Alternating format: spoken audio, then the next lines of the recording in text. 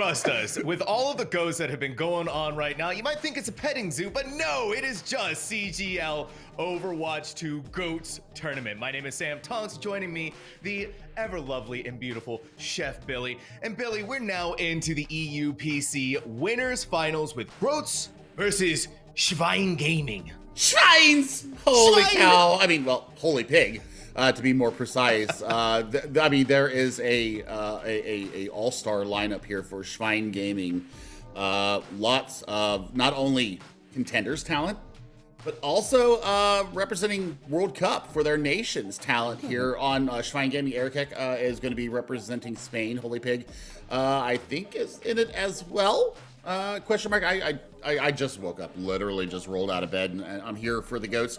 Back here in the home, where I got my start in CGL. This is where I got my start in casting, so I'm always happy to come back here. And casting, seeing PC here is extremely satisfying for me. But GOATS versus Schwein Gaming. I mean, there's names on both sides that, if you are familiar at all with the Tier 3 scene in Europe, which I made my real start on. That's what I got going on. As you can see below, well, you'll be seeing below us here. It's a look at the bracket. Kind of a little bit of a transparent looking underneath us. There it is. Hippie on the 6s and 7s, making us look beautiful, making us sound beautiful, and making all the information relevant to you. Yes, very stylish there, Sam. But I mean, this has been a very nostalgic look back at what Overwatch used to be. I mean, 6v6 is so happy. GOATS, I was not the biggest fan. And the reason why I wasn't the biggest fan is because I always got put on Reinhardt. Ooh. And I mean, when you're at my elo, the healing just wasn't as prominent. And the order of operations wasn't always followed through. The GOATS mathematics was not always followed to the T. So here, you know, aggression is rewarded. And we'll take a look as we get into the game, Sam. You'll see some higher health values just because Overwatch 2 has gone to where it's at, and they've had to revert some things. So Headrammer, our lovely Alex, has done his best to get us back to where Overwatch 1 was. You will see Ryan go flying, nap back passive, is gone for all the tanks. So if you get knocked away, you do get knocked away just like old days. Zarya bubbles, you will have 2, but they are on an 8-second timer. Also, we will see Brigitte. Brigitte will generate rally just a little bit faster than what was standard in Overwatch 1 and what is standard in Overwatch 2 right now. You also see a little glowing yellow circle underneath of Brigitte, and you'll see some on-screen cues as to rally to me or raid boss incoming if it's the enemy Brigitte popping a rally. So you will know when rally is popped. It is very, very apparent. And well, I mean, we've been going with pretty standard GOATs here. We saw Winston come out a couple times yesterday. We also saw Ana come out a couple of times just to get out of a spawn hold, throwing the anti out and decimating the close hold. So we'll see what we got going on. Yeah, and I think that's what's going to make things so exciting is that we've already been through a couple of days of GOATs now. Teams have had the chance to really get into the nitty-gritty of coming back to the 6v6. They've had the opportunity to enjoy how things used to be. Like, it's stepping into a time machine, right, Billy? And we here at CGL did it as best we could. Headrammer, I think, did a fantastic job. It really is just so much nostalgia. And the nostalgia is going to be hitting us really hard soon, because let's go ahead and take a look at the map screen, because obviously we got to have somewhere to play on, Billy. We're going to be starting off with Nepal. Then we're going to go into hybrid, escort, but there's also something really interesting, because if you look at map number 4, that's where things are going to get really, really fun, Billy. Because that's going to be 2 CP. We're bringing it back. I know, we're bringing it back, and I've got mixed feelings. My heart rate kind of elevated when you said that we are going back into 2 CP, but it makes sense, doesn't it? Because we need to go back, and I mean, we're going all the way back. So Erkek will probably be playing the main tank here, and Ice Gnome, otherwise known as Ice Spice, here in lobby. We've got, like I said, an all-star look here coming from both sides. And I mean, Winston very heavily favored in the EU scene, not only in GOATS, but also in the current game as it stands. So we will see how this works out. And I get a little bit debated there, but we do see the auto look coming out from both sides. So this might be a quick look at how things are going to go down. Maybe, perhaps, yeah. Well, I get debated again. Both sides. Yeah, we're going standard GOATS here. Standard GOATS, perfectly fine. We have seen Ana come out a couple of times, but it met with mixed results, so obviously Zenyatta is still a really powerful choice as our two teams. Schwein Gaming and GOATS meet up in the center, and already the first casualty is going to be a boop right off. Katakomi sending reviews down into the abyss below. Shira, though, showing Eric Keck why he had to fear the Diva once more. With Schwein Gaming being down their main tank, being down that Reinhardt, you can already see the pressure that's being put onto them. Forced away, Billy. Yeah, I mean, without the Reinhardt, well, back into it, and gets absolutely decimated there. Yeah, I mean, the trades are coming through. Reviews does get a trade back, but I think that right now, taking Killa down, yeah, that'll do it for the first point. That'll be captured going over to Schwein Gaming. Now it's about holding close at the choke and trying to get these exit kills. That's going to be a rough stagger onto Shira as well. GOATS have built themselves up to a veritable buffet of ultimates, but so too can be said for Schwein Gaming. I mean, all three tank ultimates are about to be online. You have the very important sound barrier to go along with the transcendence that's about to be there as well. So whatever GOATS is going to have coming out, they really do have to make sure that they time it correctly against Schwein, because that's what GOATS is all about, right, Billy? It's all about timing. It's all about cooldown management. Here it is, the first one, though. Both of the Graviton Surges committed. The Holy Pig is going to be cooked up, and Timo is going to fire strike down Eric Keck. Schwein Gaming may have been able to get the point, but GOATS are coming back with a fury and a force. I mean, Timo is somebody that I have not seen for a very long time playing the Finnish tank. And, well, I tell you what, that's a great flip there at 47%. So, I mean, kind of costly for both sides. And Eric Keck gets nailed again. The Reinhardt under massive duress, and they're going for an LH Cloudy special. They're going to try and touch the spawn doors. Maybe not. Killa getting the work done with the right clicks, getting all the value that they need, building up towards another Graviton Surge. Beautifully well done, though, by GOATS. That aggression, I don't think Eric Keck was ready for it. You could kind of see that it was a little bit of a moment where it was like, okay, the entire team of GOATS has descended upon us, and, well, I've now been deleted. Holy Pig went along with it shortly, too, and Eric Keck tried to charge away, but got stuck instead on the wall. You saw the combination, Graviton Surge with the self-destruct, but it's just so much damage going on in Schwein Gaming, and GOATS, beautifully well done here. Schwein, right back in spawn again. I mean, this has been a back and forth battle. And I mean, the order of operations is there, but the kite from GOATS denying the big combos coming out, it's huge. And now we're looking for the Graviton Surge out. Graviton Surge is out. It's going in quick. Eric Keck is going to throw in an Earth Shatter just for good measurement. Woo! Billy, look at the Katakomi. Double boop right off of the edge. Timo and Avo, unfortunate for them. Schwein Gaming, they're coming back, and they're coming back swinging.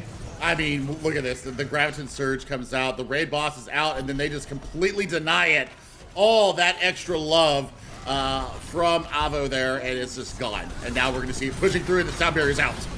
Sound barrier's out, and we're getting a little bit of deja vu. Instead, this is going to be Schwein on the offensive towards the spawn room of GOATS, keeping them locked in there and getting as much of that valuable percentage as well as building up towards those very valuable ultimates. You can see, once again, 2 tanks, 2 support ultimates. Schwein Gaming should have a really good opportunity to hold here. I mean, they as long as they hold choke here, they've got the rally and the transcendence. They didn't even have to use it during that last Graviton Surge, so they've got all the hold potential right now. Here it is. Reviews making sure to pop the transcendence. A very nice cinematic anti-crash slow mode, which I love. Lands the self-destruct right on top of Killa's head, blowing them up to Kingdom Come. And GOATS just not going to be able to survive through all of this consistent pressure. It's going to have to be someone to try and touch for overtime, but Shira just wasn't able to do it. Schwein Gaming, little missteps here and there in the mid game, but coming back very strong in the later half of this first round, 100-64. Whew. I mean, I mean, Erikek, I mean, I can't say that they're not awake because it is 7 hours ahead of me in Europe right now. It is 5 o'clock, almost 5:30 there. But I mean, looking at what we saw there, I mean, just, you know, the order of operations definitely working well. Also, ultimate discipline from Schwein Gaming, really getting it done. And I mean, I love to see it. I love to see the wombo combos coming through once again. And now we're gonna head to, it looks like we're going to Shrine for our next map. And Graviton Surge here. I think this is the mess map for Graviton Surge, the wombo combo there. Holding people off the line, or, you know, pitting them up against the central pillar of Shrine. And Erikek has to be careful once again. Oh, Erikek has to be careful, but knows when to go in, knows when to try and get out, but was a little bit too far forward. The aggression was just punished too quickly. Now without their main tank, Schwein Gaming is collapsing one after another. Obviously, Groats wants to make sure to keep that pressure on them, but Shrine is more important, getting the point back and not losing Teemo.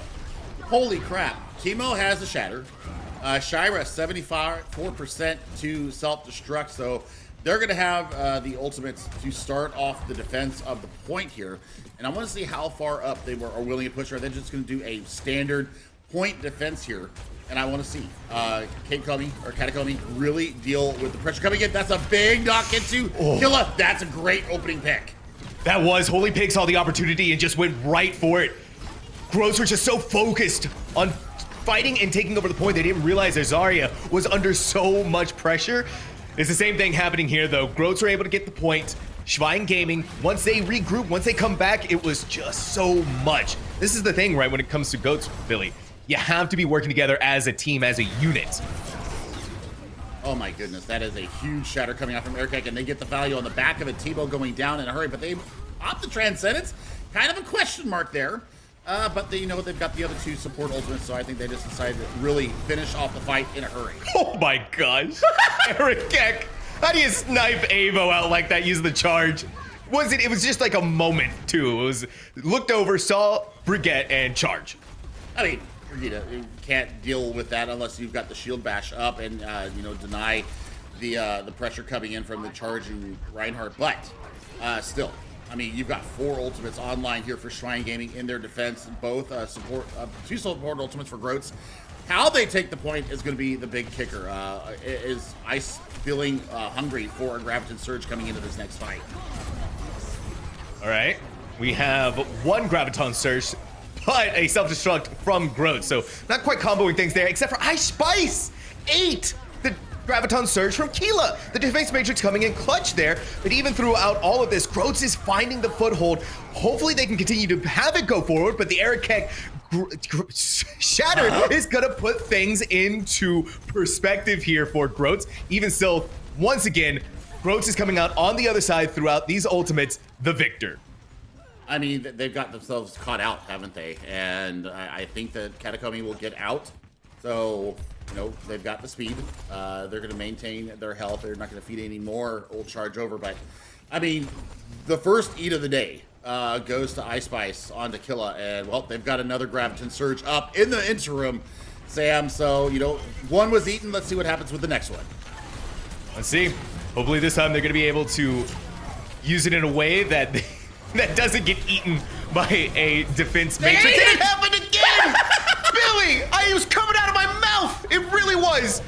Unfortunate, Keela's been feeling that kind of pressure. Holy Pig is going to be able to get theirs off, and that's going to spell disaster for the Groats. The only one to fall is Erikek, but it doesn't really matter when the rest of the team is gone. Schwein Gaming, as quickly as they lost the point, have gained it right back. But we're looking at a still pretty even percentage, 73 to 80%.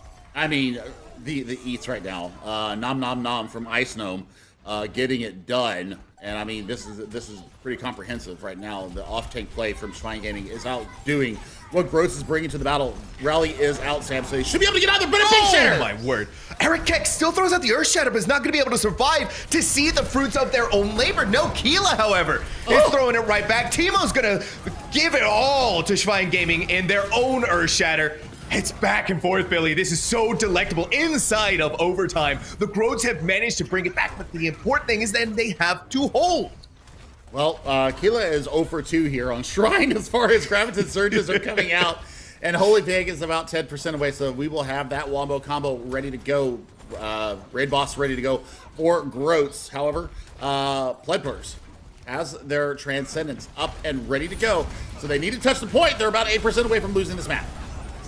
Oh, that Graviton Surge not going to be eaten this time. Keela's making sure of that much. 1 for 1, but Teemo, however, is the big pig here. Oh, my word! Ice Gnome, a self-destruct in a dream sometimes is all you need, Billy. Reviews in Evo goes down. Groats losing a lot of their support lineup. Schwein Gaming quite hasn't made that flip yet, but it is just a matter of time. That self-destruct, a desperate attempt, but desperation is not going to be able to find much. And in the middle of that earth shatter, the dreams have shattered for Gross Schwein Gaming coming out of Nepal. 2-0. Auf jetzt for Schwein Gaming, ja, genau. Really good from both sides there. Back and forth action. This is going to be a wonderful winners final here. It is first to 3. So we will absolutely see at least Escort and Hybrid. But I mean, that boop was everything that we needed in life. And I mean, it would have been a 4K had Holy Pig not gotten their tendrils of the particle cannon on them. But as it stands, it is a 1-0 lead to Schwein Gaming as we look for the map choice coming in from Groats. We are now in loser's pick.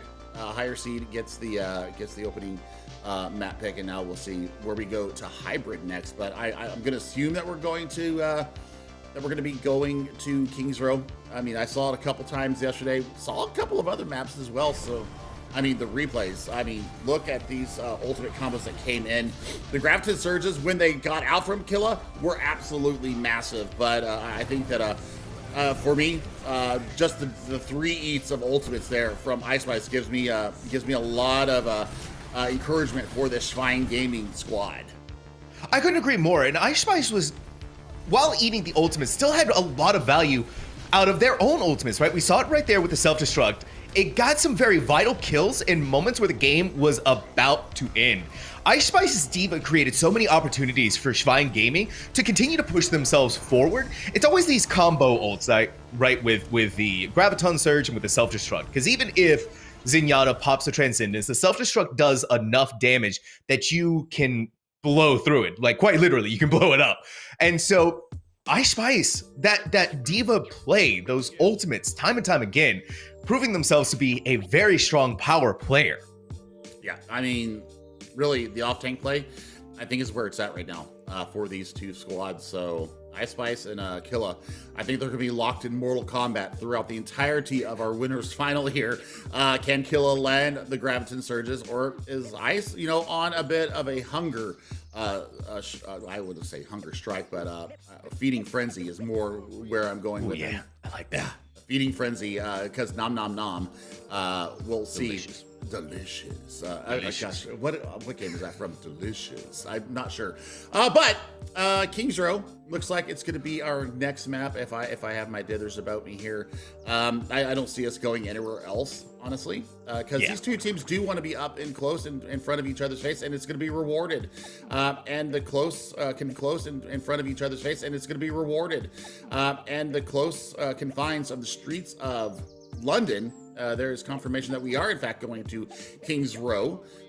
We will see how these two teams deal with being up close and personal with each other. That's going to be the big thing, right? Is how well they're able to use the streets of Kings Row to be able to keep themselves safe. Sometimes you want to give up ground to be able to gain more ground, putting yourselves in more ideal positions. And we're going to see how that works, especially for the defending team, right? Where you're going to be dealing with a lot of pressure. The attack team is going to aggress on you so quickly, so fast. And so keeping your wits about you and how you rotate, specifically around point A, is going to be so important. Do you go inside of the hotel? Do you give it up? What are we going to be looking at when it comes to the defending team? Now, the aggressor's going to be feeling that same exact things. They're obviously going to want to push them back as far as they can to gain as much room as they possibly can. And it becomes that much more interesting when you put in the wrinkle of goats, right, Billy? And I'm also, I'm feeling a little festive right now. We're having Christmas in June. I mean, it's winter in the southern hemisphere right now. That is correct. Yep. just about winter. A couple, what we're about 11 days, 10 days away from actual winter in the Southern Hemisphere. So while it's nice and hot here in North America, it's kind of warm over in Europe as well. Not quite as sweltering there as it is here, but no side swap here. Very interesting here from Groats decided that they want to take the defense first and see what kind of a benchmark they're going to have to attain to take this map from Schwein Gaming. No changes as far as personnel, no changes as far as the lineups, and we'll see. Once again, I'm really going to zone in on Ice versus Killa because Ice has really gotten the better of the Groats Zarya.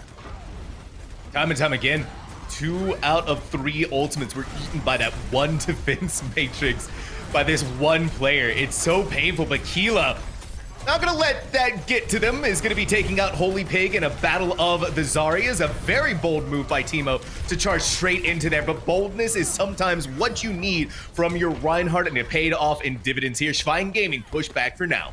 I mean, Eric Keck went for a charge and ate the wall. Which reminds me of my own gameplay as far as Reinhardt. I very often run into standard fixed objects. But you know what? They've got plenty of time to get another concerted push going in, and Bubble's already out.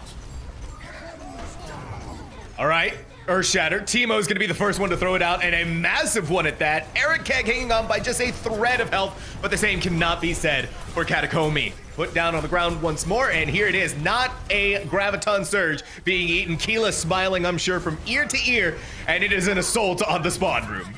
Oh boy, Eric, I mean, I don't know if Ice is going to get out. Yes, they do get out, and I mean, on the back of one ultimate there from Killa, they get a fight win. 2:40 left on the clock here, so, you know, ultimates coming up online here for Schwein Gaming, the real important ones as far as Self-Destruct and Graviton Surge.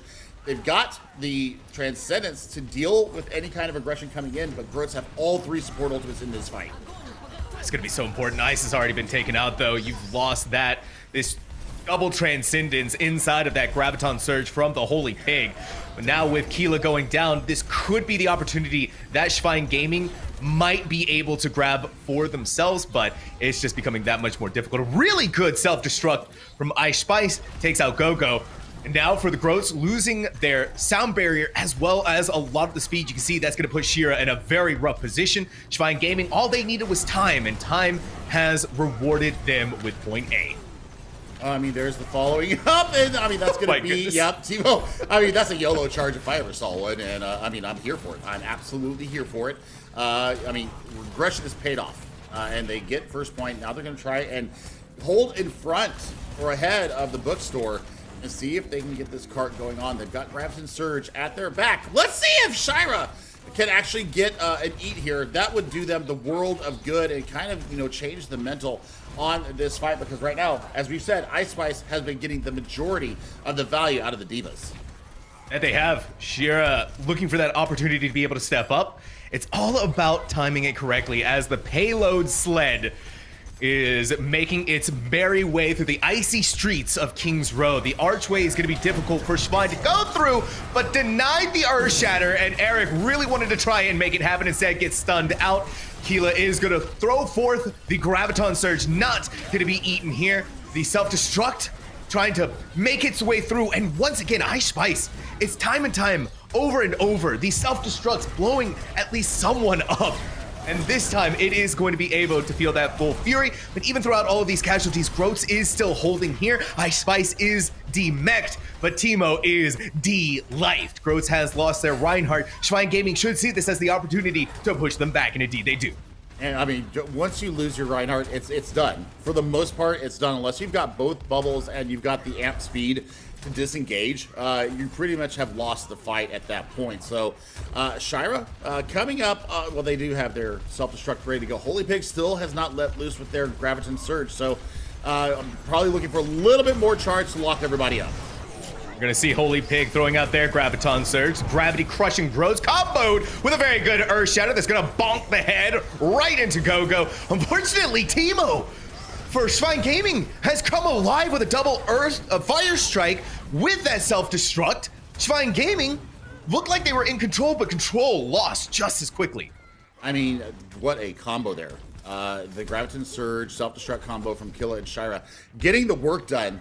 And now, with 2 minutes 5 left on the clock here in the Streets phase, I mean, Shrine Gaming have some tools to get themselves forward, but Teemo looking for another fatty out, and I mean, that's going to be the real impetus here, is getting it out, and the rally is out. Ooh, what an Earth Shatter. Looks like it caught Holy Pig and Pled inside of it, but at this stage of the game, Eric Keck is in your face, putting so much pressure. Thankfully, GoGo had that sound barrier, is going to keep Groats alive. Now to combo it with the Transcendence, making sure to nullify Holy Pig's Graviton Surge, and the nullification is beautiful. It is well done. Shrine Gaming is having difficulties in the streets of Kings Row. They just have not been able to break this hold. I mean, even with Teemo going down, the disengage has been really well manufactured from them. So Shrine right now, they need to get their act together. They need to get their order of operations ready to go. Teemo looking for a sideline shatter or pen coming through. Aircats, yeah, spotted him out. So we're going to be seeing a little bit more aggression coming in. Yep, keeping it close. Trying to get as much as they can out of it. The Earth Shatter denied, but a sound barrier just in case. Make sure they have the sustainability to keep themselves going. An answer for an answer, an ult for an ult, but Eric Keck just cannot go through with anything. Not when the rest of Shrine Gaming is stuck inside of their own Graviton Surge. Groats is doing a phenomenal job here, Billy. They really are, and they've got Transcendence up again, so I mean, this upcoming Wombo combo is going to be pretty much null and void should reviews get the best value out of it. So I mean, Shira, I want to see what they get done here with this self-destruct. We've seen Ice get a lot done. Let's see what they bring out in this next fight. Oh, it's happened. Shira did it, Billy. We got to give them props for that. They've eaten the Graviton Surge, but even through that, Ice is not going to go down without a fight. A self-destruct has taken out Teemo. This might be the opportunity until Shira just lands a mech right on top of Sobek. Eric Keck losing a lot of their sustainability. The raid boss has been taken out. Catacomb has to do whatever they can to keep the team alive. That sound barrier might be able to give them that opportunity. The Transcendence as well. Whatever you can get, whatever Shrine Gaming has, they are using it because there is no other option at this point. We are brought into overtime, and finally, in overtime, Shrine Gaming has punched through. Well, I mean, that was everything they needed. I would say right now, push forward, leave one on the cart, get a control of the entrance to the Foundry. Otherwise, you're going to be met with resistance. And, I mean, you're already in overtime. So there's a lot on the line here. Closest of 4 ultimates as far as Shrine, self-destruct from Ice Spice. We know that they have had value from this. But the Graviton Surge and Shatter combo, ready and willing for Groats. Last fight before the Foundry. The rough thing about this too is Shrine has no answers to either of these massive ultimates. And so you can see that Kilo wants to go in right now. Put down the Graviton Surge. It was beautifully well done, Billy. The grab to deny the cart. Killa, I think, has redeemed themselves from the disaster that was Nepal as far as Graviton Surges. Nothing was eaten here. And even Shira gets themselves the value of eating the Holy Pig, Graviton Surge. And I mean, we saw it. I mean, the coordination was there. The shatters were big from both sides, but Teemo standing tall in light of it. And that double fire strike right there, I think, is what really turned this map around of Kings Row for Groats. Because Shrine Gaming had a full head of steam going into that, and they just got locked up. Lock it up! They locked it up and threw away the key, Billy. Buried it underground. Everything that Groats could have done here, they did it, and then some in a phenomenal, look at that. The Graviton Surge, the genius maneuver to keep them locked in and away from the payload. Heartbreaking every single time that it happens. Now, it is Shrine Gaming's turn to begin their own defense. The attack for them just was not there. Groats, however, wiping Nepal out of their mind. Even though we're still in a snowy setting, Billy, they're taking this forward. They're taking this strength inside of themselves and bringing it out. And this was very important for them to do because now they have momentum. Now they have the idea in their head that yes, Shrine Gaming, we're going to be cooking up some bacon tonight. I mean, that's all, folks. I mean, that's my best. That's all I'm doing as far as Porky Pig. But early charge from reviews. Big volley coming through, 35% towards the first Transcendence. And that get a little bit nerve-wracking for Eric Keck, stuck up against the wall and hit with the boop. But Shrine Gaming they are still a force to be reckoned with, and we're seeing that right now against the Groats. Put back into the spawn room. Well, I mean, that's great aggression right out the gate, and you love to see it. You love to see it. I mean, Killa and company, pretty much, you know, all right clicks, trying to get up to that first Graviton Surge. Holy Pig way ahead as far as that. It's all about getting into the face, whomever they can get. Catacomb already has that sound barrier, and we're seeing 2 support ultimates being used, 1 from each side. Teemo, though, however, finding great success once more on this Reinhardt. That Earthshatter had already built up to massive usage, and there we have it. Go, making sure to keep their team alive. It's again, though, the Ice Spice self-destruct. It got 2 inside of it, but that 2 is not going to be enough to stop Bros from getting point A. And it's going to be at least 40 seconds faster than what we saw Schwein Gaming take control at point A with. So you can see Eric kind of staging outside a bookstore there, waiting for the rest of the team to get back. The Catacomb taxi service is underway. And now we're going to see an archway hold once again. So this is where Schwein Gaming need to earn their paycheck, so to speak. They need to have a really sizable hold here, because this is where Groats really dug their heels in. Absolutely. They dug their heels in and I mean, push them back here even a couple of times without the payload. The Groats also has 5 minutes. They don't care, though. They're just gonna bully Eric Keck, separate and isolate them from the rest of the team, and prevent them from getting any healing whatsoever. Schwein Gaming in shambles, trying to do something here, but Ice Spice, same thing. And the best part is, for Groats, they don't even have to go all the way, Billy. Divide and conquer, the art of war from Sun Tzu. It is one of their tenets. Of how to win a war. And, you know, they may have lost a couple of battles, but the war is not over yet. And Killa with high ground control is going to be able to drop a Graviton Surge basically for free. Ooh, that was good Earthshatter from Eric Keck, but it seems like Groats aren't going to be concerned. Not when Reviews doesn't get caught inside of it. Ice Spice eats it once again. How much more can we expect from this one tank? Nice Earthshatter. Eric Keck wasn't able to get the shield up in time, but did not fall along with the rest of the team, so was able to keep their shield through and keep the team safe. Schwein Gaming, that was everything that they needed. All started off with a beautiful eat from Ice Spice. I mean, we're looking at Plepler's trying to be the hero in the Zenyatta form. Evil stagger type. Evil stagger type. Do not go for the early. Yes. I like this. They're just going to make this poor Diva's life hell right now, and I'm here for it. I'm here for it as well. You can see Shira trying so hard to get back into the back. They eventually do make it there. Schwein Gaming giving respect to their enemy, not wanting to meet them too awfully close. Now we're going to see what Shira is going to be able to accomplish with this self-destruct. Catacomb is going to make sure and say, hey, we got a sound barrier, but so does Go-Go. And Teemo, an Earthshatter, blasting away. Sobek hit very hard by that. Ice Spice, you can see it once more. Reviews, unfortunately, was just stuck in a really awkward position, and Groats is going to try to get that payload as close as they can. And, I mean, Billy, looking at it right now, the only one who could really stop it is Holy Pig. They're going to have to push forward. The Graviton Surge is going to slow things out once more. Thankfully, Pled got back just in time to be able to pop the Transcendence. That's going to give them a lot of healing throughput. Groats a little bit down in the numbers, and we're going to be looking towards Holy Pig, building up with that high charge. Eric Keck's Earthshatter catching only Teemo inside of it, but that's all that they needed. The massive amount of damage going forward puts down that Reinhardt. Eric Keck may have fallen, but 2 tanks gone for Groats means that they are gone. I mean, we're looking at Graviton Surge versus the self-destructive Shira coming up.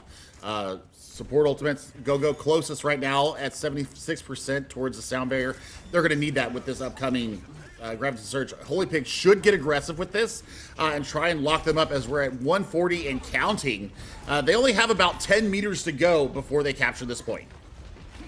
It's very close. Groats have been putting in a consistent effort against Schwein Gaming. And for Holy Pig, we're going to be looking towards that. Graviton Surge is not going to be eaten, but Groats has so many ultimates that they can use to be able to survive through this. We're going to see a self-destruct go out from Shira. Ice Spice now answering in kind with one of their own. And Schwein Gaming, even with their backs up against the wall, we are seeing them fight like they are in it. And they are. Wow, I mean, 2 ultimates into that fight. I don't even hate the sound barrier that comes out, but now they don't have that. For upcoming Graviton Surge, Ice Spice has really shown their wares here as far as Diva play. And, well, we're going to look for another eat coming from them. Shatter ready for Airkick as well. Teemo blocking to be first. Oh, Shatter Ice Spice! 2 again now. They are unstoppable when it comes to eating this, but so is Teemo. Unstoppable when it comes to finding a target that they need to hit with that charge. With a loss of Sobek, Airkick is absolutely going to be feeling that. Groats doesn't need no stinking Graviton Surge, Billy. All they need is a hope, a dream, and a Christmas miracle, and it has been given to them. Groats now tying things up 1-1 on Kings Row. Well, that means that we are going to see 2 CP now. So, I mean, that guarantees that right there. But what a turnaround. What a turnaround from this Groat squad. They looked a little bit lost on Nepal, but they found their bearings here in the streets of London and getting it done in very fine fashion. So, I mean, reviews. The Transcendents were absolutely perfect. Teemo really putting the team on his back and taking care of business. The pins were good, the shatters were good. Airkick versus Teemo was beautiful. They both got massive value out of their shatters, but I think Teemo had the better of the Reinhardt duel there, and I think that's why they win this map. Yeah, it's just disgusting and beautiful in the most wonderful way. And well, really, Teemo, that, like I said, that double fire strike saves Kings Row for them right there. Teemo, I think is like the most impressive player to me coming out of Kings Row. The biggest thing is that they're able to salvage a situation, right, where they should not have been able to. We saw it happen with that double fire strike inside of the Earth Shatter from Airkick. We saw it happen once again at the very end of the game where Ice had eaten the Graviton Surge. But Teemo is able to isolate opportunities, and every single time that they do that, comes out on the other side with a win for the Groats, where they're honestly, Billy, should not have been. Nope, it should not have been. I think that really, we've seen Teemo separate out Sobek on the Brigitte, knowing that that is one of the DPS, quote unquote, for this squad. And we've seen them go after them time and time again. But we're going to head to a quick little break. We will get our next map choice up from, it'll be from Schwein Gaming this time. When we come back, don't go away. We'll be right back.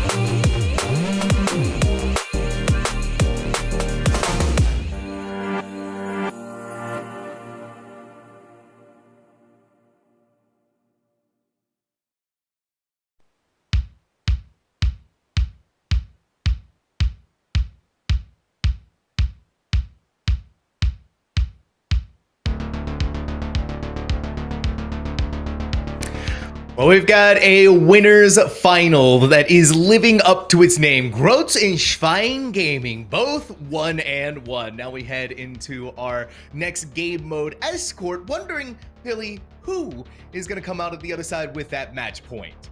Well, I don't know. We're going to find out what map we're going to first. And if it's escort, I mean, for goats, Joker and I yesterday were talking about memorable moments of goats in the past, and I brought up Team Great Britain versus China, the fusion shatter that shocked the world there at L'Angolo della Morte, the corner of death, as it were, back in the day when it was 6v6. That's one of my core Overwatch memories and why I love the Overwatch World Cup so much. So I got to ask you the same question. What is your GOAT's definitive moment that is just stuck in your brain?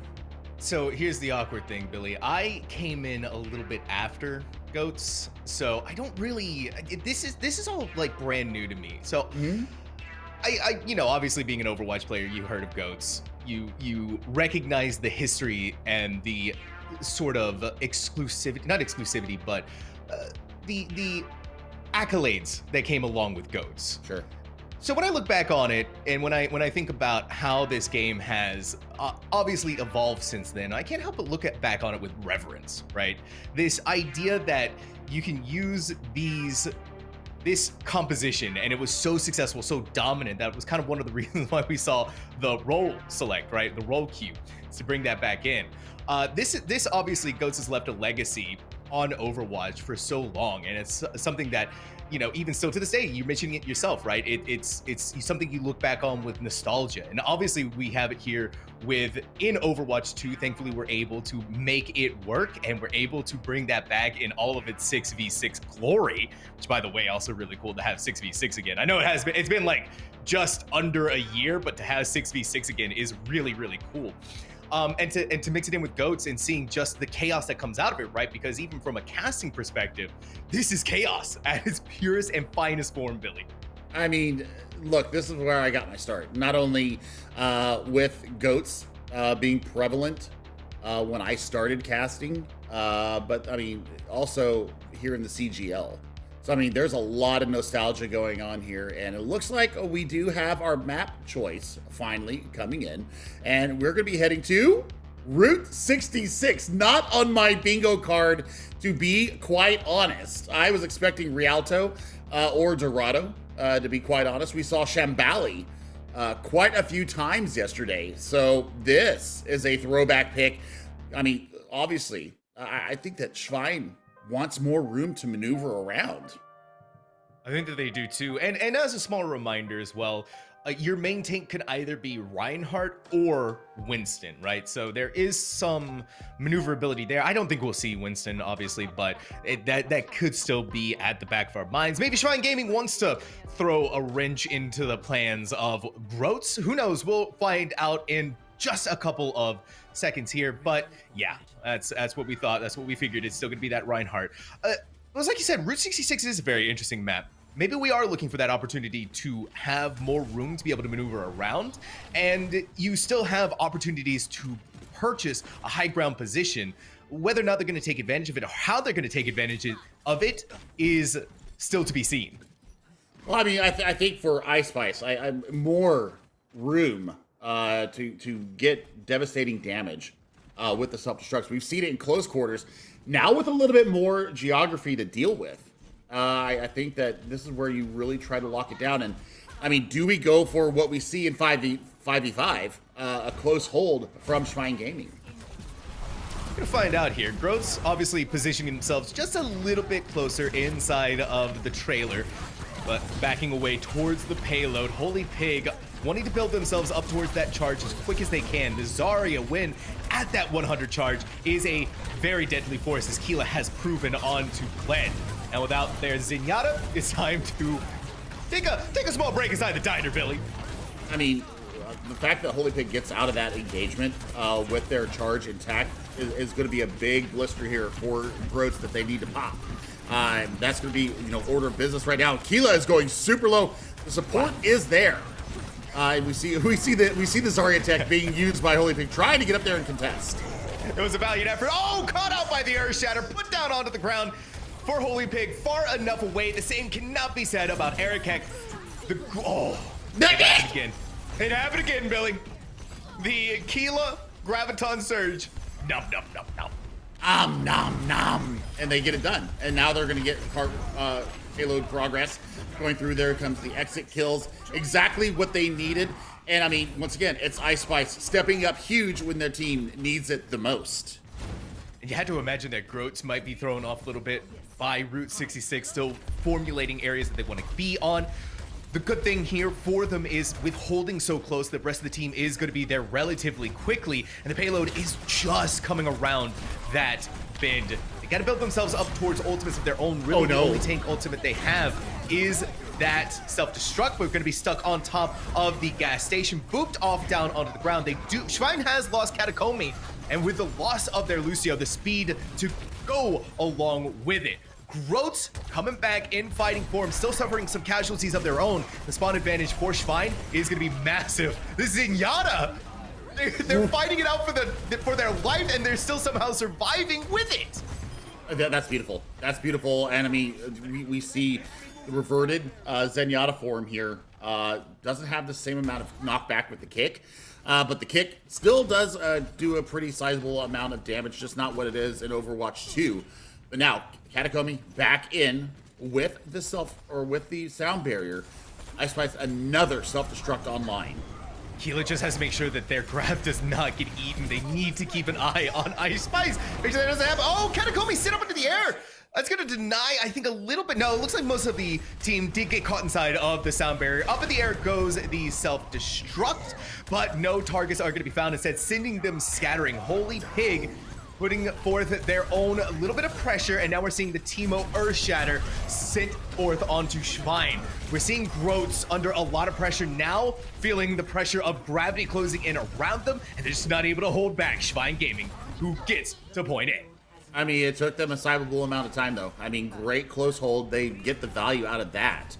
And they did whittle down that time bank pretty effectively. I mean, look at this boot that came out. Catacombe goes flying, and we do see at least, well, 5 people got the value of that sound barrier. So, you know, while they did try to boot it away, not quite up to ante there now. Avo, looking for a good rally here to keep them up through this next mid-fight. Ice Spice. This is going to be difficult for them to get out of, but difficulties are something that they are very used to. Able to regroup with the rest of the team, turn their attention back over to a very lonely Brig, supported only by their tank Shira. And they're not going to be able to have that support anymore. Keela to fall shortly after, and Groats not able to make this close hold. Nope, and I mean, now this is going to be great cart progress. It's time for Schwein to take advantage of high ground.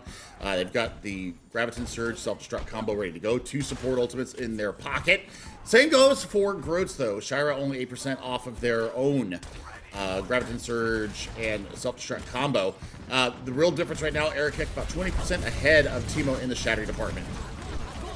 Holy Pig built themselves up, and a beautiful way to make sure that Shira has no opportunities of eating that Graviton Surge. Keep them locked up on the wall. We're seeing the Catacombe sound barrier and an Earth Shatter just for extra good measure.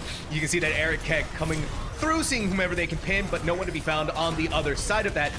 Shira's one ultimate has taken out the Holy Pig, but it's just not going to be enough to stop Schwein Gaming. Even with the loss of 2 of their tanks, this team still has a lot of teeth on them. Nobody on the point, though. Now we got people carrying the cart forward, and Shira's going to be, well, I say they're going to be demech. They actually get a massive boon coming from Avo, and they lose the mech. The mech, this might be the opportunity that they're looking for, and Schwein has point B. Looked like Groats may have been able to stop that, but I don't think they wanted to take that chance. So now 3 minutes on the clock for Schwein to get to the finish line. I mean, a little bit of a disconnect there for Groats. I think they were pursuing kills rather than maintaining point progress. And well, that's the second point taken. Now self-destruct ready to go for Ice Spice, looking for another eat on this Graviton Surge from Killer. Ice Spice in a very scary position, but they have the self-destruct to go away with some of that fear. Groats having this forward positioning on top of the payload at this archway is finding a lot of success right now. Schwein in shambles, but I mean, they're literally right there, Billy. They're right there. They're going to have 2 support ultimates into this fight. Avo keeping everybody alive with that aforementioned rally. So, you know, we've got 4 ultimates ready to go for Groats here. Killa did not get the grab eaten, but really didn't get a lot of value out of it. Didn't need it. Just kind of locked people up in place. So, Shrine Gaming, they've got 5 ultimates coming online here. This should be a very impactful line going through. Ooh, Eric Keck, you see them holding this high ground, took a big chunk of health to them. We're seeing the raid boss come out, Sobek saying, rally to me. And the rally is going to be there. A lot of ultimates popped on the side of Groats, both of the valuable support ultimates, but it's just still not going to be good enough to keep the team alive, to keep them going and in fighting form. That self-destruct clearing them off of the payload. Shrine Gaming in control once more. I mean, the bubbles have been massive here for Holy Pig. They were caught out, and they did not have the wherewithal to go forward. And they really did weather that storm nicely. Now they've got the Transcendence for the upcoming grab from Killa, but Ice Spice. I mean, we've said their name numerous times today. Are they hungry? Are they still famished? Do they need the food of a Graviton Surge? This is a diva that knows nothing but hunger, Billy. Knows nothing but to eat Graviton Surges. And then also eats a lot of lives with their own self-destruct.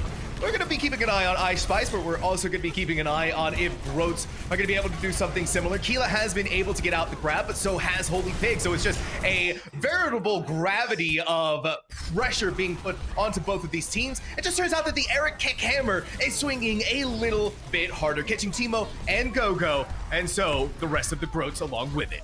Well, this is going to be 30 seconds left on the clock. They've got just about, 30 meters before they capture the point here. 2 support ultimates at their back. They're going to have the Shatter and the Self-Destruct ready to go. There's the answers on the Groats side. Let's see if they can get Gogo up to this Sound Barrier. They need it in a hurry. They really do. Catacomia is going to start things off with the Sound Barrier of their own. That's a beautiful Earth Shatter. Everything that they needed. Caught Teemo and Shira. Just got to do whatever you can if you're Shira. You got to throw out that Self-Destruct. The Sound Barrier from Gogo is going to keep them safe while they're in Baby Diva form, but it doesn't really matter. Not with the unbelievable mountain of damage from Shine. The second they got into it, Billy, they were practically out of it. That is going to be Schwein going all of the way, but Groats can smile. At the very least, they got them in overtime. I mean, 3 points is 3 points, isn't it? And I mean, that's going to at least guarantee a second go at their attack. I mean, great close hold from Groats. I mean, they had just a lot of extra fights that they were able to take on the back of some great support ultimates that came out from Gogo and Avo. The rallies were absolutely perfect, but the overwhelming pressure that came from Schwein Gaming just absolutely beautiful in the mid fight. So we saw it time and time again. Their focus fire was absolutely perfect. It really was. And we talked a lot. We gave a lot of credit to Teemo on their Reinhardt play, but Eric Keck, we got to turn the attention over to them now. Very high value Earth Shatters over and over again, multitudinous, some might say, that Schwein Gaming really just started to come alive here on Route 66. You can tell, you can see, honestly, Billy, why they chose this map. You can see the comfortability that they're getting out of this map. Ice Spice still eating Graviton Surges like they're candy. It's still getting high value out of their own ultimates. And Holy Pig is always a force to be reckoned with on this Zarya. The support lineup, nothing to sneeze at either. Keeping the team alive and cycling through the support ultimates is always key to the success of a GOATS team. Absolutely. I mean, Eric showing why they are so important to Sheer Cold. And I mean, they're having their time of their life right now. So we're going to see what we got coming through there for him. We're going to have this close hold starting right out the gate from Shrine Gaming, and it's going to be all about how do they get early picks in the interim. Really is. Eric Keck was in such a bad position. Holy Pig had to come by with a shield to bail them out. But even with all of this insurance, there was just no way they're going to be able to survive. Thankfully, the rest of the team is still finding picks. The unfortunate part is that, I mean, Groats has a spawn advantage. And Teemo, what Teemo didn't like us talking about Eric Keck. They want to be part of the conversation too, Billy. They really do. I think that for them, they need to just get themselves back into a position where they can hold. Cut as a full 6. Hey, start getting the support ultimates up because they have really had the lion's share of good support ultimates here in the interim. Beautiful. Gross is just hunting them down one after another, getting as much stagger as they can while gaining as much room as they can to continue to push this payload, which is about to make its way through the bend. They got through the defenses of Schwein Gaming quicker than what they did on their own attack. Well, we will see what they bring to bear here as far as the second go of the defense, because this payload has not stopped, Sam. It hasn't stopped today. I don't know if there's a brake pedal yet. Ooh, I don't know if there is either, but it looks like Schwein may have been able to find it. But look at how far it's still able to get before Schwein Gaming was able to push away the Groats. Once they regroup, once they are able to begin that recontext, they have a good amount of ultimates, but Schwein does too. So this is going to be an explosion of color. I wouldn't be surprised if we see the anti-crash slow mode. I mean, I'm here for it. I'm here for it. I love it. I love it. I'm ready to see it come out.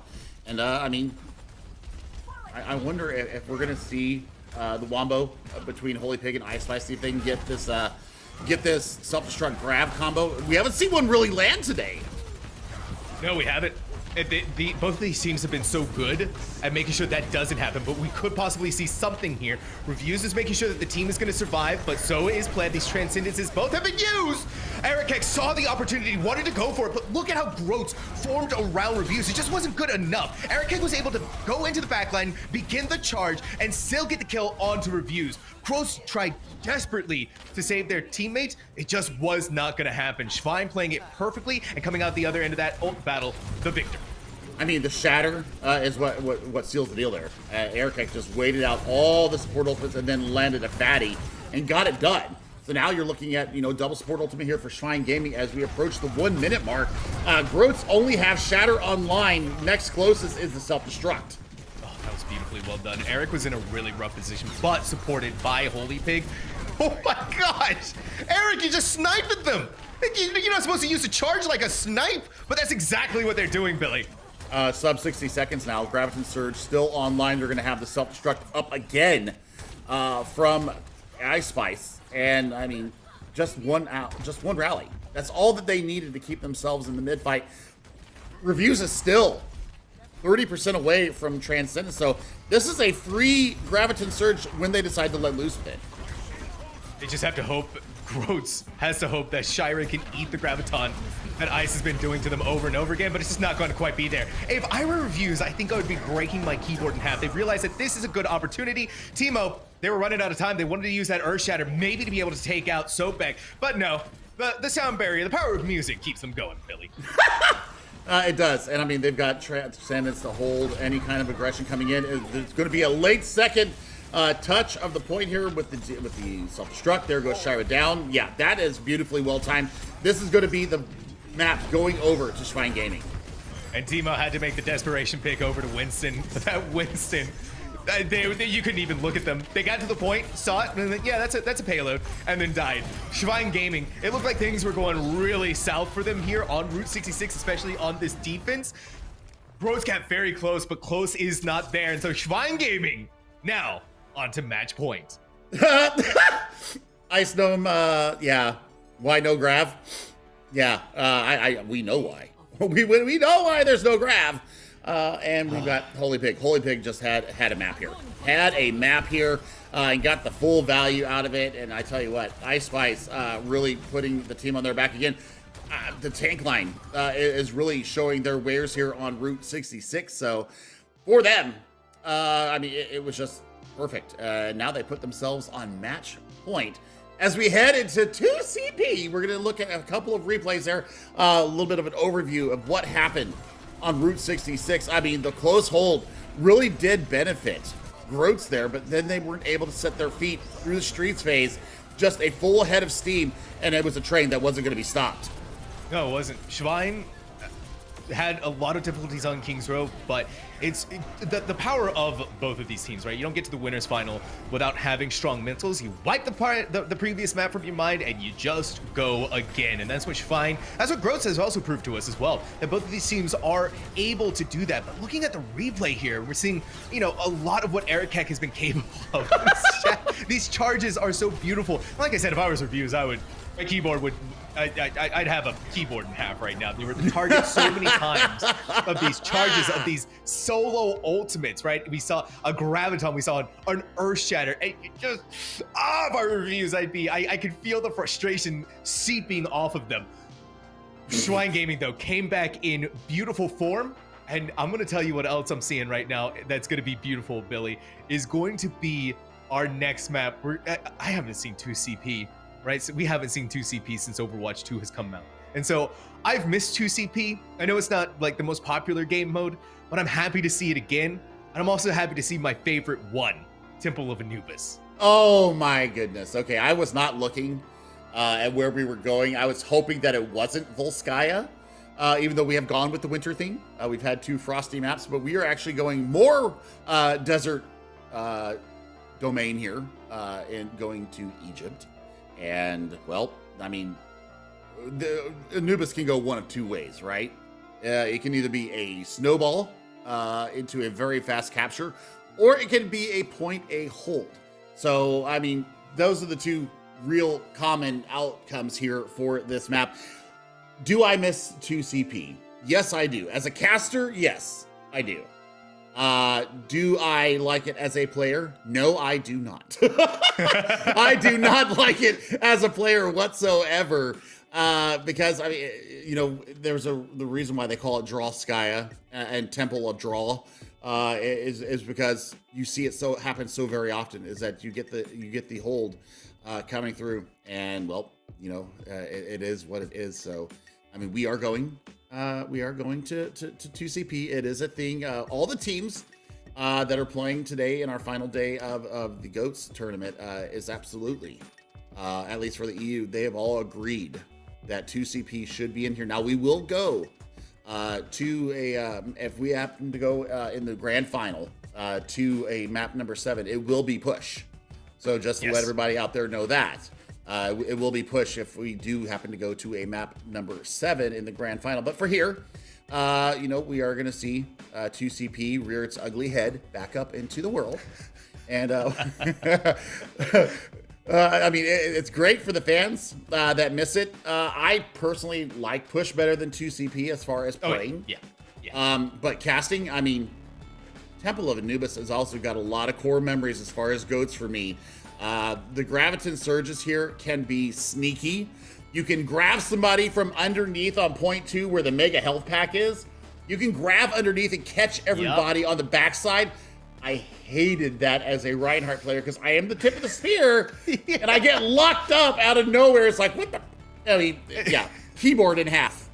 Keyboard, it's like you put the Zarya under there and it just trips up the Reinhardt, keeps him sucked in and can't go anywhere. Like, what are you doing? What are you supposed to do as a Reinhardt, right? Whenever that happens, it is always very annoying. Regardless, here we are though in Temple of Anubis, the winner. If Schwein Gaming is able to win out on this map, they are punching a ticket into the grand finals, Billy. And so obviously, GOATs are going to do whatever they possibly can to make sure that does not happen. They want to take this to that map 5 and give themselves the opportunity to go to the grand finals. Oh man. And look at this. I mean, we've got the map pick in from GOATs, and Schwein Gaming has decided they want to defend first. So they really do want to try and go for this close hold. And I tell you what, I miss this map. I do. Man. I miss this map. And it's a different time of day. Is this a different time of day? Is it? I think, wait. It looks like it's a different... Yeah, it is. Yeah. Overwatch 2 lighting system makes this map look so beautiful. Like, what the heck? I haven't seen any of the 2CP maps, Billy, inside of Overwatch 2, and this is gorgeous. It is unreal how good this looks. And we're going to see if GOATs are going to be able, as stupefied by the graphics as we are, but doesn't look like that's going to be a thing for Schwein Gaming. Already played, get the first pick onto Evo, and GOATs not going to take any chances. Nah, I mean, you've got to get back. You got to get back and get your full 6 together here, and, you know, GG go again. So, I mean, it's looking like it's approaching sunset. Normally it's like a noontime map. This looks more of like a late afternoon here going in. And I mean, yeah, you're right. This is absolutely gorgeous. Holy pig, fully charged and looking for some noms. Oh my goodness. And they're getting it. Oh, they've already gotten 2. It's an unstoppable force. A fully charged Zarya. becomes the Reaper. Oh no! And right inside of Spawn. Oh no. I mean, that's going to be them having to switch and then change back, and they lose all the ult charge there. Oh no! Back to 25% goes Shira with the self-destruct, and there's a shatter coming out. Shatter coming out from Erikek. No one caught from the Groats. Erikek wanted to really push as far forward as they could. And it's going to be Keela, Holy Pig, Graviton, Surge combination with each other. We're seeing this Transcendence being put to very good use for the Groats. Schwein is holding on to theirs for just a little bit longer. But now with the fall of Holy Pig, not much else is going to be happening here. A self-destruct. Groats doing a phenomenal job, but so is Schwein Gaming at holding as far as they can. But Groats now onto point A, taking up towards that Chevron. I mean, we're going to look at Catacomb here, trying to, well, I thought they were going to try and contest. They still have time to get a touch on the point. Erikek's going to go in and, oh my word, that the was counter charge. That was a beautiful counter charge. Stopped them right in their tracks, but they didn't get onto the point, Billy. That's the most pivotal thing right there. So they weren't able to cause the disruption that I think Erikek wanted to. Now Groats has point A, and here is the snowball potential of 2CP. I mean, you've got Sound Barrier. You're going to have all 3 tank ultimates, and they're just absolutely pushing right on in. Oh my gosh. Teemo taking a page from the Erikek playbook. Out comes the Earth Shatter. It looked like it caught Ice Spice and Sobek. With this Graviton Surge, Schwein Gaming is still going to hold on as best they can. Shira tried to use the self-destruct. They did, but are not going to be able to survive through out onto the other side of that. It got very scary for Schwein. They did lose a tick of that Chevron, but the recovery is there. I mean, they invested the Sound Barrier and the Rally to keep themselves afloat there.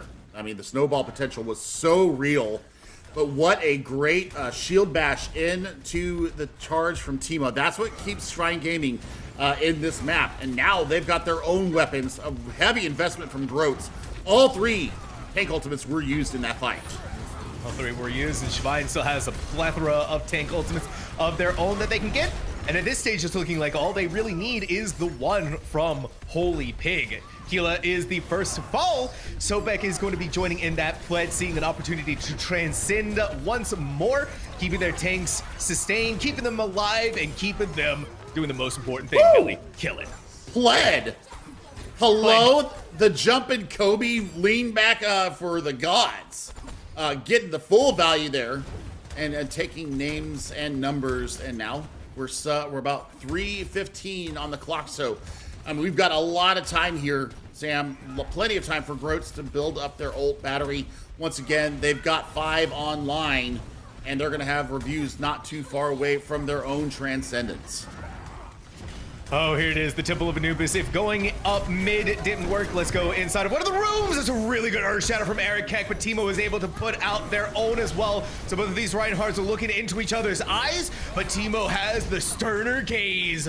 2 kills has been given to this one tank, as we see once again the dominance of what Teemo is able to accomplish. Holy Pig's Graviton Surge is going to buy valuable time for Schwein Gaming to get the regroup, but how much more are they going to be able to get before the contest needs to come back out? Sobek seeing an opportunity to rally. They need to rally the team once more, give Schwein whatever they can to go back and fight as hard as they can, but Groats still has teeth. Groats still has something inside of them to fight, and that is being snuffed out one after another. Schwein has these moments where they just are so strong, where things look lost, they pull it back. I mean, Holy Pig with the right click, sniping out like they're a Widowmaker with the particle cannon and getting it done. They've surpassed Killa in the Graviton Surge department. They get it up before Killa. Killa had a massive amount of lead on that. So great coming out from Holy Pig. What a rally coming from Sobek. Holy Pig's not going to waste any time either. Go ahead and throw it out. Nice Spice. Oh, the first one of Temple of Anubis from Keela. Oh my goodness gracious. Let's go. Kill self-destruct. Let's go. Let's go. I mean, as a former Diva main, let's go. They eat into the self-destruct. Oh my God. Oh no. No shot. No shot. Okay. I think it's the melee kill on Shira, just the cherry on top of the Diva Sunday, Billy. Oh my, That's just beautiful. Now, they've got a 4-pack of ultimates to push in here. We're at 65 seconds and counting. Sobek almost has the rally online again. We've seen how very impactful these rallies have been from Schwein Gaming. Groats just needs one more good push like they've had in the past 2 instances of this. It's a good way to start things off with a pick onto Erikek. Now we got to see, all right, Shira! That is exactly what we needed to see from the Groats. A double self-destruct kill of their own, blowing the doors wide open. And if things go well for Groats here, they should be able to get the point, the self-destruct, and the Graviton Surge to pull them away. And Groats has taken point B with 36 seconds on the clock. Perfect Graviton Surge to lock them off the point. I thought that we were going to see GoGo be able to get back onto the point with that, but I mean, what a opening here for Schwein Gaming and Groats, showing us why 2CP is the best as far as casting-wise. And you can see it right there. Sobek cannot believe that they got taken out by the counter charge coming from Teemo. I mean, but this was just a knockdown, drag him out fight. And holy pig, here's the 3K that I was just absolutely impressed over. Watch this snipe. Yeah, just getting it done. Just absolutely laying in a Catacomb. Yeah, that's just, how do you A, get the fence matrix around, and B, press Q that fast? I'm impressed. Color me absolutely impressed. Ice Spice is in their element right now, Billy. They've entered that moment of GOATS supremacy, of Diva supremacy. It's so vital as to what Ice Spice has been able to get the Schwein, right? Eating those Graviton Surges multiple times throughout the course of this series has been nothing short of amazing. And we've seen them too getting self-destruct kills almost every single time they throw one out. But to combo it like that, yeah, I had to pick my jaw off. I mean, 7 grab eats today. 7 grab eats. Hippie thought it was 6. It's actually 7. I'm actually keeping track of the Ice Spice noms. And well, they're gonna try and rotate around Pillar here and see if they can get on top of it. Early pick here will take first point, and we're gonna see the Storm come to Groats. They're having to back up here. So much pressure coming in from Schwein Gaming. Yeah, we're seeing a difference here in how the two teams are playing on their defense. Schwein Gaming is not wasting any time to get onto that high ground from Groats, whereas we saw Schwein in their attack just push forward as quickly as they can. Now they're trying to isolate targets. You can see Ice Spice on a mission to get rid of Refuse. It's just not gonna be there for them. Now they're stuck inside of the building. Body blocked. This team is not gonna stay in the mech for very long. Nope, and that's, well, I say that. Ice Spice is still alive. Looking for the remake here, getting some value. Probably going to go down here. Well, actually, they're going to get locked up on the side. Oh, that's beautiful. Holy Pig was able to use the Graviton Surge, gave Ice Spice targets to bring their mech back into play, and Pled has kept the team alive using this Transcendence. This team fight is still going. Erikek, unbelievable, but Teemo is more than ready and waiting for that Earth Shatter to come forward. It's just not gonna be good enough to save the team. Shira, I love you, my friend, I really do, but those self-destruct, the last seconds are just not gonna be good enough to stop Schwein. Now ticking up on the Chevron, Groats needs to set their defense up to stop the snowball. I mean, so the ping system is something that I wish we had back in Overwatch 1. Oh my god. And I mean, yeah, no Erikek. Yeah, right? I mean, being able to call out targets without having to call out targets, letting people know where they're at. I wish we had that back in Overwatch 1, but hey, you know what? Our game has evolved, and now the snowball chance is real. Just under 5 minutes here to go. The Graviton Surge is online. Oh, it's happened! Shira's done it! That's exactly what we needed to see from them. Shira is really starting to make their own Diva sing for themselves. We saw the 2 self-destruct kill. Sure, it may not have saved the point, but it did do some damage, and they ate the grab from the Holy Pig. It hasn't happened often, but when it does, it is always in pivotal moments like these, Billy. And look what Groats is doing now. Full speed ahead. Well, this is going to take some creative pathing here for Schwein Gaming to get out of spawn. They're actually going to give up the close hold, knowing that they have the ultimate advantage. I mean, if you're tracking ultimates right now, this is what GOATS really taught a lot of the players, is ultimate tracking. What do they have? What do they have? That's what GOATS taught a lot of the player base going into it. I mean, YOLO charge from Erikek there, and they're probably going to go down in this fight. It's unreal how they're able to get away. Katakomi is going to be the get out of jail free card for Erikek. And in a turn, a twist of fate, Shira is the one who's been deep. But that was a beautiful Earth Shatter from Teemo. One that needed to happen, and a pin on a Katakomi. Oh my word, Groats is putting up the defense of a lifetime. But Schwein still has over 3 minutes and 30 seconds to get this point beat. I mean, they're 3 minutes away from being together as far as the time. And I mean, this is going to be more kills coming through for this Groats squad. I like the close hold. I like the aggression. I told you in the beginning, when we open this up, aggression will pay off. And you're seeing it time and time again. They're allowing the pressure to come in, and then they're counter-striking. And I think this is beautiful coming from Groats. They're being very judicious with their ultimates as well, partitioning them out just what they need when they need it. Teemo using the third-person view of the shield to get an accurate angle. It was Teemo trying to set themselves up for the Earth Shatter. Hit by the charge. Now Ice Spice has that double self-destruct, the 1 kill and the 1 demech.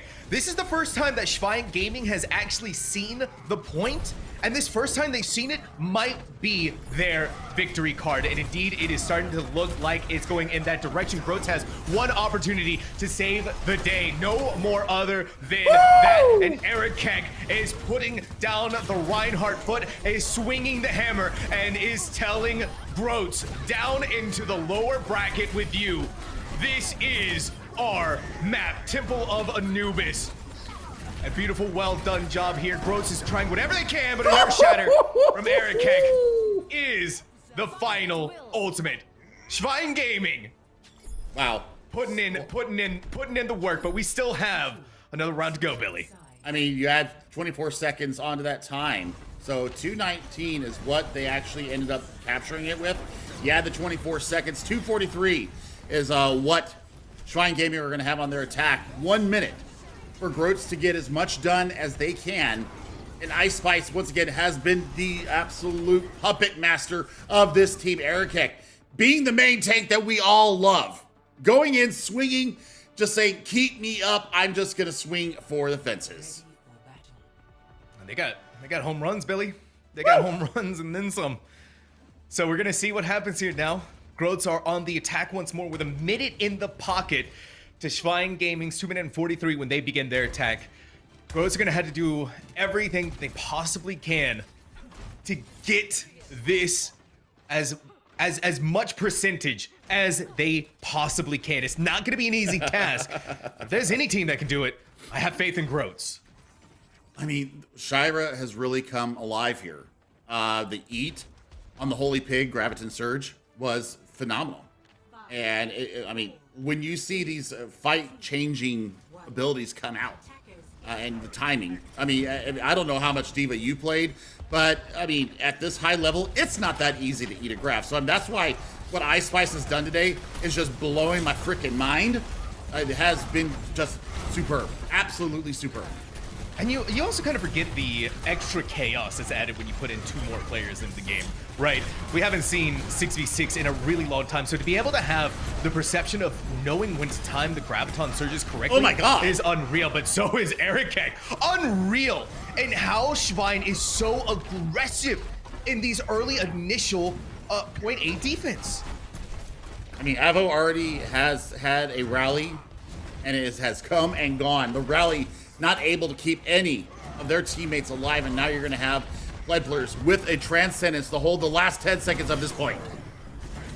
Groats has to go. There's no other opportunities. They need to push their way through in onto the point. But Pled is making sure that the team is not going to fall. This Transcendence is all that they needed. Up in the air is going to be Shira. They're trying to get onto the point, but they've realized that at this stage, there's really nothing that they can do. So Groats were not even able to get onto the point. 0% on the board. Schwein Gaming. That's all they have to do. Just 1 tick. 243 to do it. 243 to do it and punch their ticket into the grand finals. I feel really sorry for who we're going to see Groats facing in this upcoming loser bracket final. But they do have the safety net. That's something that we have kind of skipped over, is that even if Groats lose here, they still have the safety net below them. They still have the opportunity to claw their way into the grand final by winning the loser bracket final. So, I mean, 243, based upon what we've seen so far from Schwein Gaming, this is really going to be where it hits the road. Groats could come up with a miracle hold here. I mean, we're not done yet. We're not done yet. And especially if Killa, Timo, and Shira all play up to their potential here, this is not a done deal yet. I want to reiterate that as well. We could potentially be drawing here if Groats really dig their heels in here and weather the storm. Weather the storm. That's all you got to do. Oh boy, drawing. The glories of 2CP. Huh. Oh, look at this though, Billy. What is going on here? This is a gamble. This is a gamble. I mean, what else do you have to lose here? Exactly. Yeah, it's all or nothing, and I love this. You just gotta go for it. They're trying to see if anyone's not gonna be paying attention to the fact that they're right there, so already meeting them in the face. Oh but no! Unfortunately, Billy, the gamble just did not quite pay off for Groats. That's it. Yeah, it is it. I liked it. I like the attempt. It's an all or nothing sort of situation. They put it all on the table, and unfortunately, it just wasn't there. Schwein Gaming now going on to the grand finals, but Groats are not still done yet. They are going to the lower bracket finals, where they're going to be taking on a team. We haven't figured that out yet, but still an opportunity to have this rematch. Yeah, Sobek, you are a legendary beast. You are a legendary beast. Your Brigitte play was just phenomenal. Just absolutely beautiful. And, I mean, this is exactly what we were expecting out of both sides. I mean, 3-1 victory here for Schwein Gaming. And, well, we'll see them in the grand final. And we're going to take a look at some highlights here from Temple of Anubis. What a map it was. It got the blood racing. The caster heartbeat, woo, back in full effect here, Sam. Whew, we're going to take a look at some replays as they come through, possibly. Yep, there we go. I felt things again, Billy, right? It's been so long without 2CP.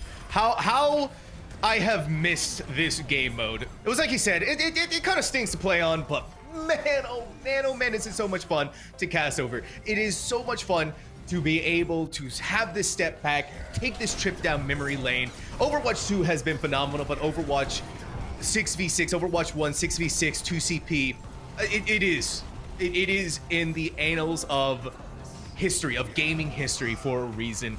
And we're taking a veritable look at all of the fantastic plays that have happened throughout all of the maps: Nepal, King's Row, Route 66, and Temple of Anubis. And man, there were a lot of great plays today. I mean, really, Groats, a fight win here or there. I think we're looking at another map.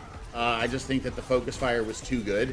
I think that the support, making sure that Eric Keck does live through a lot of those. I mean, he was being taken down quite a few times by the opposition. So, I mean, Eric Keck maybe a little bit laying off of the charge button, or at least making sure that the bubble is ready to go when you go for those YOLO charges. But, I mean, you see the value. You see the value, and I think Pledglers, for me, had a fantastic set there as well. But my MVP for this match has to be Ice Spice. There's no question. Yeah, I'm right there with you, Billy. We're seeing it a lot, right, in these replays. But it was 7 Graviton Surges that got eaten. 7. That's an unreal amount. That is an unreal amount to be able to eat. And then consistent self-destruct kills over and over and over again. My goodness gracious. Ice Spice is our MVP absolutely here in the winners finals. You can take a look and see at just how the individual maps went themselves. Schwein Gaming obviously winning out in 3-1, but once, Billy, these score lines don't really belay the uphill battle that Schwein had against Groats. Yeah, I mean, Groats, they're going to be in very good stead, especially going up against the caliber of team that Schwein Gaming was. It was a very close 3-1. So we need to, find out who is going to be Schwein Gaming's opponent in the grand finals. We're going to have the loser bracket finals coming up here after a short little break. Folks, don't go away. We'll be back with you in just a few minutes.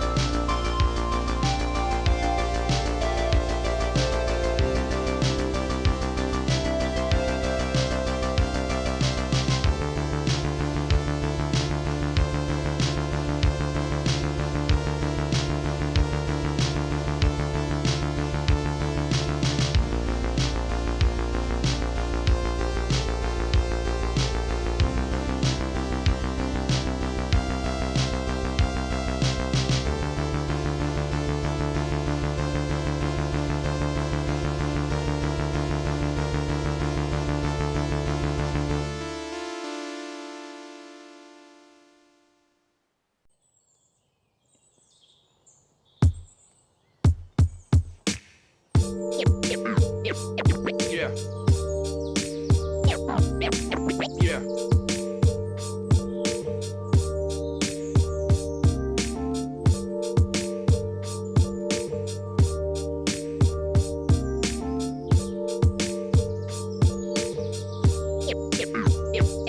Yeah. Memories.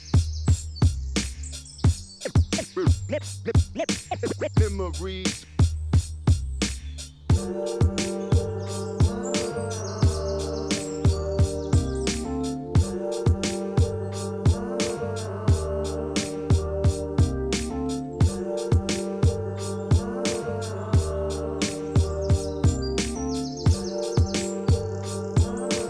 Yeah.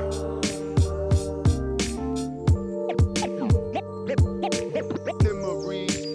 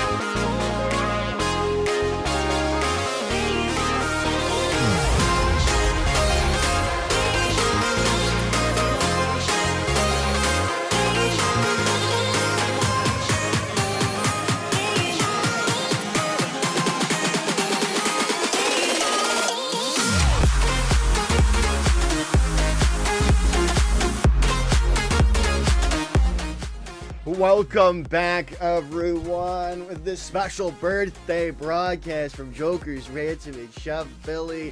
We are here for the losers finals for Groats versus Gather Team 6. Well, I mean, Groats just had a series. And I mean, it was one of the closest 3-1s that I've seen in quite some time. They really did have moments where they shone, and we'll see what they're able to bring out of this. Because they're fighting for their tournament lives now. Now there is no safety net for them, and they're going up against Gathered Team 6. But let's take a look and see how we got here. As we take a look at the bracket, we will see how we arrived at this very destination. We're on a journey together, folks, and we are looking at, well, Groats trying to fight for their lives, and Jaru and company from Gathered Team 6. They have had a run here in the lower bracket. Yeah. And I mean, they're on a tear of their own. So, I mean, Jaru, Daned, NKZ. I mean, these are all European powerhouse names that if you don't know them, you're sleeping under a rock. Honestly, Daned is one of the most tenured of the European players. And I tell you what, this is going to be a very good matchup for both these teams. Well, let's take a look at Groats. We just saw them on stream previously in the winner bracket final. And here is their lineup. We're going to see Timo, Shira, Killa, Ivo, Gogo, and Reviews once again. And I hope for Killa's sake that they have learned to avoid the DM, because they had not 1, not 2, but 7 Graviton Surges eaten across 4 maps. That just can't happen if you want to have any chance of staying alive, especially as we are headed in, like you were saying, kind of a powerhouse team of EU contenders and tier 3 players on the side of Gather Team 6. As we take a look at their roster here and now, we've got Jaru obviously on the main tank role, NKZ, like you said, coming out there as well, Yardman, Yinza, Danid, Echo, and Mick J. I think that's how Mickey. you pronounce it. Mickey. Yeah, Okay, yeah. That just makes So things easier. I'm wondering if this is Yazan, the Pharah specialist, coming in to play tank here. I'm not sure this is an ult for Yazan or not. But, I mean, if it is, and they're playing on the Zarya, oh my word, this is going to be scary, because we normally know Daned as a DPS player, but also has a very disgusting Brigitte. I remember back from GOATS, doing a lot of EU broadcasts, doing the EDC regionals and finals for the European Broadcasting Corporation. So, I mean, this is, it's going to be a coin flip. Aggression will be rewarded here. We saw that time and time again in the previous series. Groats had moments where they were playing a little bit passive, or their aggression was just met with more aggression. And I think that they will be ready to go up. So as we take a look at our map pool for the day, this is a 1st to 3 here in our loser bracket finals. The grand finals will be a 1st to 4. But we're going to start on Nepal here, same as last series. And we did see Groats go down 0-2 on Nepal, so hopefully they will be able to turn their fortunes around. They do have the map pick here, as they are the higher seed coming in, and having already played it once today, this is going to be a little bit more in their favor, Joshua. Yeah, I definitely have to agree with you there. We don't know what, I mean, I could probably look what they played on, So Gather Team 6 played Lijiang Tower. So yeah, this is the first time they're going to be seeing it today here now. But as we load into the game, we are going to be starting out on, it looks to be Sanctum. Well, Sanctum, we saw a Graviton Surge and Boop combo come from Schwein Gaming that sent 4 into the pit of hell. So for Groats, they need to be careful as they go into this, and we'll see what they are able to do here as we start out on Sanctum. I mean, NKZ, known as a off-tank specialist back in Overwatch 1, so this is going to be a very awesome matchup, I think, between NKZ and Shira, and NKZ versus Killa. Killa, like I said, 7 Graviton Surges eaten in the previous series. Yeah, this can't happen if you want to have any chance against this roster here right now. But oh my goodness, Jaru's off the side of the map already. But both tanks, main tanks, are already gone. But now they've got nowhere to hide from Yardman Yinzas. They have to run away. Danid with a nice whip shot taking down GoGo. And that's going to be Gathering Team 6 starting things off with the control of the first point. Well, I mean, that's a good start for them. And Reviews was putting up a hell of a performance, by the way, on the Zenyatta in the previous series. And I mean, Teemo is going to have to be the tip of the spear. They're going to have to get in there. They're going to have to watch for the aggression coming from Danid on the side. EU Contenders player in trouble and gets taken down for their trouble. Yeah, they get taken down early on. Now they can come back into this point without the dealing of that high-powered damage coming in from the Brigitte, as Jaro's now out of the fight. NKZ gonna have to get demeched and go back to spawn, as well as Groats comes back strong. I mean, that's a great flip. It's a great flip. They've got Transcendence and Self-Destruct into this fight. Gather Team gonna have Graviton Surge up first. So let's see what Shira has. They started getting their own eats of Graviton Surges. I think they ate 4 in the previous series. I'm sorry, 3 in the previous series. So, I mean, for Yazan right now, this is going to have to be them getting in and making sure the defense matrix is not a problem. Yeah, definitely is. Now they are going to come in already, and they've got Shira out of mech. The Graviton Surge used immediately afterwards from Yardman Yinza there. As now they are going to be coming back with the Graviton Surge of their own, but they just only find Jaru. But is it going to be a big pick? But it's just not going to be enough to really change this fight back into the favor of Groats here, as Gather Team 6 comes back strong. I mean, really expensive fight there for Groats and for Gather Team 6. I mean, you put out the Grav, the Transcendence, and the Rally. So you've got Self-Destruct, Shatter, and the Sound Barrier to keep you up through this next engagement. But this Rally that's going to come up from Alvo really had some good usage in the last series. Let's see if they can do it again. Yeah, they're gonna come in here. The Shadow coming out, and a response from Jaro is just even bigger as NKZ comes in with the self-destruct, taking Teemo out, as well as that Mackin winning that fight off the back of that combo. I mean, that is just dirty. Just doing them dirty on that Shatter, going up the stairs there. Absolutely perfect. Absolutely perfect indeed. As Mickey's already taken Reviews out of this fight, so there's just a lot of damage now gone as Yardman Yinza takes Keela out as well. As now Gather Team 6 are pushing this objective, forcing them all the way back to their own spawn. I mean, they come back together as a 6. I mean, you've got the self-destruct to kind of separate and conquer, but 2 support ultimates here for Gather Team 6 and another Graviton Surge. Oh, the first one was pretty good. Let's see how the second one goes. Yeah, indeed, as now we are going to go in here looking to figure this out and figure out how they're going to get through this. This Transcendence would have to be popped early to get through this. They have to get to the point here, and now they are going to get there with GoGo onto the point. They might be able to get this flip. No, they are not. They're going to be able to get the touch back there in the end. As the Graviton Surge now comes out, Jaro has lost their life, but lost the point has Groats as Gather Team 6 takes round number 1. Yep, round number 1 in their favor. And I mean, the flip at 40% was all that was required.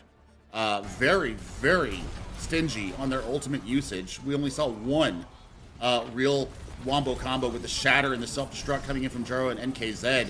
And I tell you what, Mickey has been putting on a performance here in the Zenyatta role. Reviews, I'm going to maintain it again. DPS, Zenyatta absolutely working their magic. I just think that they need a little bit more follow-up once they do get that initial pick.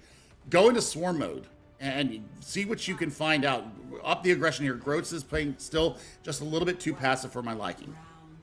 Yeah, they definitely are, as now they have to figure things out here on, oh goodness, this is the one that's always Shrine. messes, this is, yeah, okay, so it's always messes me up. It's Village, Shrine, and Sanctum, but I always forget it, but that doesn't matter right now. What matters is the fight breaking out on the point, as Jaru's gonna get a little bit low right now, as the charge going out from Teemo away from the point, as they do get the DMAC onto NKZ and the follow-up onto the Baby Diva.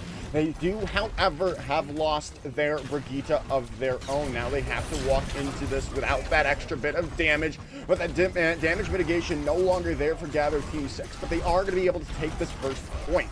as now they are just waiting it out, waiting to see if they come and try to take this point away from them. I mean, Shatter online, you almost have the Graviton Surge. They're not going to be expecting this so fast. You can lock him up. There's an eat! Oh!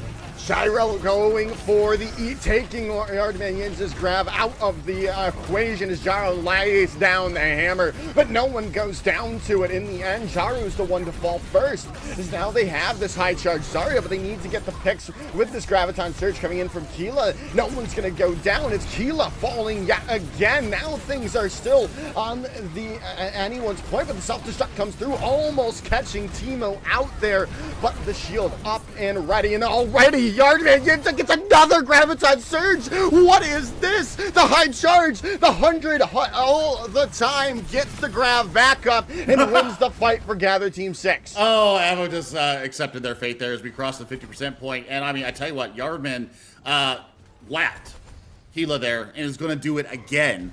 Has already lapped poor Keela in the Graviton Surge generation here. So, I mean, just getting the work done on this Zarya. And I tell you what, I'm really impressed by what I'm seeing out of Mickey right now in the backline with the Zenyatta. Has been just laying in the volleys and is almost on a second Transcendence already.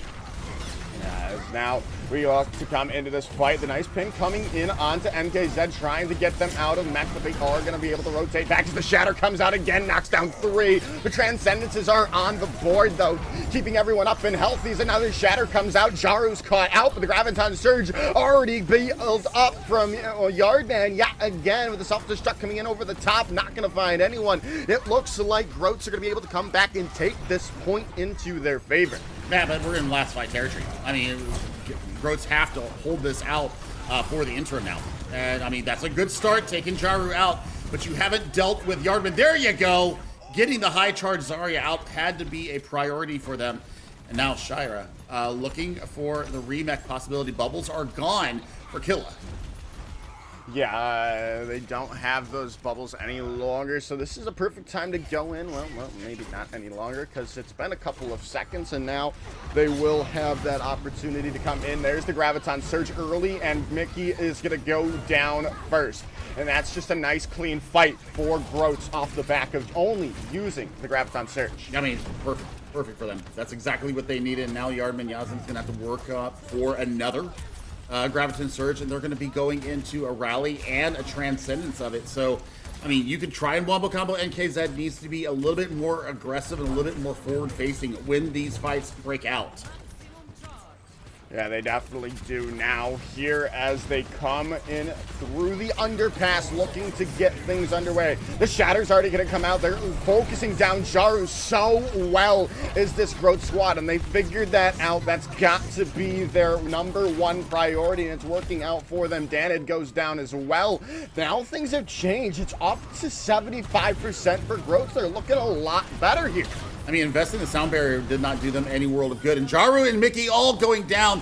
This is disastrous. One final fight here to get themselves back into this map. Otherwise, we are going to be heading to Village and a D-Mech. Oh, no. Yeah, you threw himself off the side. This is going to be a very difficult first try to attempt to take back the point. Yeah, they're gonna have to get the touch with Echo. It looks like as the shattered or the charge stuns come through, they are gonna get the touch, and Danon's taking Teemu out. That is not good at all. Now things are looking a lot more shaky for Groats as they've come back. Has Gather Team 6, the Shatter coming in, down does 2 as Avo and Reviews are back to spawn. The Shatter comes out now though. Can they find anyone? All they find is the shield. It's just a couple of people remaining. It looks like we're taking round 1, taking map #1, going into the favor of Gather Team 6, but they still have a little bit of time to touch, but it does not seem to be possible as Gather Team 6 takes map #1.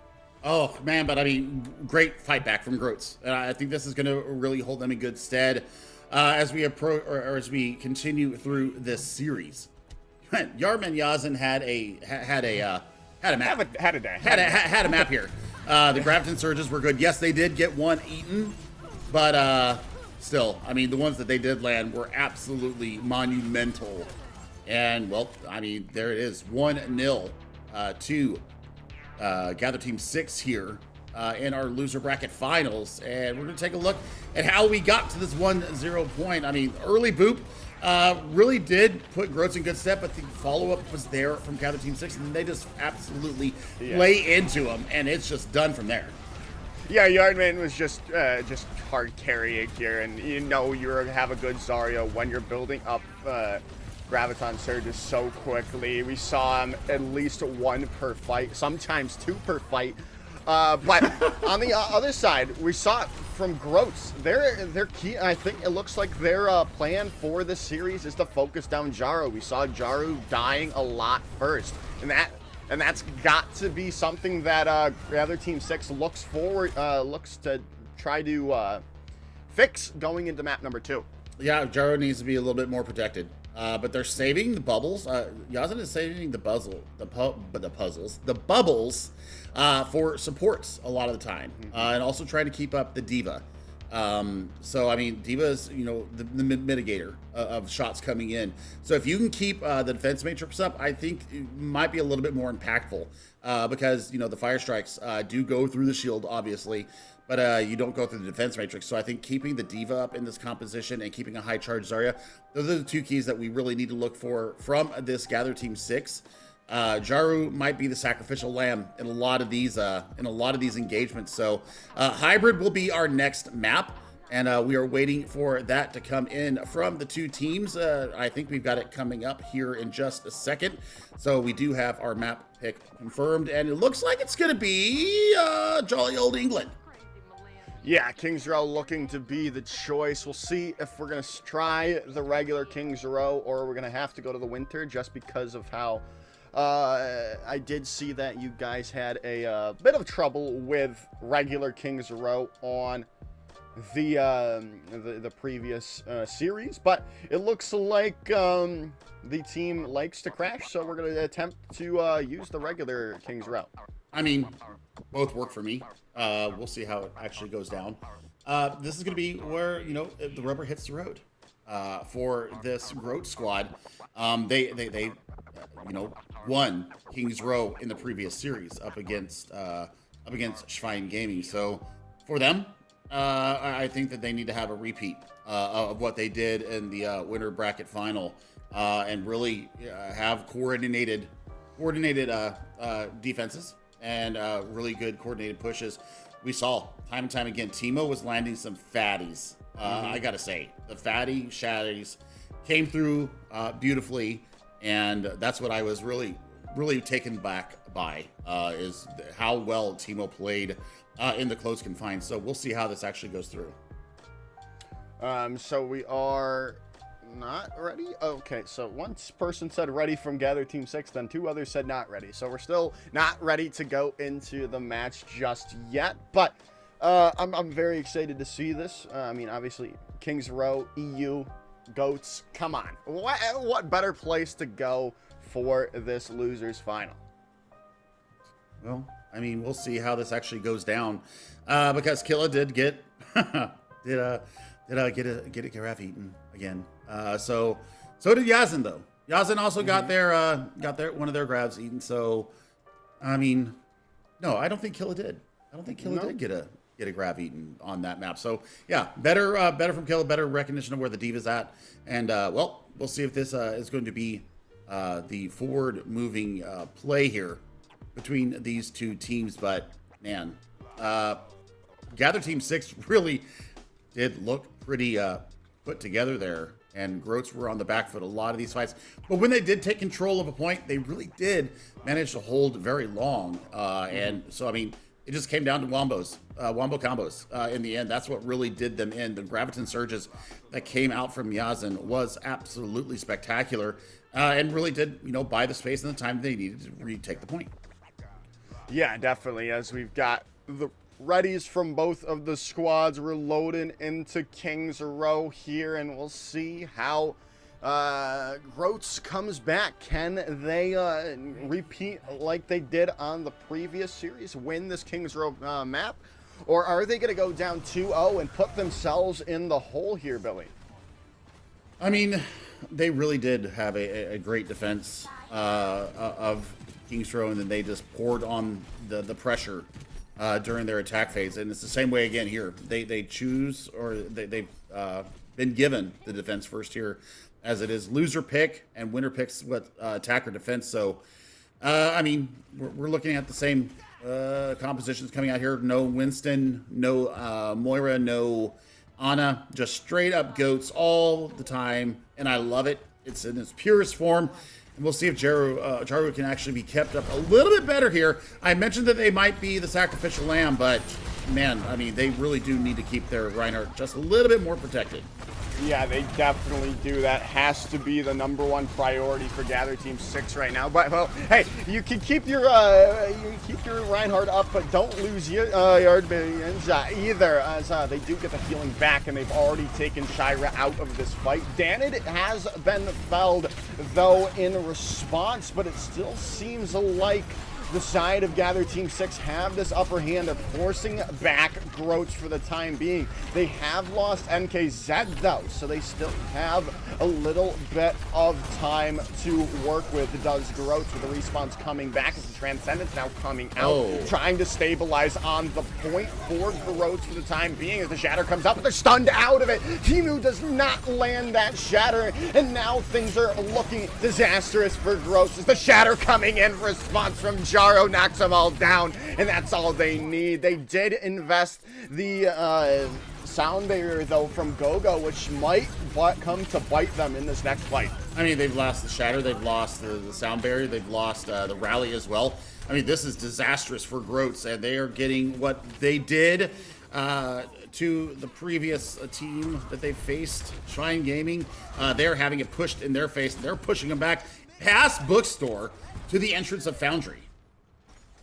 Yeah, they are indeed, as now they're just getting this nice space, and like you said, getting this space just helps so much more for the long run, not having to take these fights in these closed areas, but they are going to be forced back. A nice re-engage coming in from Groats, trying to stop them at the bookstore. The Graviton Surge is nice and true. Can they get the follow-up damage onto him? There's a lot of people low. The self-destruct coming in, the Shatter comes down, and they knock them all down. NKZ with a 3-piece with the self-destruct, and that's going to be all they need. As Avo in the chat, Diva Diff. Oh my goodness. I mean, real. Absolutely NKZ. Big Diva Diff right there. And it was the Shatter, though. It was the Shatter that set it all up. I mean, look at this. The Shatter comes down. There goes the self-destruct out. Boom. Done, Dunsky. Yeah, you lose NKZ in the interim, but you can get yourself back in the fight quick enough.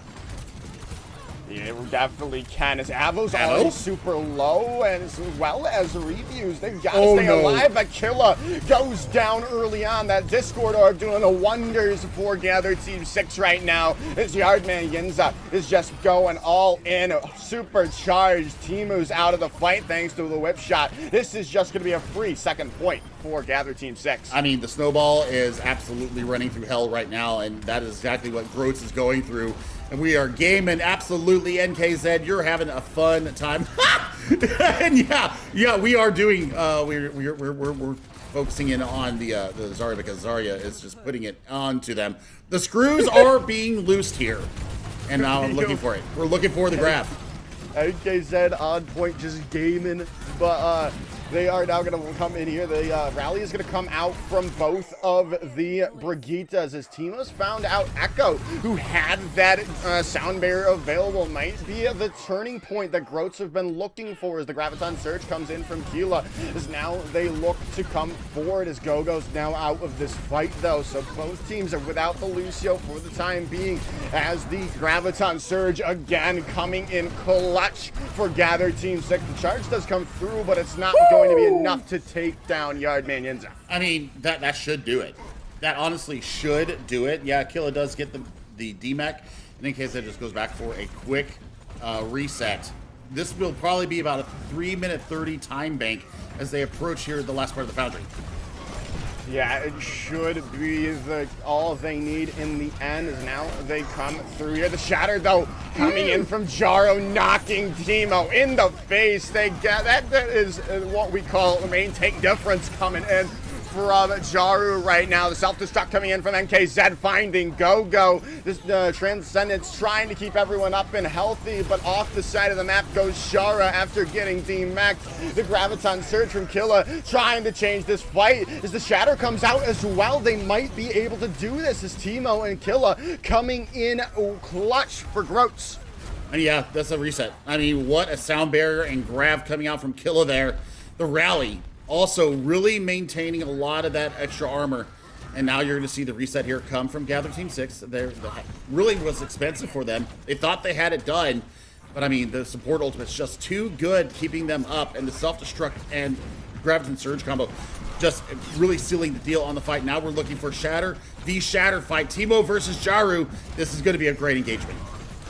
It really is. It really is indeed. As now they look to come into this fight. The only thing up right now is Transcendence as Killa is taking down Yardman Jinza. That might just be a full reset coming in from Gather Team 6 as they've lost Danid as well, running back to spawn quite quickly.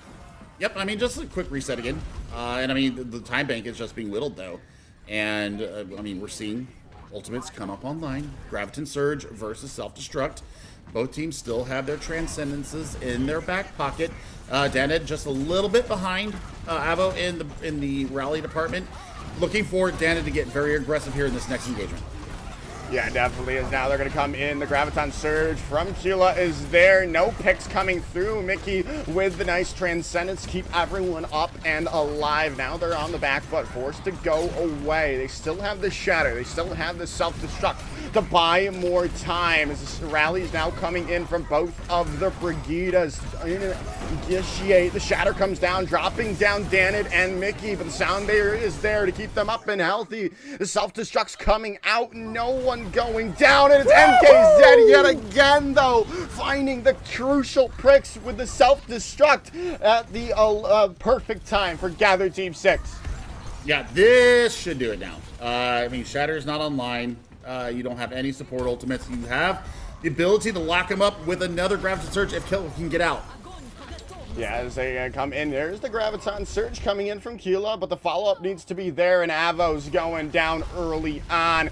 This should be Gather Team 6 taking all 3 points as they are looking to finish things out. Jaru comes in with the hammer, just swinging for the fences, taking names as Gather Team 6 takes all 3 points.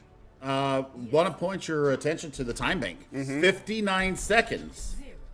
So if we see Groats here get anything above a minute or above 0 seconds, that they're going to get another chance at this. So they've got to complete all 3, but this is a little bit more manageable, to be quite honest. And this was the wombo of the day, the Shatter Destruct combo out from Jaru and NKZ having a field day. I tell you what, Yazin, once again, putting on just a fantastic clinic here of how to be the Zarya that changes the world. Yeah, they've just been incredible, but oh my goodness, NKZ is going to be the hero of it all when it's all said and done, especially if they take this map here, as Groats now look to come in response and try to at least match this time bank. Good luck. Yeah. Good luck. I mean, they really did put the screws to Schwein Gaming on their attack phase. And I think that if Gather Team play as aggressively as they have been, one good pick, especially if Jaru gets overconfident, I think that Groats have a snowball potential to get through not only point A, but what they did in the streets phase is what really impressed me on their attack of Kings Road during the winter bracket final. So we'll see if that actually comes to bear here. Yeah, it definitely is. Now, well, they're going to come into this as they have to get this. Well, they don't have to win this map, or at least try to tie it, but it would be very beneficial because you don't want to go down 2-0. And no, Jaru's already found out early on in this fight. Like you're saying, getting a little over-aggressive, a little overzealous, trying to do too much. And that's going to pay for their this first point defense, it seems.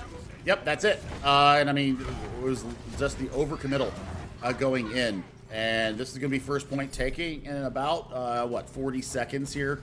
And they're going to have a very sizable time bank as they try to approach through.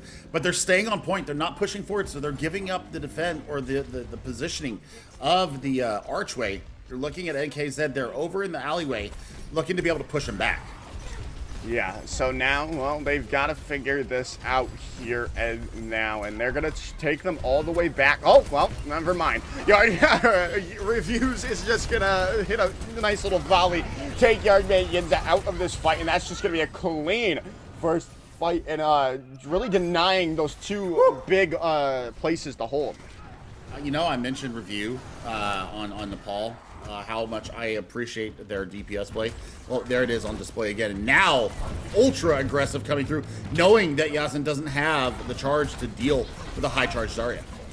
Yeah, so now they've got the positioning that they are really requiring here. Is that now they're going to force away, a look to go in, and well, they've got this little area to hold here now, does Gather Team 6, but they don't, like you said, have the charge to really go toe-to-toe with Groats right now. They've got to poke and prod for the time being. They've got the Shatter, they've got the Self-Destruct, but it's going to be the rally to start things off from Avos, the Graviton Surge from Tila, the Shatter now coming out from Jaro, but there's no one to be dealt with here, as now the Graviton Surge comes in from Yardman Yinza, the Self-Destruct coming in over the top. Can they find it? Perfect placement yet again from NKZ, right on top of Groats, holding strong. Maybe not. The Shatter going to come out from Timo, knocking down two, and they might still be able to hold on to this fight.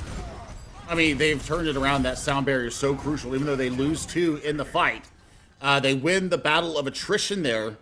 And what a well-timed sound barrier that came in from GoGo. This is going to give them lots of purchase going into the Foundry. They might be able to take one more fight, but, I mean, Killa is still supercharged. I think that they take the fight here at first corner. Yeah, well, they've already taken that point, so they've got a big time bank coming in here, Billy. 5 minutes, 18 seconds. That is about, I think, 2 more minutes than what Gather Team 6 might have had. I'm not sure, don't quote me on that, but they now come into this fight. They've got to figure this out, but the Graviton Surge has already come in from Killa, and they've taken off Yardman Yinza off the side of the map. They do lose Timo in the meanwhile, but still, Killa is so high charged right now, they can't just do anything about them. Nope, this is disastrous here for Gather Team 6. They are absolutely getting diffed out here as far as this push. So I mean, you know, let's talk about, you know, good luck. Good luck to Gather Team 6 try and stop this snowball that is absolutely barreling towards the end of the Foundry. Yeah, this is not looking good. They've got the ultimates, though, to come back into this. A nice Shatter from Jaru could be all they need to come through, but the rally is going to come in. The Self-Destruct from NKZ is there. Not going to find anyone. They have to rotate the point as Killa finds another Graviton Surge, but they find Reviews with that boop. The Self-Destruct coming in. No one's going to go down. The Sound Barrier there, trying to keep everyone up and healthy, but no more ultimates to keep them alive through the Graviton Surge as Avo falls down, but Jaru joins them in the deep as they now have to go and figure this out. But Danid comes alive with 2, but off the map they go. But it's still enough for Gather Team 6 to hold. Oh my God. What a hold. What a hold from Gather Team 6. Killa was absolutely charged to the gods there and let them have it. I mean, not taking names, not taking any questions or comments, just full bore in your face. And Daned comes up massively in the defense of the point. They definitely do. They definitely do indeed. As now, Shira's already lost their Mac. What happened? They don't have, there's just, we don't know what happened. But Gather Team 6 are going to take it and, well, take the that fight yet again, buying more time for them. Oh, and they've, I mean, Jaru getting Jaru things there. Builds up their Shatter. Once again, laps Timo in the interim. And it's going to be Grav v. Grav here. Reviews needs to get this Transcendence up right now, and they do. Yeah, they definitely do indeed, as now they are going to come into the fight. The rally going to be coming in from them as the shatter comes in from Gyro, knocks him down, but the Graviton Surge in response from Keela is there, as well as the Transcendences to keep them alive. Both of the self-destructs come through, but no one goes down, but it's still Gather Team 6 with the kills. They have lost Echo, but they're Shira still again? holding in the response. I think they must have gotten demacked, really. They must have just taken their lives. So I don't know if they it had to have been the case. I mean, I didn't see where it happened. So, I mean, still good work from Gather Team 6. They have knocked off 3 minutes of this time bank as Groats has entered the Foundry. They're looking now, almost at 1 minute left, or 2 minutes left on the clock. Shatter is available, and the rally is out. Yeah, the rally is out indeed. Now they're going to come in here. The Shatter is getting laid down too, but the Sound Barrier is there to keep them up and healthy. Now they've got to build up to this Transcendence. Killa and Mickey are going to go in here early on. They've got to get that Transcendence up before it. Well, I mean, never mind, because Killa did fall down, but Danid follows quickly afterwards. But it looks like, yet again, Gather Team 6 are going to be able to hold on. I mean, they're holding on to ultimates. They're very stingy once again with these ultimates. I mean, there's the pin coming through. They might have to use this. No, what great peel there to make sure that you keep the high charge Zarya up on their feet.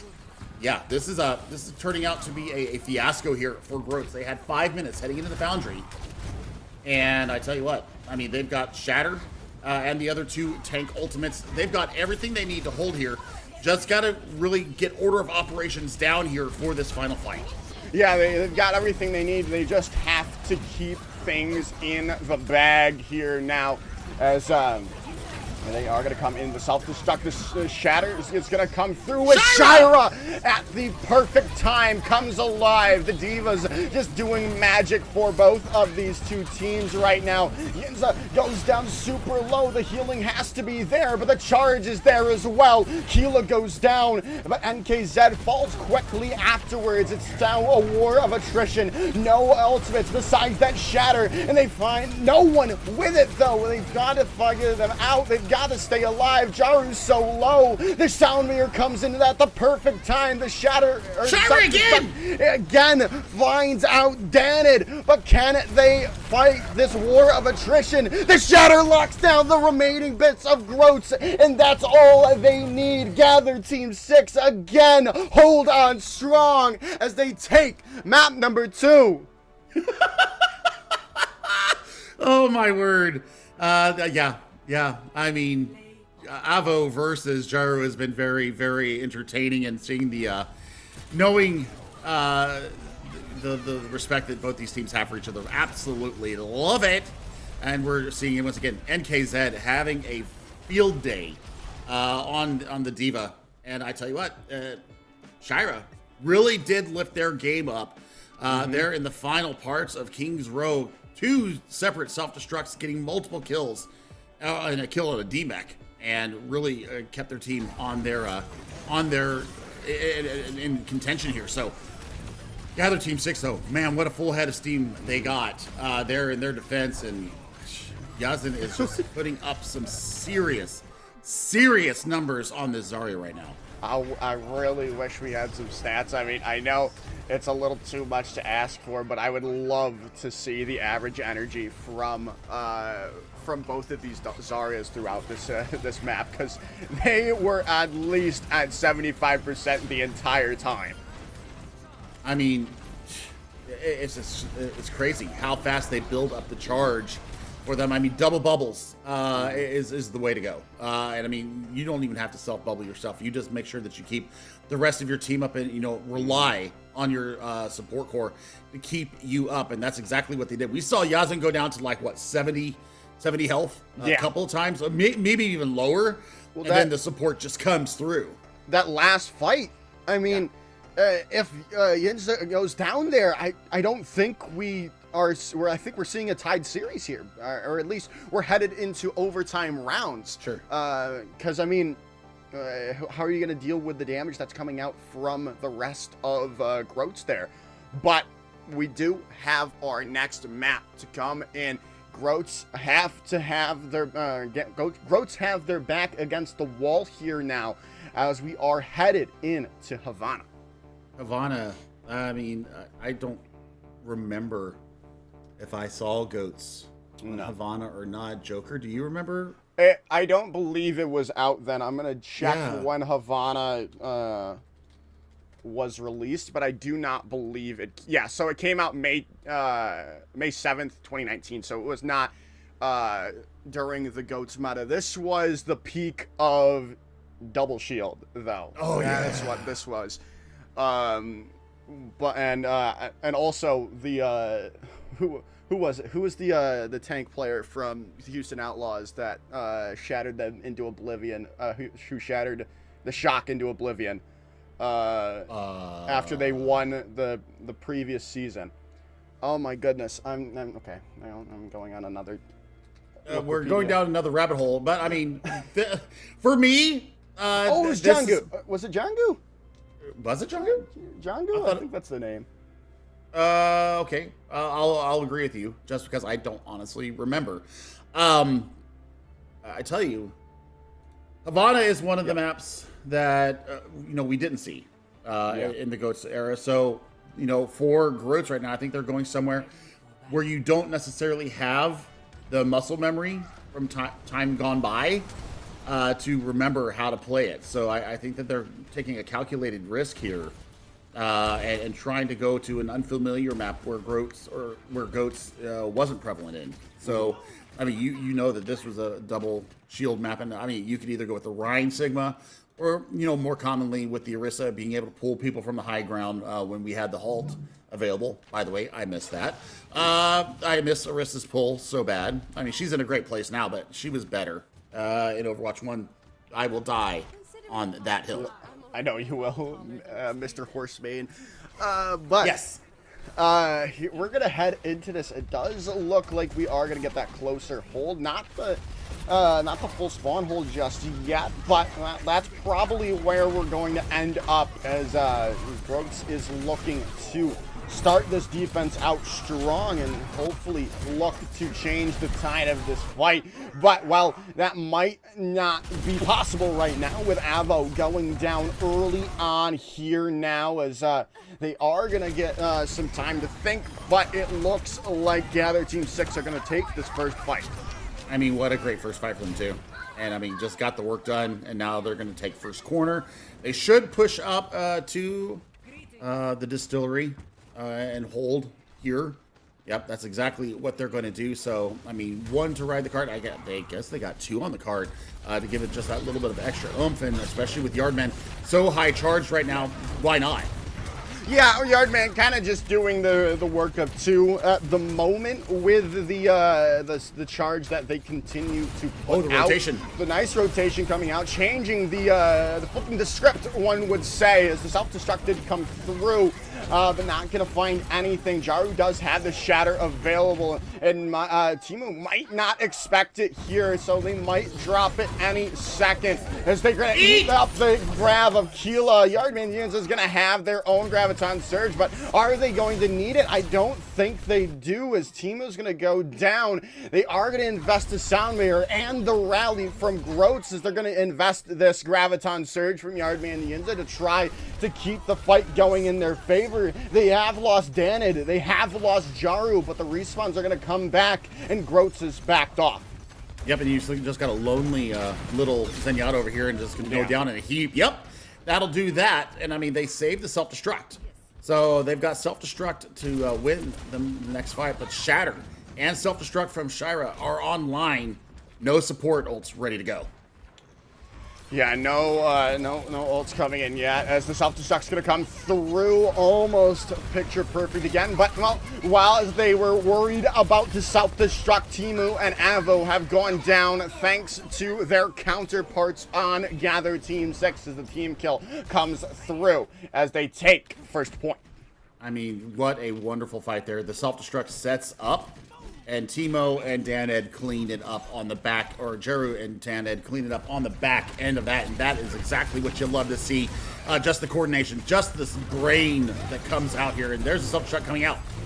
Yeah, the self-destruct coming through from Shira, not going to land on anyone as Jaru seems to have gotten stunned out of their shatter here as the rally now coming in from Danid to, well, get a little bit of that overhealth to get that rally as the Graviton Surge now coming through from Keela to keep get that damage through. But Mickey with the nice Transcendence matching Keela blow for blow right now with these ultimates. The shatter now comes in from Timu, the sound barrier there to keep them up and healthy. They've got Gather Team 6 on the back foot, but maybe not for long, especially if they lose Timu there. But now without that Lucio, it's going to be a little bit harder for Gather Team 6, but they are still pushing this objective, pushing away Roach for the time being, and it's still all off the back of this high charge that Yardman Yinza have gotten. They're still so low, they've got to get the follow-up onto him with a nice right click, taking reviews out, who is looking for the assassination of Yardman Yinza, as that should be that yet again. They are going to get the respawns though. I mean, they've got Shatter online. They've got almost all three ultimates ready to go as well, and that is a self-destruct that comes through. Was it from Shira? Or was it from KZ? It was from Shira there. They had to get, they must have gotten DMAX, because other than that, I don't know what have happened, as that might have just lost them that point because of it, as that's just another quick team wipe from Gather Team 6. 4 minutes as we head out into the battlements here in the old part of Havana. And I mean, you're looking at 2 support ultimates ready to go for Gather Team 6. You're going to have all 3 of your tank ultimates into this next fight, and only a sound barrier and Transcendence to keep you up. This is dirty. This is dirty coming from Gather Team 6. It really is indeed, as now they're going to rotate in here, looking to get through to the point, as there's the Graviton Surge from Keeler. The Transcendence, though, still ever there from Mickey. They can't get through to them, as through those irregular means, the self-destruct comes through, the Graviton Surge coming out, the sound barrier is there, as Jaru's swinging for the fences, looking for as much damage as they possibly can find, but still no one's gone down. The sound barriers come through, the rallies are coming out, as it's still looking like Gather Team 6 have the upper hand. As the shatter does come through, but who finds anyone? They find Danid, but other than that, I don't think they find anyone else with that shatter, as this is still Gather Team 6 just putting on a clinic right now. I mean, this is dirty. This is dirty, and this is coordination at its finest. And reviews might go down here. A couple of right clicks goes in. Oh my word, does get out. Yeah. And Jared asking why, how are you not off the map? Yeah, I mean, just hanging on by a thread. Yeah, pretty much. As the self-destruct comes in over the top, NKZ that might have just won them this round. As if Keela and Gogo are gone, they don't have that speed boost any longer. Danit is gonna go quietly, but well, that's all they find as Gather Team 6 takes all 3 points with 2 minutes and 22 seconds on the clock. That is blazing fast for Habana. I mean, just finishing Habana is a feat in itself. I mean, the initial fights, the close hold that was attempted, did not work in their favor. And the right clicks from Yazin absolutely blistering. Daned had a map here as well, just having so much fun, being able to bash in it. And I tell you what, Avo and Daned show, I mean, Daned winning the Battle of the Brigidas here. So now we're going to see Groats. They're on their last leg here. If they go down here, they are out of the tournament. And we will see Gather Team 6 taking on Schwein Gaming in the grand final here. Well, I'm just flabbergasted how good this Gather team is. And how did they end up in the loser bracket? That's my real question. Let me look here. Well, Billy, funnily enough, you said that. This is a actual grudge match for Gather Team 6 because they lost to Groats in the winners bracket. 2-1. So now, so they are coming back with a vengeance.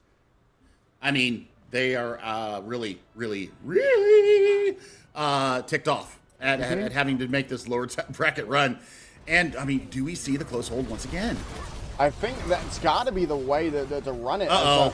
Oh, NKZ did get the bubble there, though, from Yardman Yinza, Lost but the mech. in the end, they do lose the mech. They still have an opportunity, but it is a little Uh-oh. bit more shaky. But Avo going down, they need to keep Yinza alive here. That is the crucial linchpin of this damage from them, but Jaru's so low, but Timu goes down. The Discord orb of Mickey doing wonders for Gather Team 6. At almost every kill you see that Zenyatta. I mean, we all know how good Discord Orb is. We all know. Mm-hmm. We know. We love it. A little bit of playing with the mines here as NKZ up on the high ground has self-destruct in their back pocket. Yeah, self-destruct available as it does not look to have found anyone, but hey, that's all they need, and they are going to hold on yet again as Gather Team 6. 1 minute off the clock. No progress whatsoever. Not even a single centimeter for all you Metric fans out there, as I am. Yeah, as they're going to come in here. There's the Graviton Surge from Yardman Yinza. That's God. going to go in yet again. Just the sheer damage that is coming out from Gather Team 6 right now. Groats must be mentally boomed right now, Billy. I would be. I feel it for them. Holy cow. I mean, this is dominant. And, I mean, a Reinhardt on top of the gas island here. Self-destruct comes out to try and break it up. Ooh, they do find Mickey, which is huge. Now they don't have this Transcendence for this fight, taking away Timo and Jaru gonna go down in the end. The self-destruct comes in. NKZ trying to change this fight with finding reviews. Sheila goes down as well. Are they gonna do it again No way. here, Billy? There's just no way. There's just no way shot. possibly, right? But Abel goes down. Timu looking to stay alive, but Danid has fallen though, so that might be the opening that Groach finally needed, and that seems to be the case. They've got the respawns, but they've lost their mech. But with using Yudza there, that's got to be when they give up this point, right? They've got to. I mean, never say never. And Shira V, oh yeah, the Remat killed. That's ultimate disrespect. I mean, the Dutch gaming warlord NKZ going down. Yep. Asserted. Dominance asserted, says Avo. And yeah, I mean, Shira. Sorry yeah, for that big diff. Sorry Yeah. for the big diff. I mean, it's not that big of a diff, but okay. Okay, I see you, Shira. Yeah, I love when these teams are actually having fun and bantering well in the chat. But right now, we've got a fight to commence as Echoes found Avo already, and the shatters come out from Jaro, laying down everyone else in response as Akila's back to spawn. The Transcendence trying to somehow stabilize this fight, but there's 50 seconds remaining, and it's not looking too hot, especially with the ultimates on the board for Gather Team 6. I mean, we're only at first corner, and you've got Graviton Surge ready to go. You've got all three of your support ultimates ready to go. This is turning dirty. It really is indeed. And now we have to figure it out. They've got to come in with something, anything really. The rally's already been used by Danid. As Killa's Grav is eaten, that might just be it. There's no Transcendence, no support ultimates to counter out the Grav from Yardman Yinza. And they've already found Avo and reviews. Timu trying to grow out of the fight, but that's just not going to be possible. The Shatter's still available, as well as the Sound Barrier for Gather Team 6. They might be on their way to the grand finals. I mean, double G's should be coming out here from both times. And you do have the rally coming out. That's going to give them at least purchase on the point. And Avo going down right after they use Oh, Rally, God. the shatter in the face. The self-destruct from Shira is there.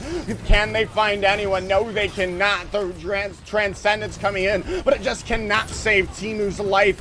This should be all they need. Well, the whiff grab, you might not need it, as they've got all the picks in the world. It's just the Lucio remaining on the point, finding Avo out. The overtime bar ticking away. Gather Team 6 has booked their ticket to the grand finals. And what a dominant performance there. I mean, it was entertaining to the end. I mean, both these teams very well matched, but man, I mean, Daned had a series here a couple of times, and I gotta tell you, for me, you know, I've said, you know, the Diva is the counterpoint here. Deadhead might be my series MVP if it's not Yardman Yazin. You know, Deadhead very close second in that respect. I also really liked Mickey's gameplay as well. I mean, when you're getting that much kill participation with the Transcendence or the Discord orb, sorry, you know you are doing well on the Zenyatta. And just fantastic performance all around. I mean, this Gather Team 6, absolutely scary. Schwein Gaming is going to have their hands full with this Gather Team 6. I mean, I'm looking forward to it. This is going to be Holy Pig versus Yazin. Hello?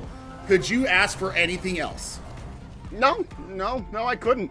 As we are still looking at these, oh my goodness, going back to King's Row with the self-destructs, just, oh my goodness.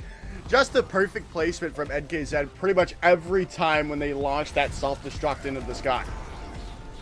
I mean, well, we have our grand final set for the EU side of things here.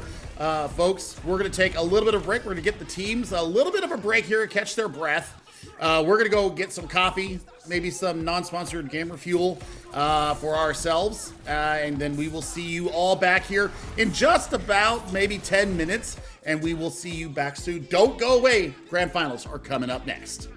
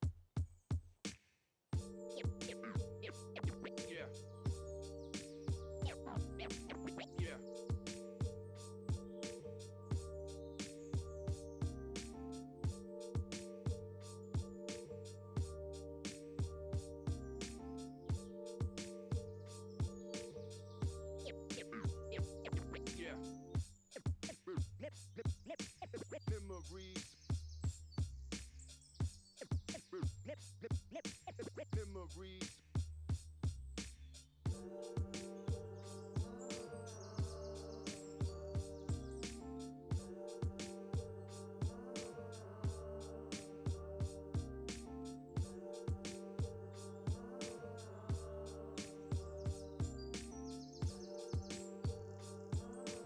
Yeah. Memories. Memories.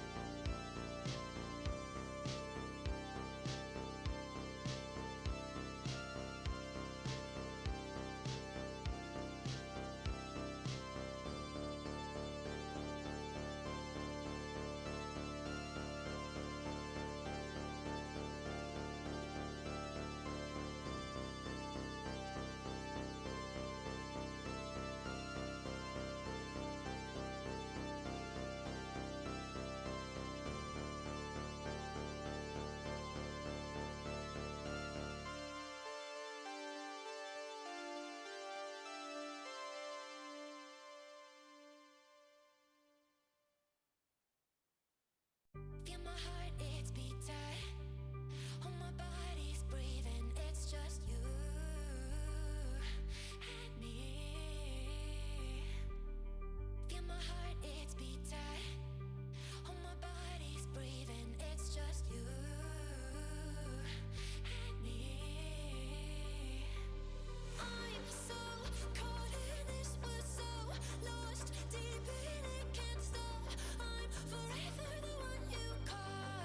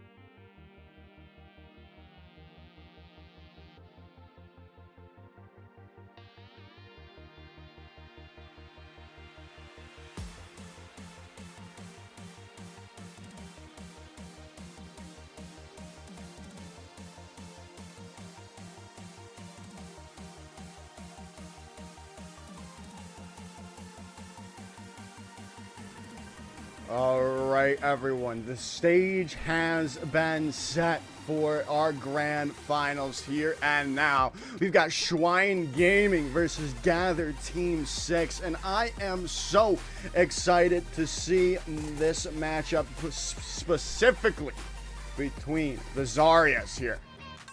I mean, Holy Pig had a series, but Yardman Yazin had a even better series, and I mean, that was really what Groats' downfall was not being able to deal with the Zarya. So that's going to be one of our marquee matchups coming into this. But let's take a look at how we got here. This is only going to be our full bracket, and you'll see that Schwein Gaming hasn't lost yet, and they've got to be having that little bit of a ego on themselves right now, and deservedly so.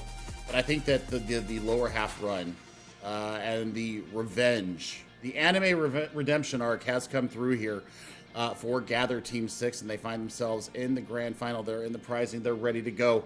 And, I mean, we're ready to go as well. Let's take a look at our rosters. We're going to start out with Schwein Gaming, Holy Pig being the centerpiece of this Piggy Pig lineup. I love the Minecraft pig there. Ice Spice versus Yardman Yazin. Now, Joshua, you weren't there for the first, for the winners bracket final earlier today. Ice Spice, 7 grab heats. 7 across 4 maps. And really had a good time of it. And Katakomi on the Lucio was damn good as well. The other sub matchup here, Joshua, that we're going to be looking at as we take a look at Gather Team 6 is going to be Sobek versus Daned. Daned, the Swedish DPS player, coming in and playing Brig here. We saw them do that during the GOATS era, and absolutely rightfully so, getting so much work done. So Sobek versus Daned in the Brigida battle. That's going to be another sub-marquee matchup here for these two teams. And, well, Mickey had a wonderful time during the last series. Yeah. So we will see what Mickey gets done on the Zenyatta. But now we will take a look at our map pools. This is a first to 4. So we are definitely going to see 2CP once again. You get to cast 2CP. You and I casted 2CP way back in the olden days. It has been a minute, Joshua, and we're going to start on Arctic Peninsula. And GOATS obviously has never been. I've never seen GOATS played on this map, so yeah, this is going to be a fantastic first showing here for that. I'm definitely interested to see it, though, because what we say now with Antarctic Peninsula, it is that brawl haven. So it should be a banger of a map pick for this first to 4 for the grand finals here. I mean, it's all to play for here. We're going to start out on Icebreaker, and well, this is going to be interesting. I can't wait to see how the two teams deal with this map, because nobody, as far as I know, unless they practice it in scrims leading up to this, nobody has played GOATS on this map. Yeah, that is the question of the day. Are they going to be able to live up to this map? But with the caliber of these two teams, I have nothing but high hopes here, as they are going to take this fight underway. I believe this is Icebreaker to start things off. As they are going to rotate around here, but Yardman Yinza is going to be the one to be found out versus Eric. To go in with a pin and then a fire strike coming in, taking down 3, and that is going to be a huge first fight for Schwein Gaming. Yeah, I mean, look at this evil stagger. Just do it. Just do it. No. Okay. Finally, the diva domination has been asserted there, and what a charge! We saw that time and time again during the winter bracket final. Eric Hick would go in and just go ham, and the healing was there, the support was there, and they got it done. So Yazin down once again. Priority picks is going to be on that big shatter. The Shatter coming down clutch, but the follow-up not there. The rally, though, coming in, giving them that extra armor to get them in the face of Gather Team 6. They are going to take Eric out the side of the map, though, so that gives this opening now for Gather Team 6 as Yardman Yinza takes down the Holy Pig, and now things are looking better for Gather Team 6 as they come to the point. They've got to get this charge onto their Zarya, though, or they are not going to have a fun time with the Transcendence coming out. The Shatter knocking down the supports as Comey is raging in the chat right now with the landing of that Shatters. They are going to get that flip over, but the fight is still underway. They've got the people back to the point, but Airkek gonna down with the Graviton Surge being invested by the Holy Pig as well. That's not gonna be what you want. That was is now Gather Team 6 are gonna be able to cement their position on the point. We talked about Mickey before, right? We talked about Mickey in the last series. This is exactly what you want to see. And I mean, yeah, this is going to be a very fun series. These teams have lots of respect for each other. Of course, playing in contenders and tier 3 events together and against each other. This is what we live for. We love this. Diff surface. Okay, Catacomb, we see you. But, I mean, looking at the next fight, Gather Team 6 is still trying to build up here, and Ice Spice does have a self-destruct that could be the opening that they need. Yeah, definitely is. Jaru's gonna get in the face of Airkek. Oh my goodness, it's solo HP as well. That is a very good play coming in from Jaru there, winning it off the back of just the Shatter. I mean, that is what you want to see. That is a main tank diff right there. I would be screaming main tank MTD in my game chat if that's what went down. But I mean, look at Yardman now, 82 charge, looking for just one bubble and land in with this Graviton Surge.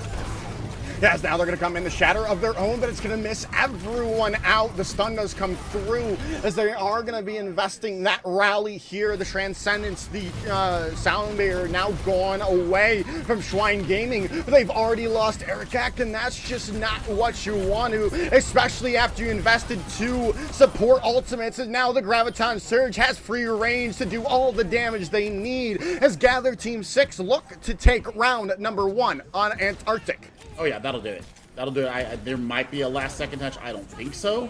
They do not get they don't get the last second touch. So I mean, what a turnaround there. I mean, early aggression from Airkek is rewarded, but then they play passive and they miss the rotation coming through caves, and they just get completely diffed out. And once they sunk their feet in, I mean, Jaru absolutely had his way with this team. I mean, look at the Shatter. I mean, it was wonderful, but nobody was there in support of him. I think that's where the fight absolutely flips.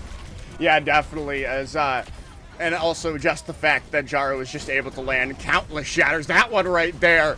Oh my goodness, that was the backbreaker for Schwein Gaming, losing that fight when, especially since Gather Team 6 only had to invest 1 ultimate.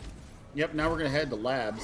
And well, this is going to be a different look here. You've got some high ground that you can work with here on the point. You can also wrap around. You've got different areas of aggression that you can take in, and it's going to be down to keeping Jaru up, because Jaru was the difference maker in that last map.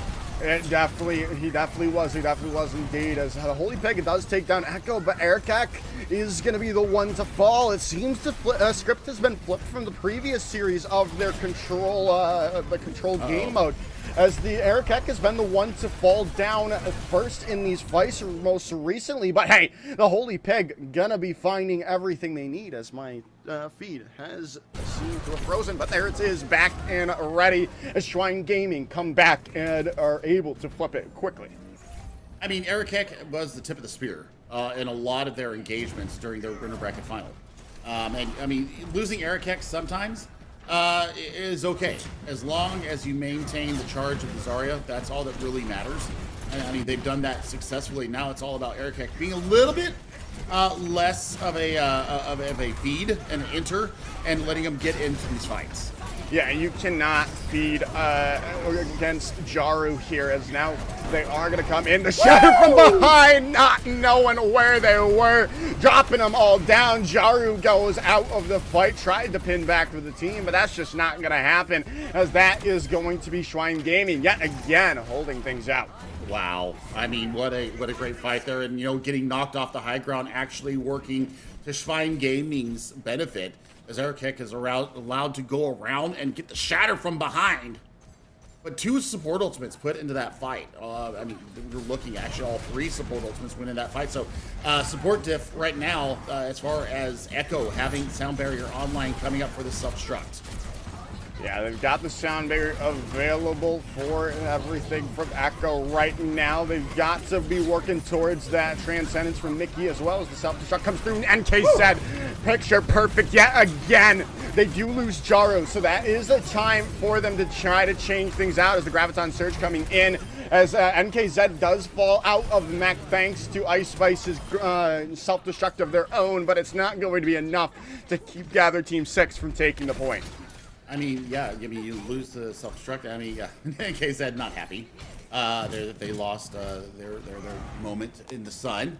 But, I mean, you're looking at Mickey available with this Transcendence. Also looking at Jaru coming up very close to their Shatter. Erkek is available right now, and the Rally is going to be the big multiplier here. As the Shatter comes out from Erkek, only finding the shield of Jaru, as the D-Mech comes in clutch yet again. NKZ with that pick, and then Jaru falls quickly afterwards. However, the Transcendence a little bit too late for them to keep their main tank alive. The pin coming in from Erkek, trying to get in, trying to take the space away, and they might have done so successfully. Now that it looks like Gather Team of 6 are on the back foot. The Graviton Surge coming in from Yardman Yinza. They've got the damage, but can they find the picks? As the Shatter comes out, Jaru finds nothing but Sobek, and Sobek goes down.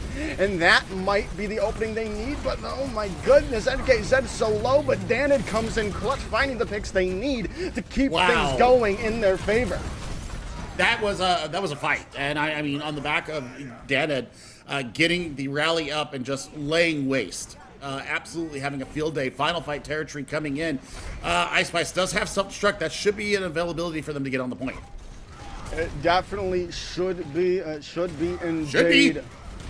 But they get the touch, indeed. But well, are they going to get another one? They do. They go in with the touch at the last second. Self-destruct comes through. Not going to find anything, however. They've got to play for the Shatter. But Katakomi going down. The Shatter does come out. The Shatter in response from Jaru, finding down 2. The follow-up is there. The Transcendence to keep them up and healthy. Gather Team 6 take map number 1 in our first to 4 grand finals. I mean, the miracle run still coming through. Gather Team 6 taking a 2-0 lead win here in Antarctic Peninsula on the back of just some fantastic support play. Danid, once again, I was about to say, was my MVP for this map, and absolutely letting them have it. And I just, yeah, this is DPS for them. I mean, Danid is a good healer with the Inspire being up, being involved in these fights all the time, but still, I mean, just the work getting done by Danid right there absolutely earns POTG for that map. Yeah, they are looking really good right now. Yeah, like you said, during the GOATS era, they were trying to get their DPS some way into their lineups, and it was always that Zarya and the Brigida role. And right now, Danid living up to that damage dealer role that the Brigida was in the GOATS composition. Yeah, I mean, and you know, the shield bashes, the flails, knocking people out of position, taking them out of pins. I mean, I think that's the understated part of the Brigida kit, and especially in GOATS, is the ability to not only stop the Shatter, but also to stop the pins coming in from Erkek. And Erkek is very aggressive, the Spanish-Danish tank for sheer cold. Really up against it against Jaru right now. They have absolutely weathered the storm. And now, I mean, they've got the first point on the board. They do indeed, as now we're waiting for the next map. And well, we've got to figure out how Shrine Gaming can get back into this, or are we going to see Gather Team 6 take this 2-0 and put a little bit more pressure on Shrine Gaming here? But I mean, we're going where everyone expected us to go here, Billy. We're just waiting for that graphic to come up on our for our map pool. Then we'll tell you where we're going. But I mean, if you had to guess, you've already probably figured out where we're headed. Oh yeah, I mean it's easy. It's easy to guess here, and it's going to be, in fact, London once again. No surprise here. Both teams want to be up in each other's faces. I think this is going to be the best Kings Row that we've seen today, because both teams have their foot on the gas pedal, and it's go go go. It's amp speed in. It's full bore ahead, and so who's going to win out here? I mean, the Reinhardts have to stay up. I think that a little bit more focus needs to be on keeping that Reinhardt in the fight. Yeah. Or all your resources in there. Because when you do have that sturdiness up in the front, the tip of the spear, that's where you can get a lot of the work done. You can allow the rest of the team to kind of fuddle behind and get the work done behind them. Yeah, definitely. Especially with the fact of the matter is they need to just have that shield up just to mitigate the chances of getting Mickey's Discord orb onto them. That's the huge thing about the shield. You lose it for a second, someone's getting that Discord on them and getting blown up on the spot. Well, we'll see how this actually goes down. Gather Team 6 gotta be feeling good. Definitely, especially since they've gone to the lower bracket, they have not yet dropped a map. And they are definitely a team on a mission here, as they are coming out of the gates on the attack again and already attacking down Schwein Gaming. The Holy Pig was down to low HP, but it's going to be Pledplers taking Danid out of the fight, but they're still able to find a trade, and a huge one in that is Katakomi is out of the fight. That speed boost no longer there, and now Gather Team 6 has this advantage, especially with Erikek going away. They are just full resetting here to the archway. I mean, they could take another fight here, and I expect that they will probably just hold archway here, give up the first point. The real fight's going to come through. But no, they're actually going to make a fight of this. Yeah, they're going to try to make the fight of this, but it does not seem to be possible. They try to get the touch, but in the end, 5 minutes and 48 seconds for Gather Team 6 to reach point number 2 here, as now they come in through this fight, looking to open things up as Yardman Yidza already having this Graviton Surge online. Billy, this is looking good for Gather Team 6 to open things up as they're juking and jiving, looking for this opportunity to open things up, as they're still waiting it out, waiting to see who makes the first move, who makes the first mistake.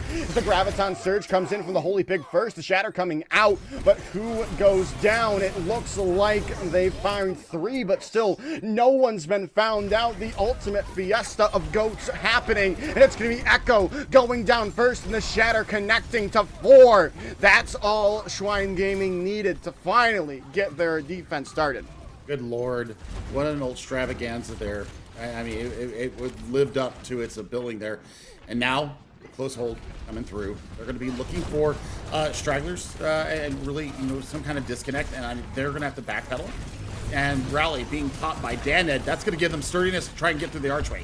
Yeah, the Rally coming in there. They've also got... Nope, never mind. I was about to say they also have the self-destruct available, but then they lost Jaru immediately. Look at all the kill participation on that, as that is what GOATS is all about there, as they are going to invest that sound barrier. The Graviton Surge is going to come in from the Holy Pig right onto the cart, trying to end things off. The Transcendence comes out, buys them more times, waiting for Jaru to get back, and they do get back quite quickly with the spawn still being so close to the end, but the Holy Pig still with a nice tracking, taking Echo out of the fight. The Transcendence keeping them up and healthy, but they're not gonna have it for this Graviton Surge that Yardman Ginza has built back up to. I mean, they're gonna have the sound barrier though. Katakomi has built up towards this next sound barrier, so they will have that into this fight. Big problem is the Shatter and the Grab already online, and they're giving up space left and right here.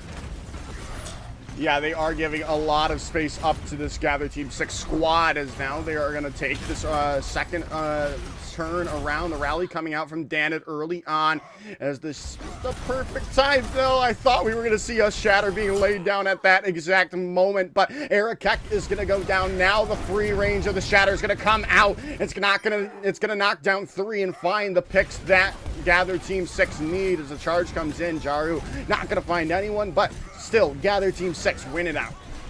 I mean, Jaru is just having fun right now. Just having a wonderful time here in the streets of London, and that's going to be point B. Now we're in the Foundry. 4:44 is the time bank that they have going in. They do indeed, as now, this is just a huge time bank. We have seen it been held, and Gather Team 6 was the team to hold it a bigger time bank on their previous series. As now they come into this, as they come in here with the fight, looking to get things underway. Both divas have this self-destruct available, as this Graviton Surge is going to come in. The self-destruct comes in from Ice Vice, I believe, but no one goes down. No, it was NKZ, but no one still goes down either way, as the Shatter coming out, not going to find anyone but Jaru. Jaru goes down as the Sound Barriers come through onto the point, looking to keep the stabilization of Schwein Gaming there with a rally as well. And it does look like they've got their foothold on the defense for the time being. I mean, Holy Pig going down high charge, that is a huge loss there. But Danit is gone off the battle, so I mean, you don't have that third DPS-ish player up front, so it's going to come down to Jaru and Yardman Yazin right now. Bomb comes through, and it gets Jaru in the end! It gets Jaru right in the midst of their animation of the Shatter. No way to block that and stay alive, as Jaru laughing in the match chat. And rightfully so. I mean, that was pretty funny. It's funny, but it's also really good. And I mean, you got to laugh at it. Either that or you get tilted. And I don't think we're going to get any tilts here today. These two teams are very strong mentally and are looking for the grab coming in right now. Ice Spice has not eaten one so far. Yeah, no, they have not at all. So far, they come in for this here. Well, they've got to figure it out if they can do so. Well, that was lobbed in. If ever a grab was to be eaten, that was one of them. But NKZ is gone thanks to the rally, or the whip shot of Sobek, and Sobek coming alive here now, trying to not be outdueled by Danit, as they do fall in the end of the charge of Jaru, but it is still Schwein Gaming coming out on top. Yeah, but I mean, Holy Pig right now is just getting the work done very low, but the support is there, and that's going to go ahead and knock off 2 minutes 20 from this hold so far, and they have not got it around the second corner. So NKZ looking to be a little sneaky here on the high ground, building up toward their self-destruct, early self-destruct coming out from Schwein Gaming. Early self-destruct indeed. Not going to find anyone, though. Now they have to contest with the self-destruct. And the Shatter coming in. Is it picture perfect? It might seem to be. But no, it's not. They don't find anyone with that pick. Even though they found Erekek out of that, they're able to get away. But Mickey and Jaru are going to be able to find the kills necessary to look to open things up for Gather Team 6 now. I mean, NKZ getting the better of Ice Spice there. Just the stall is going to allow Erekek and company to get back in with this Transcendence. They've got some staying power, but they're looking at a Sound Barrier and Transcendence from Gather Team 6. So, I mean, you've got to parcel out the right way. Katakomi and Sobek need to get back in this fight, and they need to be generating in a hurry. They definitely do. They really do. As a Sound Barrier coming in from Echo, as the Shatter lays down 3. That's again looking like they're probably all they need, unless something changes drastically for Gather Team 6. Bloodburst is going to go down, and they're going to invest the Graviton Surge as well. It might not have been the wise decision, especially with Yinza not going to be able to stay alive with that charge, as Schwein Gaming come back strong and bring it down to a minute. I mean, the fact that you see Pledplers go down there, they thought, oh yeah, this is absolutely time for us to let loose of the grab. Well, they didn't realize that Erekek was still up and fighting. So now the self-destruct battle is going to be in here. Wombo combos available. 5 ultimates ready to go for Schwein Gaming. 2 on the side of Gather Team. Yeah, as now the Graviton Surge from the Holy Pig is there. The Transcendence, but it's not enough to save Danid's life. The charge coming in, trying to force back Schwein Gaming, but they are going to lose their life in the end of it. As it looks like we're going to get maybe one last fight, unless, well, wait a second here, Billy. Gather Team 6 have found 2, but it still doesn't seem to be enough. They've lost their speed boost. They've got to reset. There's going to be a chance for maybe one more fight. Uh-oh. Yeah, I mean, we're looking maybe at a good stagger here. Yeah. I mean, NK's that feeding over some ult charge. I mean, now you can actually go in with this self-destruct. You have the 7th man there. I think you just save it for a remake possibility.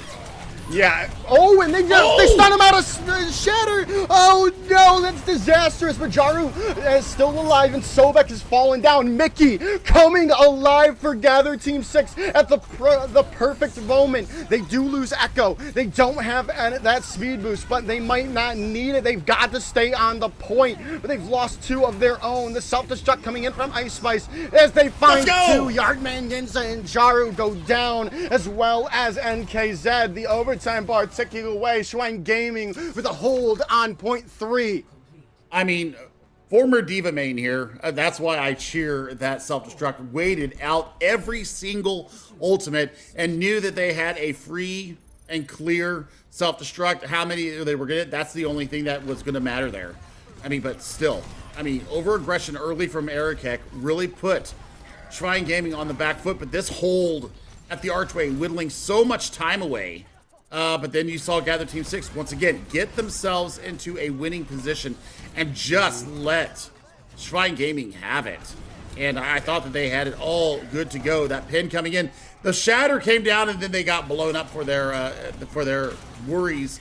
And Jaru just did not have a fun time here in the Foundry.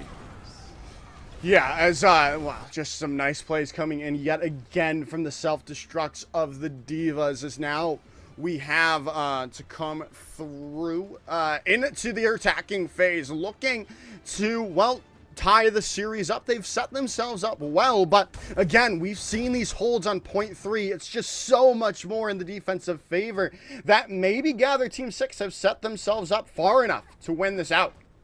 I mean, you would hope so. You would honestly hope so. We'll see if that actually comes to bear here, Joshua, because, I mean, the head of steam that Gather Team had was pretty impressive, and for Gather Team here, they've got to come out and take it to Gather Team here and see what they can get out of this first engagement. They really do, as they're going to hold this the statue here for Gather Team 6 as we've seen so much before, but they've already gotten a pretty high charge on the Zarias right now, as they're going to look to come through, looking for the pick that will open things up, as both teams are super low. Danid going to get stunned out, still alive though. It's going to be Echo, and that's the huge pick. I keep saying it, losing your speed boost is just disastrous if you are Gather Team 6. They do find Erikek, so that might be enough to change the tide, but no, they're still dropping numbers, this Gather Team 6, and they might be losing things out. They're going to take, Jaro's going to take someone for a ride. A Holy Pig is going to go down, but in the end, it's going to come and Jaru W comes in, but in the end, Schwein Gaming are the ones to come with a W on that fight. I mean, still, it's going to be about 30 seconds slower, or I'm sorry, about maybe 20 seconds slower than what Gather Team did. If I do my math right here, we'll see when they capture. Because they did have that last second contest. So, yeah, it's about 20 seconds difference between what Gather Team did. Erikek went down so early in that previous defense that it was very hard for them to get forward. But now, Holy Pig, you know, not quite full charge, but they almost have the Graviton Surge online.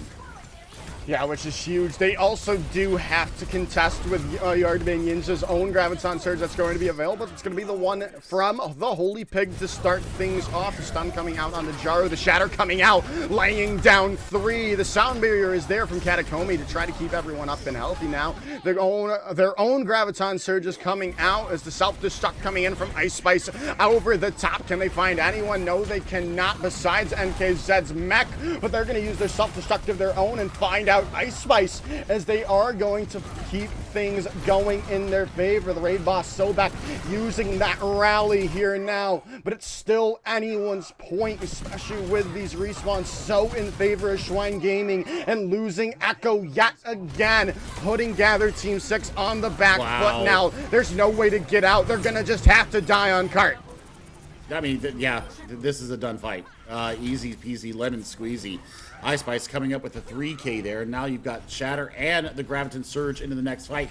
Daned, closest for support ultimates. Rally is going to have to hold them up through this upcoming Graviton Surge.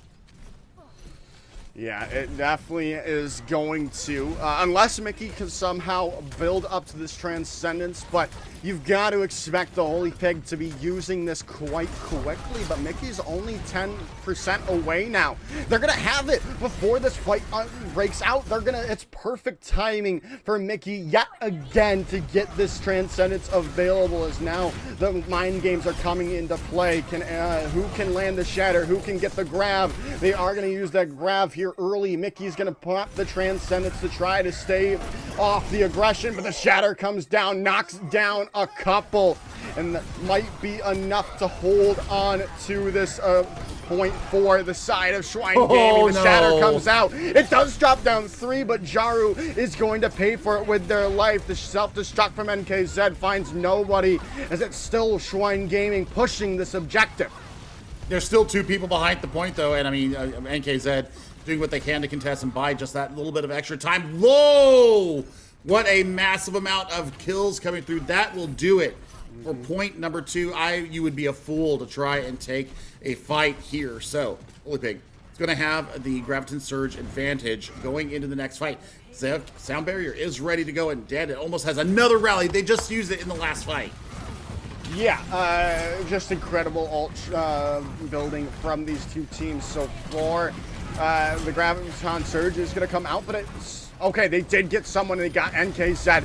It was a nice little bit of seclusion coming in, taking away the Diva. For Gather Team 6, there's a lot of damage mitigation now gone, but they've lost Eric Heck. But Danid does seem to have taken a trip to the Omnic settlement down below, as things are looking still good for Schwein Gaming. Jaru's gone, and the Transcendence could not save them. They've got to figure this out, especially since the Holy Pig is already up to another Graviton Surge, as Danid's back into spawn, as this is looking so good for Schwein Gaming. It looks like they're about to tie things up. Sobek goes down, but I don't think that's going to be enough. The Graviton Surge coming out yet again. That's all they need. Is the cart going to roll into the checkpoint, as that is it. Schwein Gaming take map number 2.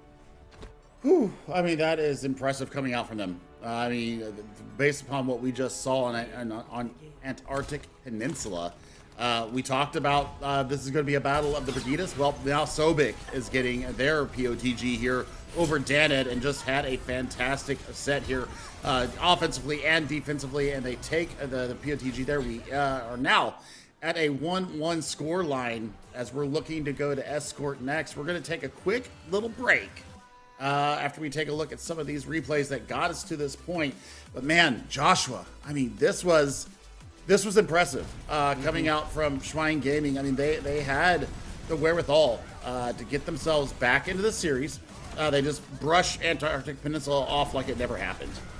Yeah, definitely. As we are going to come into this, as now they are going to, I mean, this Ice Spice with those self-destructs were nice and clutch for them throughout the series. We're seeing what we saw from NKZ from the Gather team on their previous series from the Schwein Gaming Diva now in this series. Yeah, I mean, impressive from all the players. Honestly, this has just been a fantastic trip down memory lane, and you know, Escort will be up next. But we're gonna take a quick little break, let everybody get some hydration, let the teams relax their wrists and fingers, and we'll be back with you in just a few minutes. Don't go away. Don't say you're on the run to the other side, my love. You say you wanna try, but you never do. Sugar, there's a reason why we lose.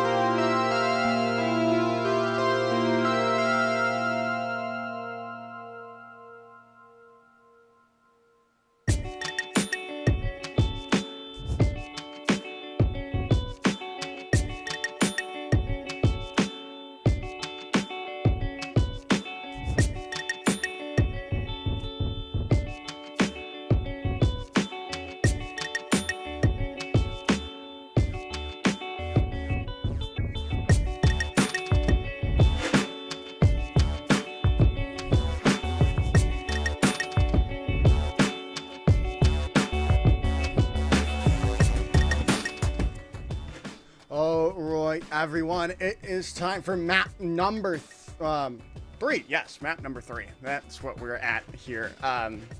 Just for some reason, I thought we just had a draw.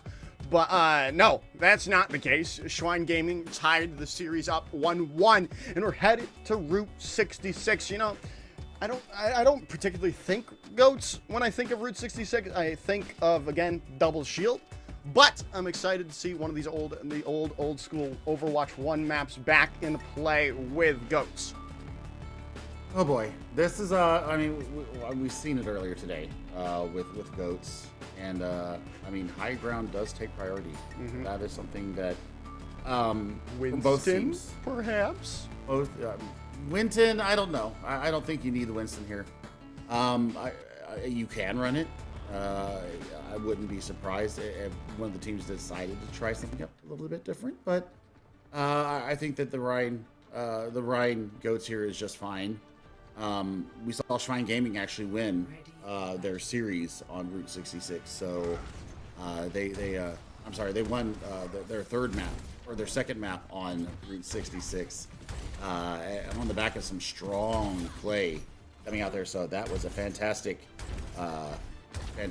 look, as they really did take it to Groats. And I mean, Gather Team 6 right now, they need to be wary. There's going to be somewhat of a close hold here from Schwein Gaming. This is just going to buy time for Ultimates to come online.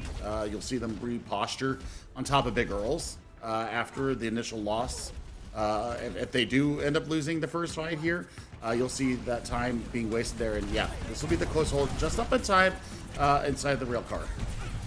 Yeah, now as they come in here, the fight's going to break out at the rail car, like you said. And now they're going to drop in onto them. Is Schwein Gaming still on the defense, not opting to change anything up quite just yet, as they are going to fight this out. But oh goodness, the Holy Pig all alone there, trying to take yard minions out. But the it looks like we're going to need a pause coming in.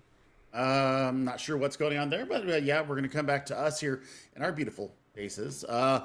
Early fight win here for Gather Team 6, and I mean, the trades were coming through. Losing Daned is going to be a bit of a cautionary tale here for them to push forward. I think that you just kind of have to stop the aggression just for a few seconds, waiting for the respawn to come through. But I mean, already two players from Schwein Gaming down. So we'll see how this actually turns out. Do they keep their foot on the gas pedal? I would personally. But if that does not happen, then, you know, we'll see a recontest here coming up around Big Earls. As I mentioned before, the reposturing on top of the garage is the best place for them to take the next fight. It looks like Jaru had a mouse problem, is what I'm reading, and we're seeing a common Jaru mouse L, and then NK said followed it up with a common Holy Pig First Death W. Ohio Death. What is that? Okay, I mean, yeah, it's fine. Everything's fine. With the meme in your head, you know what I'm talking about. So, looks like both teams are ready to go back in. They have given us the R, and we're going to go ahead and get back into this fight. Yeah, getting back in the fight, and it should be Gather Team 6 coming out on top. They found all the picks they need. The supports are going to try to get away, and get away they seem to have had. Well, I mean, W for the supports, and now they can take the fight on their terms. They can get on top of Big Girls. They can capture the high ground, and that's exactly what's going to happen as they come out as a full 6. Yeah, going to come out as a full 6 here and take that fight, like you said, at Big Earls. As the self-destruct is going to come through over the top. The bubble is going to save the people that were not in the shatter. But the shatter coming out from Arakek. But again, there's just no follow-up because of the sound barrier coming in, as well as the rally from Danid. Is now the Graviton Surge locking them up onto the point, and that's a perfect grab coming in from the Holy Pig. As Sobek takes Danid out. The shatter does come through from Jaru, but the follow-up is not there. The grab, though, gonna come in. The Transcendence, the self-destruct right in there from Ice Spice, keeping everyone away from the central of that surge, and that's gonna help them hold on. That was exactly what I was expecting to see. I mean, the retake or the reposturing on top of Big Girls, they take the fight in their stride. They come out with the aggressive hammer from Erikek, and it has now gotten back into the lead as far as the generation. They're going to have Shatter into this next fight. They are going to have Shatter for this fight, and they're going to use it early on, but it's going to be missed entirely. No one going down. Now they have to contest with the Sound Barrier coming in here early on from Katakomi. The Shatter coming in response, knocking down 3 as Erikek falls early, as this should be Gather Team 6's fight to win, with the self-destruct coming in from, I believe, NKZ, but not going to find anyone at all. But it's still enough for them to get this first point, most likely. Yeah, I mean, there might be a chance for a late contest. I mean, they've taken about 2:45 off the clock, so that's a win in their books. I think that you just go ahead and take this next fight outside of the gates here. Well, I say that. There's a contest with 1.87 meters to go. Yeah, and they have the self-destruct on the point yet again, and it's going to take Echo out with the Transcendence coming in. There might be enough for them to come back and take this fight for themselves, with Danid going through. A nice block from the Shatter. The Shatter from Erikek as well. That is going to be that. They take that fight off the back of a nice recontest coming in from Shrine Gaming. I mean, they really did buy themselves some time there, and now Holy Pig, not that close to their Graviton Surge, but what they do have is Charge, and that's something that Yardman Yazin does not have. Sound Barrier is going to be the big kicker here for Gather Team as they come into this next fight. Look at them reposturing back on top of Big Earls. They know that they've got the economy to hold. They're looking for a close through the cave. That's a great rotation. A great rotation indeed, and now they've got to stay alive, though, as Yardmania is so low. The Sound Barrier gonna keep them alive for the time being, but they need to stay alive. The charge coming in from Jaru, trying to focus someone out, but there's still no one's gone down. The bubble saving the life of someone, but they've still not found the picks they need. It looks like Shrine Gaming are going to put their foot down on the first point with the full hold, as Echo goes down to the rip shot. This is all but over, with the Graviton Surge locking NKZ up. They need a hero play, but there's no self-destruct to do so. As the overtime bar now ticking, going, as that is that. The full hold comes in from Shrine Gaming. Fantastic out of them. I mean, 2 just absolutely perfectly coordinated recontests. 1.87 meters from going to point 2 for Gather Team 6, and now Shrine Gaming filling in their stride. Yeah, the Shatter was good. I mean, but it just sets up everything else on the back of it. It pulls out so many resources, and it sets up this beautiful Graviton Surge from Holy Pig. Here comes the self-destruct through. That's really the nail in the coffin. And then this is the last engagement here. Ice Spice getting it done again, with Echo holding Sound Barrier in their back pocket. And it's great. We've seen Ice Spice taking a change of the way they've been using these self-destructs. In the previous map, they were using them for, the offensive measures. But in this, the defensive fight, they were using it for defense, and it worked out numerous times, and it picked up players. Wow. I mean, this is exactly what we want to see. And they're having the time of it. They're having a time of it, and they're getting it done. So, I mean, close hold has to be the way to go here from Gather Team 6. They need to get something out the gate, and well, I mean, we're looking at the same composition coming out from Gather Team 6. Sobek better go over to that Brigida here in a hurry, unless they're trying something a little bit different here. I don't think they can do that. You can run Ana, yes. But hopefully they don't walk out of spawn. They did not walk out of spawn. Okay, so that's because you cannot you can run Ana, but you can't not run Brigitte. Right. And that was the thing right there. But whatever. Hopefully that did not they did not walk out of spawn. But we're back into the fight here, swinging for the fences. But it looks like right now Gather Team 6 have the upper hand in things, as Catacombi is going to go down early on here now, as they are going to be forcing back. Erikek's going to go down super low and fall down to Yinza, as Schwein Gaming have to reset. I mean, Yardman Yazin has been putting on a show here. And I mean, we saw it in the previous series, and they're doing it again. It already has Graviton Surge up, has a massive charge to boot, and now the Shatter is going to be available to them. All three, or actually all 6 ultimates, a full 6-pack. Have not said that for a minute. Nice rotation through the upper train card. Yeah, as now they're going to come through with that. The sound barrier, the Graviton Surge coming out, as both things are coming through. The anti-crash slow mode, and just people are swinging, waiting for it to go through, as the Graviton Surge now comes in from the Holy Pig.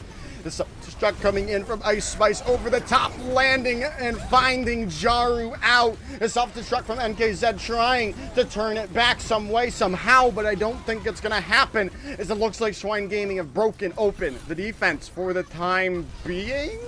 Question mark? Yeah. Oh, Yardman Yinza goes down. NKZ is going to follow quickly afterwards. Ice Spice does go off, so does NKZ. So, I mean, they both reset themselves.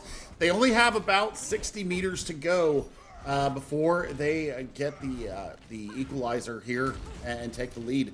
So, I mean, there's at least 2 fights here for Gather Team to get themselves back into contention. It's going to be coming down to who gets to rally and who gets the sound barrier first.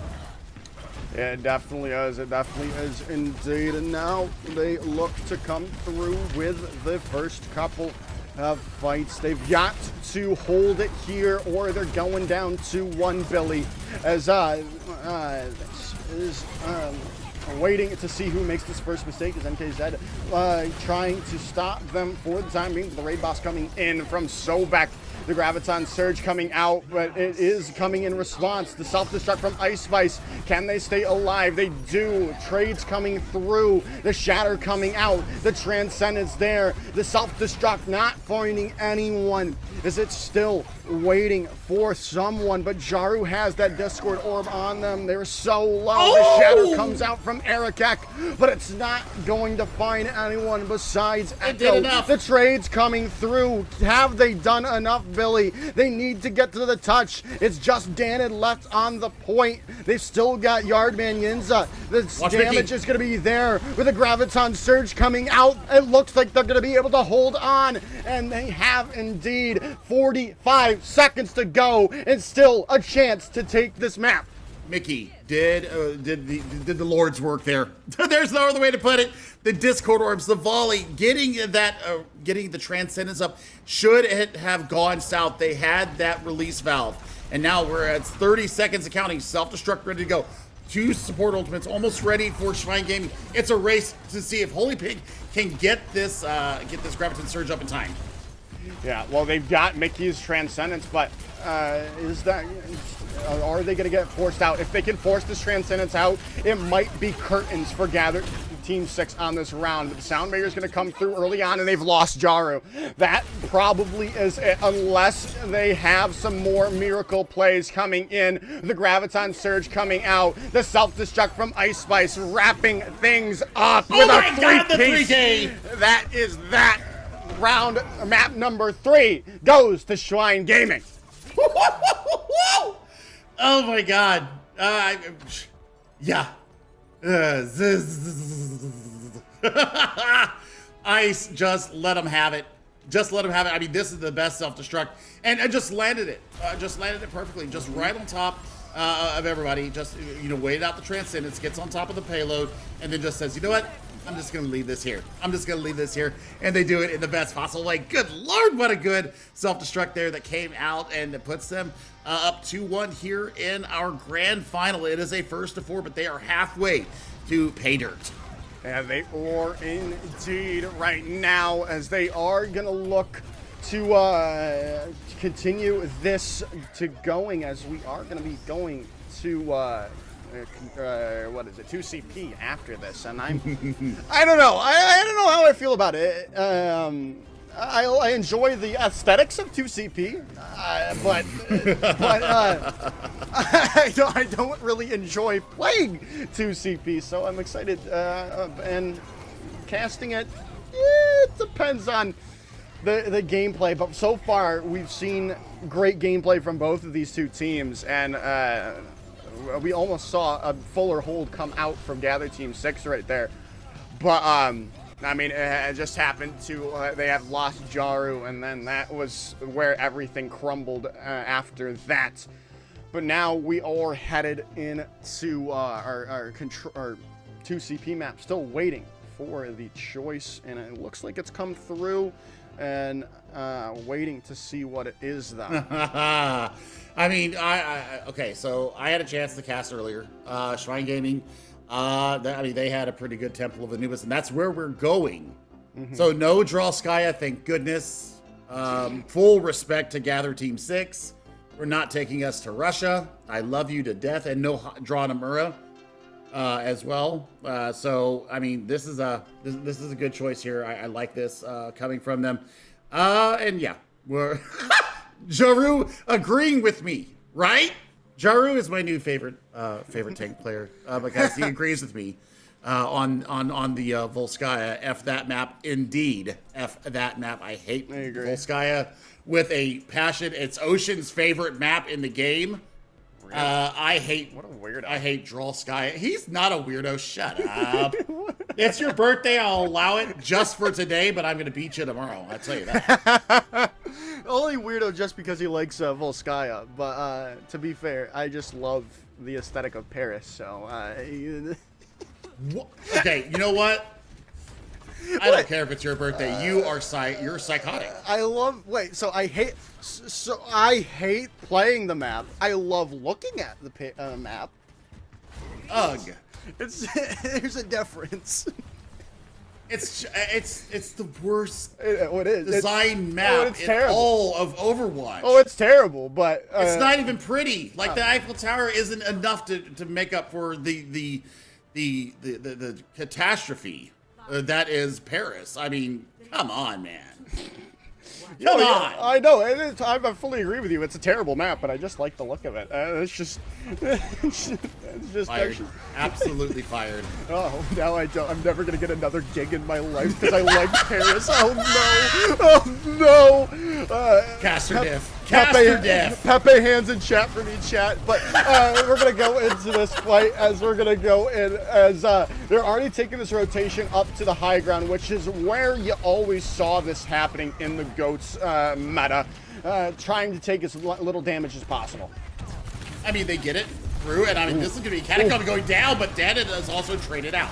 Yeah, Danid goes down, but Catacomb is probably a little bit bigger. But hey, well, they've lost. Well, maybe not. The Shatter. What? Jaru's already built up the Shatter. Okay.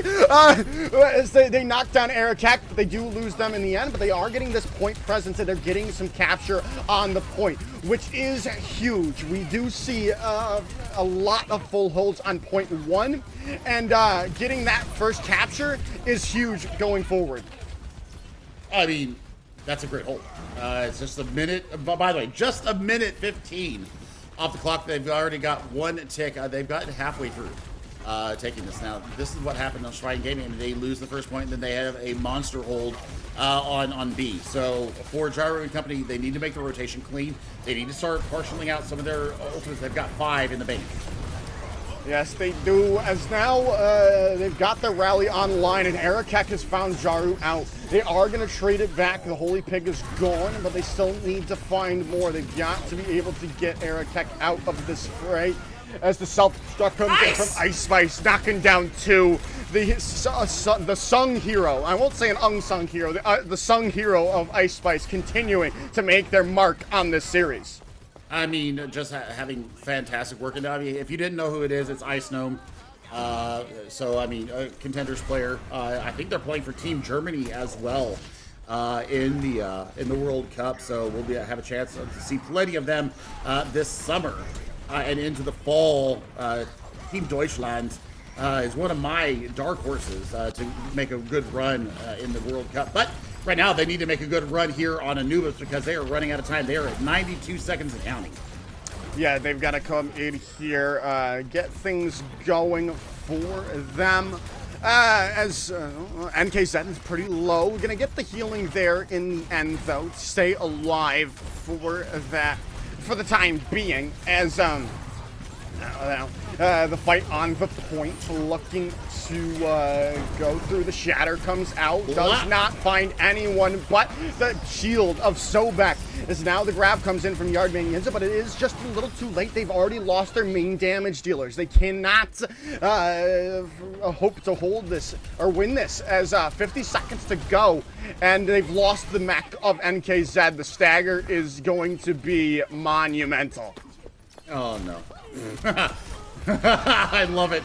You love it, but I mean, NKZ does have self-destruct coming into this next fight. They've got 2 support ultimates. There's the rally coming out right away. Yeah, the rally could have come out right away, but they've already lost Jaru yet again. The Transcendence comes through as well. It's just not enough to keep them alive. 25 seconds in to go, and they're dealing with a shatter from Erikek.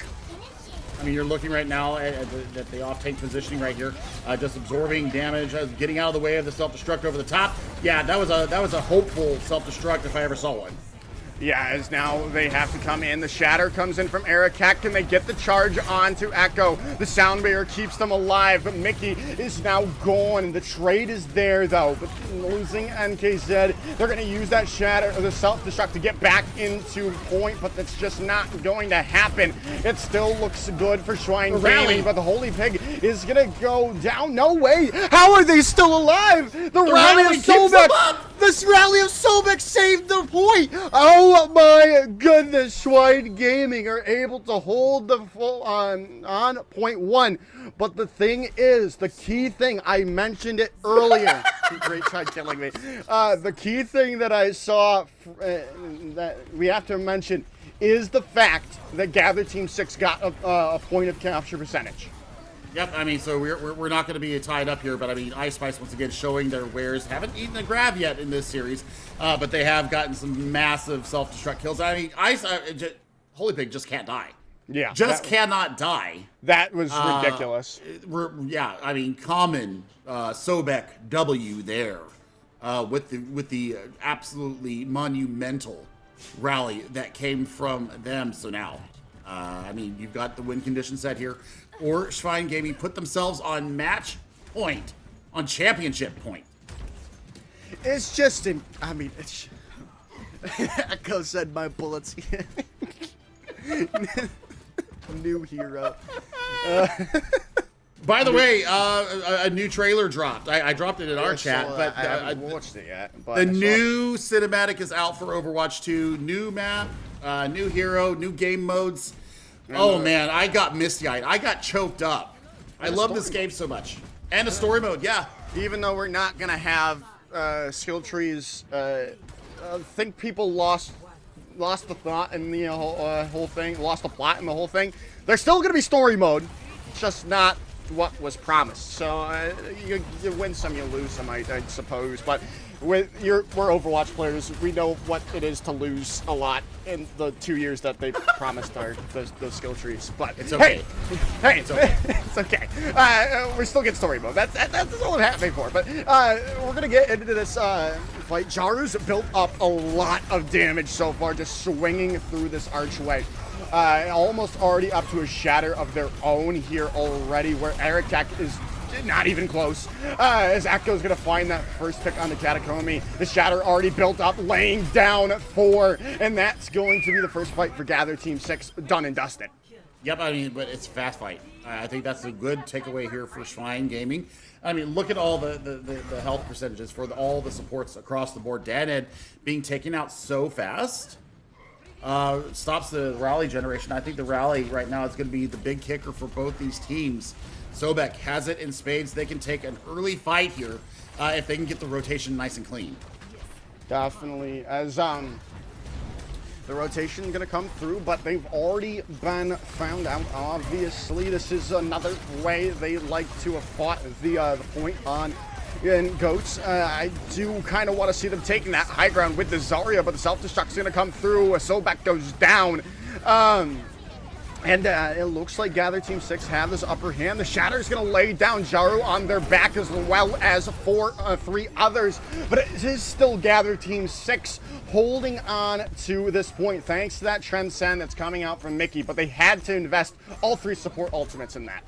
Yep, and that's going to be a big problem. Ice Spice needs to get themselves back into contention here, and we'll see them get the remech hopefully very soon. Yes, no, maybe? Or is this, actually, they're back in mech already, okay. Yeah. So yeah, we're going to see now, I mean, Mickey, Echo, Danid, they've got to get the work done. Their team needs to allow a little bit of damage to come in, because you're looking at a self-destruct coming up very shortly. Oh, as Pledgers just got blown up there. That's a nice engagement coming in from Gather Team 6. A full reset has to come from Shrine Gaming here already, as this is looking good for them so far. And if they could get, they almost got Ice Face out of mech. That would have been massive. They would have had to swap to Winston, swap back to Diva to get back into that mech. I mean, by the hair of their chinny chin chin. Now self-destruct and all 3 support ultimates ready to go. They're sub 75 seconds, Joshua. This is going to be a very impactful fight, but the Transcendence is ready and willing to go. Yeah, they've got to win it here and now. They do not want to take the chances with that last desperate fight. As now they're going to come in the investment of the rally and as well as the Sound Barrier, trying to get that damage to come through. The Graviton Surge from Yardman Yinza, the self-destruct from over the top has found Katakomi. That speed boost is no longer available. Going to be a hard reset for them, and they want to get the Holy Pig out. They do. They get their Zarya out with charge, it seems, and that's huge for this last fight. Is necessary. Double support ultimates to battle this this Graviton Surge, though. The big one, I think it's Airkek with Shatter online. They've got 20 seconds to get on point. They've got to get to the point, and there's no Symmetra to feed them there. And KZ might have just won them the map with the E of the Graviton Surge. The Shatter knocking down one. A couple as Sobek goes down. That is going to be that. The nice plays coming in. And KZ, the hero for Gather Team 6. As overtime bar ticks away, the Fuller hold comes through. And that is going to be the map for Gather Team 6. I mean, 2CP rears its head. The story of the Fuller hold. Yep, the story of the Fuller hold, as our producer Hippie has let us know. And well, once again, it's a Brigida play of the game again, and it was Sobek. Even in a losing fight, that rally was everything. And so we're gonna head back to control now. It's a very complicated 1st to 2 now, as both teams have 2 on the board. But here's how we got here to this even score line. Yeah, just some great plays all around. The self-destructs have been massive from both of these divas, but that the story of that map is the eat from NKZ onto the Holy Pig, and that just really set them up for success in that last fight. I mean, Airkek was just completely outstripped by Jeru on the Reinhardt there. I mean, I think they had 2 more shatters than Airkek did. They just were never able to take the high ground as they wanted to. They kept forcing the same area. They never tried to take the right hand upper high ground for that. So, maybe a little bit of pathing issue there. Maybe they thought they could just brute force their way through, and Airkek was not having it. No. I did wish we saw one of my favorite things from Goats was the Zarya jump with the right click on that high ground, specifically from Somansu on this map. They're just beaming down enemies from the high ground is just so good for Zarya, taking that high ground away. That's what I was hoping for, but we don't get everything we want in life, even though it is my birthday. What the heck? Come on, just give me one thing. You've gotten a few things for your birthday. So I don't, Joe. New lights. You're casting a grand final for your birthday. I mean, True. come on. How much more do you want, Joshua? And How much more do you need? And I got new Elgato key lights. I mean, Yes. But it is going to be control for our next map type, I do believe. Yes. Yes. Yes. Verification from Hippie? Yes. I am Yes. looking at the map pool right now. Yes. Okay, so we got our map pick in, and now we're going to somewhere very familiar with Yes. everybody. Lijiang Tower is going to be our next map up, and I tell you what, this is going to put somebody on championship point. It is, in fact, going to put someone on a championship point here. It's all tied up 2-2. And, yeah, no one wants to be the one to give any, give this point to, give the point to anyone, obviously. You don't want to be the one to be the one that has to win. You want to have that buffer of at least a map. Obviously, you want to take it in the next two, but if not, you can always enforce that third map that we can go to. But we're headed to Control Center, the perfect point to start for GOATS. I mean, this is the quintessential map of GOATS here on Lijiang Tower, so... it's going to come down to space. It's going to be who's going to be able to manage space. It has to be Erikek and Jeru. They're going to have to be the two that makes the space and holds it. So yeah, nice buckets going through. Kobe coming in, but you know, a reminder: if we do happen to go to a 7th map, it will not be 2CP again. It will be push. So we might get that GOATS push map that we've all been waiting for.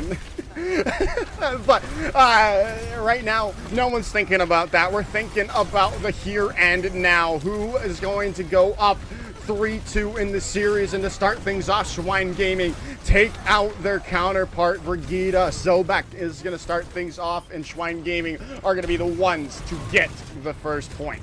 Yep, that's beautiful coming from them, and I mean, just aggression. The focus fire was good. Sobek being able to just go in hard and heavy, right in behind Erikek and getting the bubble protection from Holy Pig.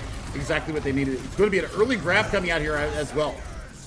Yeah, early grab coming in from these teams, as well as the shatter from Erikek. And that's just a quick team wipe for Schwein Gaming. I mean, we say, good lord, on that one. That is a fast shatter. That is a fat shatter coming out of Erikek. But now you've got dueling Graviton Surges and a rally out early. Yeah, as they come in here, that's the grabs eaten by MKZ, and the shatter is massive as well. The follow-up, not quite there just yet, but give it a couple seconds, and there it is. Sobek and Erikek are gone. The Transcendence also being invested, no longer available for Yardman Yinza's Graviton Surge that's coming in. I mean, yeah, you're just going to hold on to Ultimus here. Yeah, I like that. I like that from Ice, that they just decide that they're not going to take it out. But Yardman actually going down to a volley from Pledplers really is something that they're going to be able to build upon, because Holy Pig will be able to get their charge going up much faster. Yeah, the charge going to be able to get up a little bit quicker here now, but the Sound Bearer comes in early on with the self-destruct coming in. Catacomb goes down. They do get the Sound Bearer on to their team. As the self-destruct from Ice Spice does not find anyone. It looks like Gather Team 6 have this have this fight in the bag as Ice Spice goes off the side of the map. Well, this should see Gather Team 6 equal the progress percentage of Schwein Gaming, but Sobek and Pledplers have their ultimates almost online. They're still looking for how Holy Pig is going to deploy this this Graviton Surge coming into the next fight. Also, Rhine Mind Games on the menu here for the next fight. Yeah, definitely. Who is going to find who's going to drop the shield? Who's going to let them get the shatter that they need? Or is just someone going to die first? And the shatter comes out. They do connect to one, but it is going to be stayed alive for the time being, with the Transcendence coming through from Pledplers, keeping them up.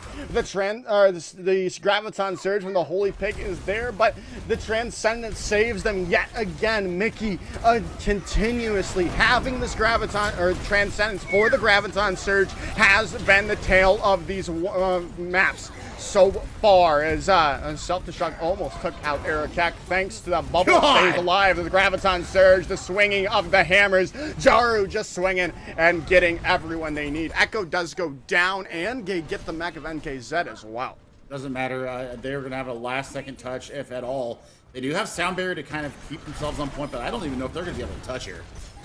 Yeah, especially with Catacomb going down, no one's going to be able to touch. Round 1 goes to Gather Team 6. Oh, wow.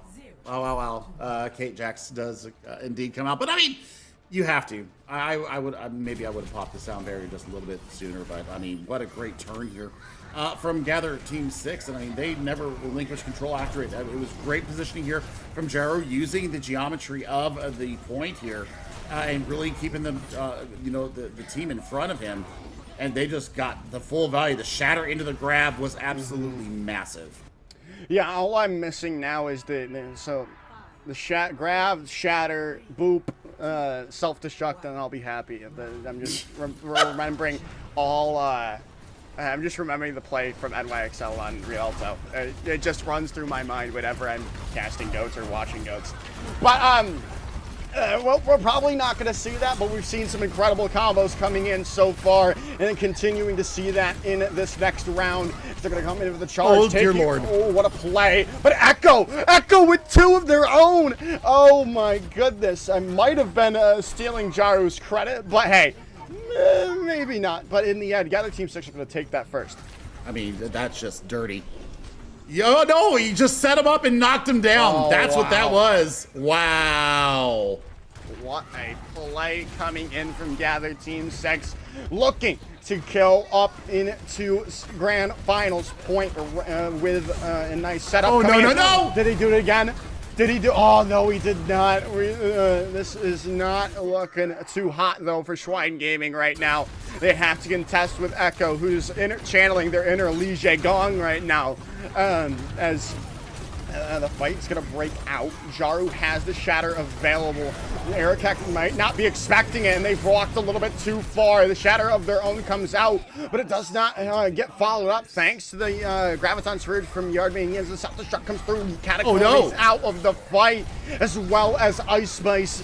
That is going to be that yet again. As Gather Team 6 is Jaru with a nice play yet again. Yeah, okay. I mean, MTD. That's an MTD right there. Yeah. Jaru showing us why we love this British main tank so much. My goodness. I mean, this is bringing back so many memories and just getting the better of these charges. They really are right now. The Self-Destruct coming in over the top, though.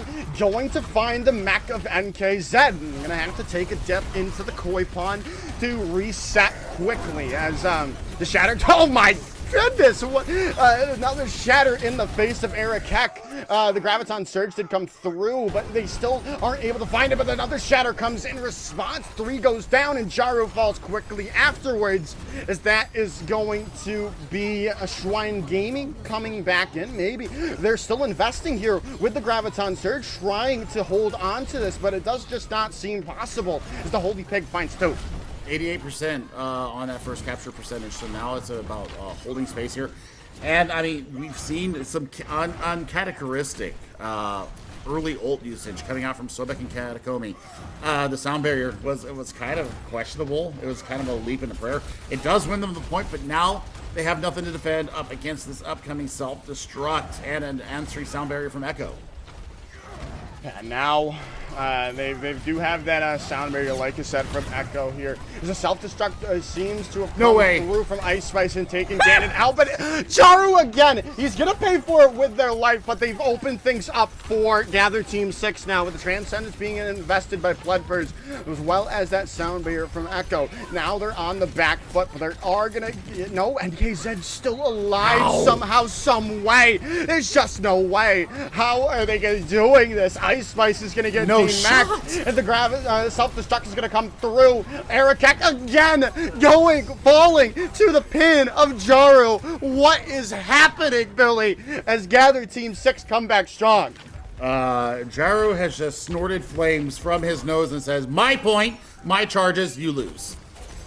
I mean, pretty much. There's just nothing they can, Airtech can really do. And they've even swapped over to Winston to try to maybe deal with that, but it's not possible. As other team 6 take map number 5. They're on championship point, my friend. They're on championship point, and I mean, it wasn't really close. It wasn't really close for this. Horizon question mark. No, Horizon. No. You don't want to play Horizon? Goats Negative. Horizon? Negative. You don't want to cast Goats Horizon? Nope. Too many scar tissues in my brain from Horizon Lunar Colony. But you know what? We'll see. It was just pretty dominating. They're coming out from Gather Team 6. I mean, once they got control of the point, it was done. And the support keeping NKZ alive twice, not only on Control Center, but they're on Gardens. I mean, they were down to like 25 health in the mech. And they get the bubble, and they get the resource, and they stay alive. So, I mean, we're going to take a quick little break. Map number 6 will be coming up here in just a few moments. Don't go away.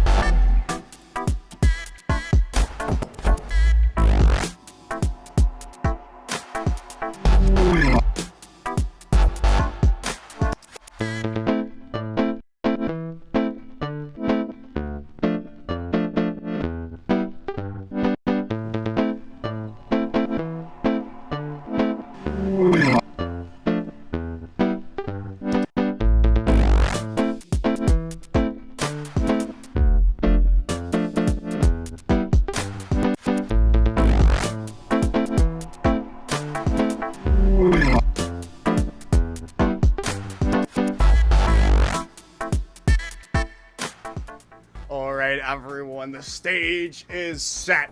Grand Finals point on the line, and we're headed to our favorite GOATS map. We're headed to Rialto, Billy. Yes. I'm so happy.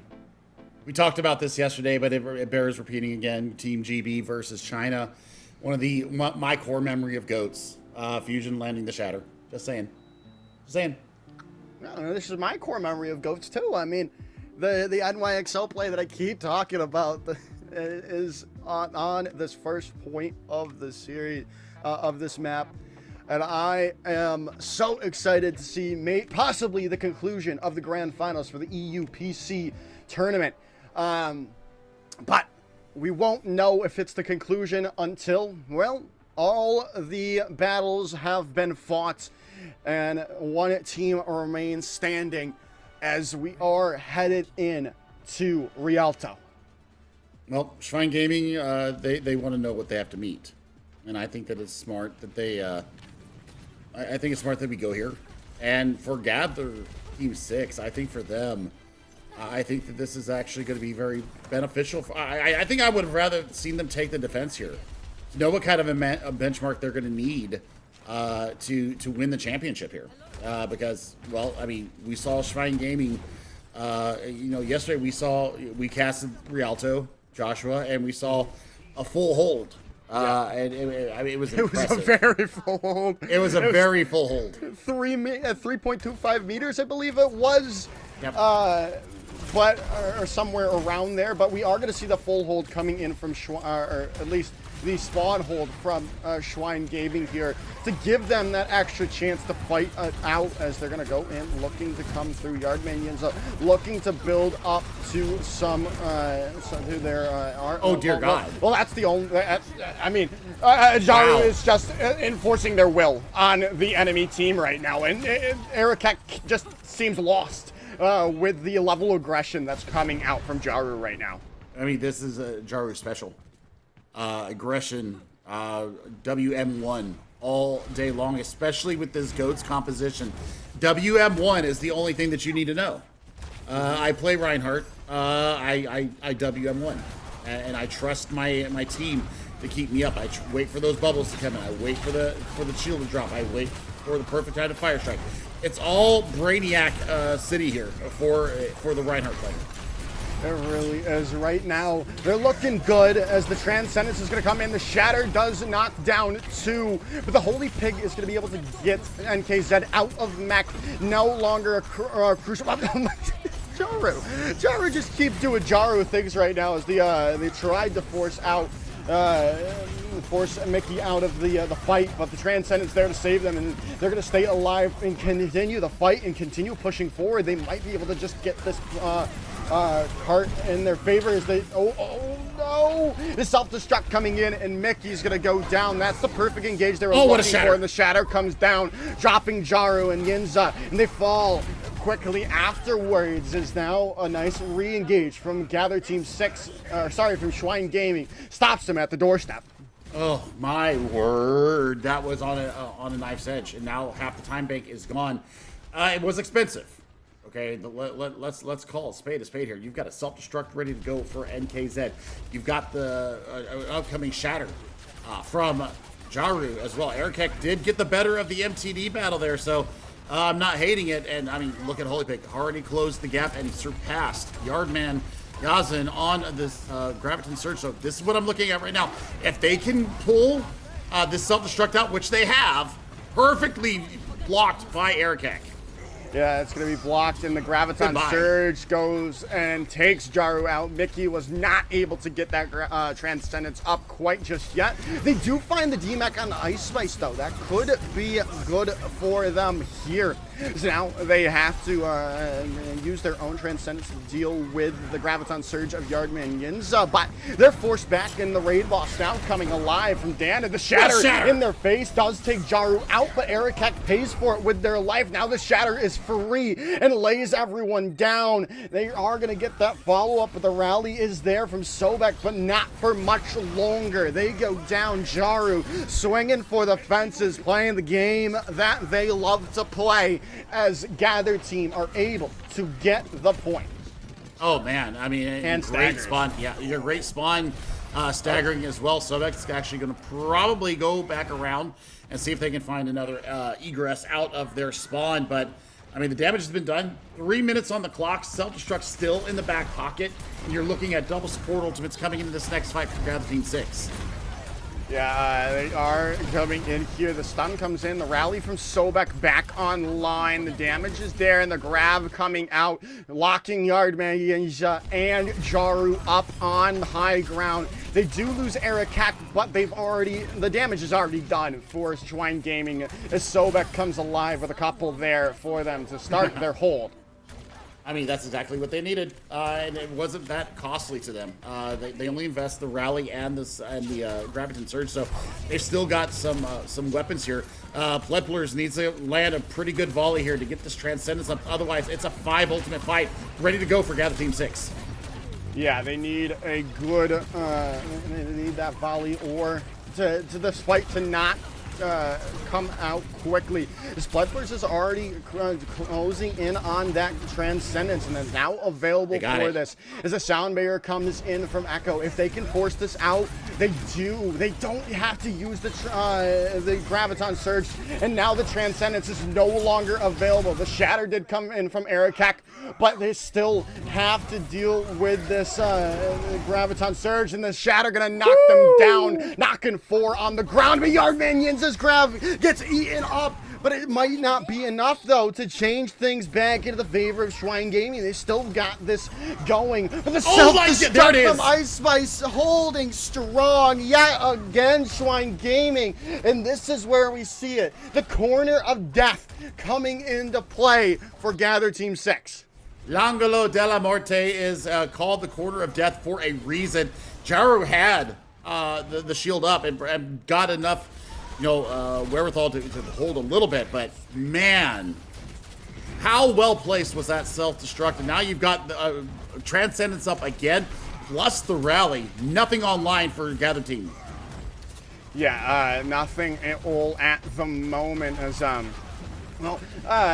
they've got to just take a dry fight, but they really can't actually. There's 60 seconds remaining, Billy. They've got to build up these ultimates in this fight, or they're gonna be the risk being held at this corner, at this archway. As the Shatter comes out under the cart, the main tank difference coming alive, hopefully for Erikak if you're a Schwein Gaming fan. As Erikak takes down Danid, the Graviton Surge coming out. The fight needs to end now if you're a Gather Team 6, as they have to have they're gonna have the reset. They're gonna have the chance for the last fight, and they've got ultimates now in spades. Well, I mean, they've got the Transcendence up, and they're going to have the sound barrier as well. So this is actually going to be a 3-support ultimate fight for Gather Team 6 in the last 20 seconds of this map. But Ice Spice has a self-destruct ready to go once again. Yeah, and Mickey's gonna go down. They had the Transcendence available, and the grab does get someone, but they don't have the follow-up there. They find Erikak out. They need to find more, though. They have the Shatter. The Shatter comes down. They need more picks, and they're finding them at the right time. Jaru coming alive yet again for Gather Team 6 to keep things going in their attacking phase. I mean, they still have one fight to win here. They've got self-destruct and the Transcendence. So, I mean, kind of good that Mickey dies there. It doesn't pop the Transcendence during the mid-fight. But, I mean, self-destruct, Shatter, and, that's it. Online here for Schwein Gaming. They have a chance to take this fight, and it's going to have to be huge. The self-destruct comes in. Oh, and it finds 2 NKZ, Catacomian Pledpers back to spawn. And that's going to be that. They have a new lease on life, Billy, as now they have a minute 30 to get through this next point. Smart there from Schwein Gaming, or from Gather Team, NKZ, really sealing the deal there. If they don't get that 2-piece, you're looking at a second point completion there. And we're talking about the attacking phase for Schwein Gaming as it is. Shatter ready to go. I think you go out with an early Shatter and just let Yardman go completely ham with this high charge. Yeah, now, and they beat the grab. NKZ coming in. Clutch yet again. Jaru did not have the shield, it seems, as they do find them out, and as well as the mech of NKZ. They are just going to try to build up to their mech here, though, quite quickly. But things are still looking good for Gather Team 6 right now. I mean, I would have been up on the cart preventing any kind of meterage, honestly. Yeah, they definitely have to. The shatter is there, but the sound barrier coming in response at the perfect time from Echo. They are going to be able to get it. Are they going to get them? No, the healing's still there. The Discord orb on to Sobek finally goes down, and now things look better for this Gather Team 6 squad. No, maybe not. I might have spoken too soon. I do that a lot as Jaru coming down and back to spawn, but the DMAC of Ice Spice NKZ continuing to show dominance on this diva as they continue to find these picks. The self-destruct coming in. Ericat goes down. That is disastrous here, and now they wanted to try to get this full ult, but it just does not seem likely. The Graviton Surge, the Transcendence is there. Both Graviton Surge being used, and in the end, it looks like Gather Team 6 have done enough. But they still have to contest with the self-destruct, and they find Yardman Yinza and Echo. There's just no way. There's no way they've held on. The shatter from Erikek does not find anyone, but they have lost two. They need to stay alive and find these picks. They continue to do so. The DMAC coming through. Erikek back in spawn, and Mickey finds Catacombe. This is it. This is GOATS. This is it. As Gather Team 6 complete all 3 points.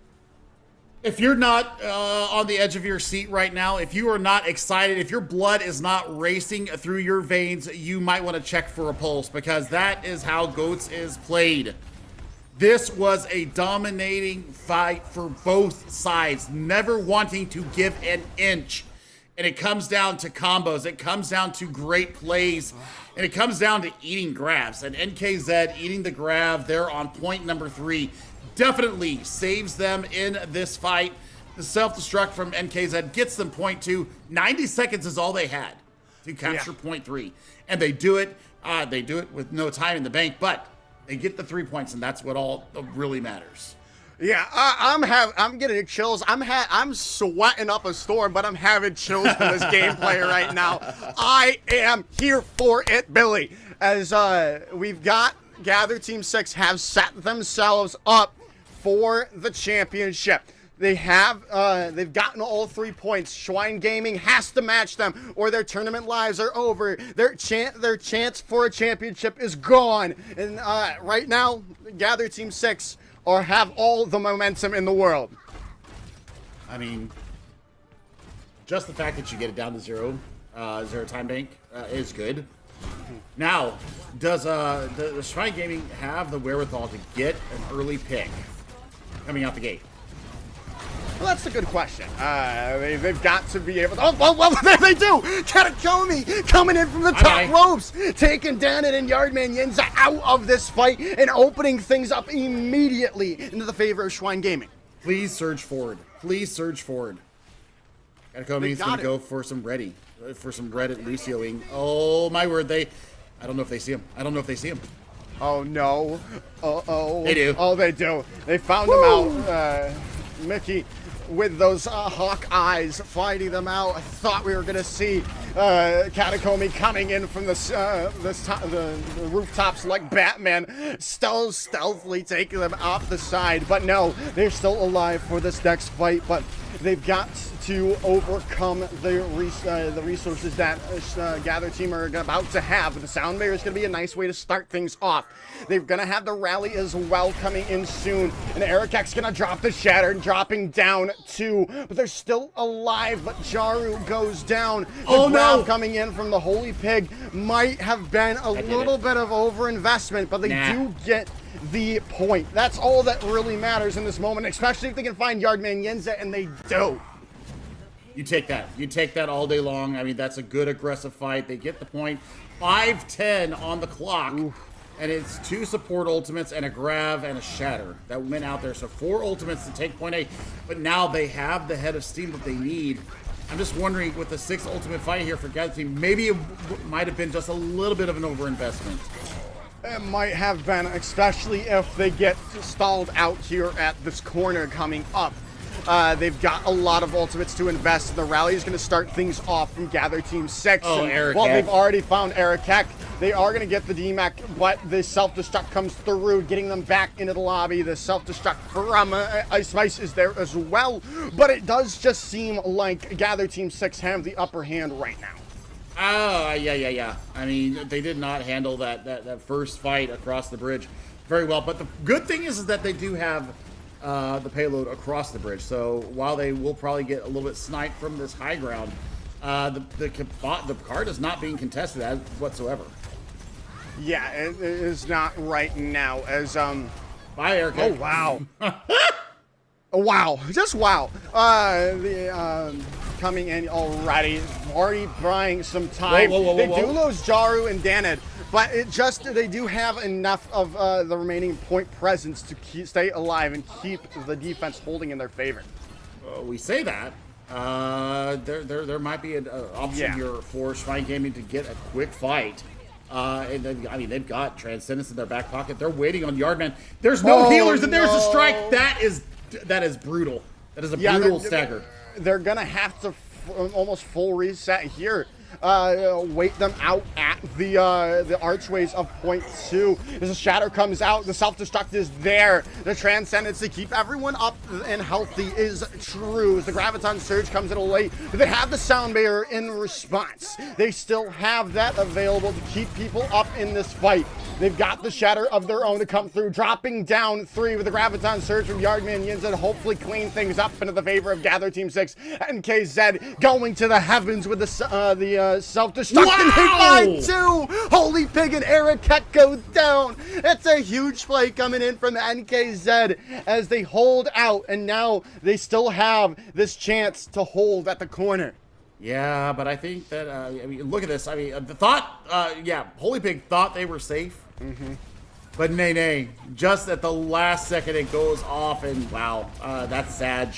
That's sad. That's L in chat for poor Holy Pig there. I mean, they got the kill on the pilot diva as they went through, and now we're looking for Eric. Eric needs to take space here, and they need to do it aggressively. They definitely do, as now they come out through the underpass, but they are met with the aggression of Gather Team 6. They're going to have this rally available quite soon from Danid. They've got to stay alive. Now it is going to be used in full from them, and Erekek going down before they can build up to that shatter is huge. The self-destruct, though, from Ice Spice, not going to find anyone. Is it still Gather Team 6 holding at the corner of death? 2 minutes for Schwein Gaming to get themselves together, get their ultimate economy back in their favor, because while the rally did come out, you're still looking at 3 tank ultimates and a transcendence into this next fight. We're looking for Erekek to get something done. Has gone down first in 2 fights in a row. Yeah, as they've got to continue doing that. If you're Gather Team 6, focusing down the Reinhardt is the way to go.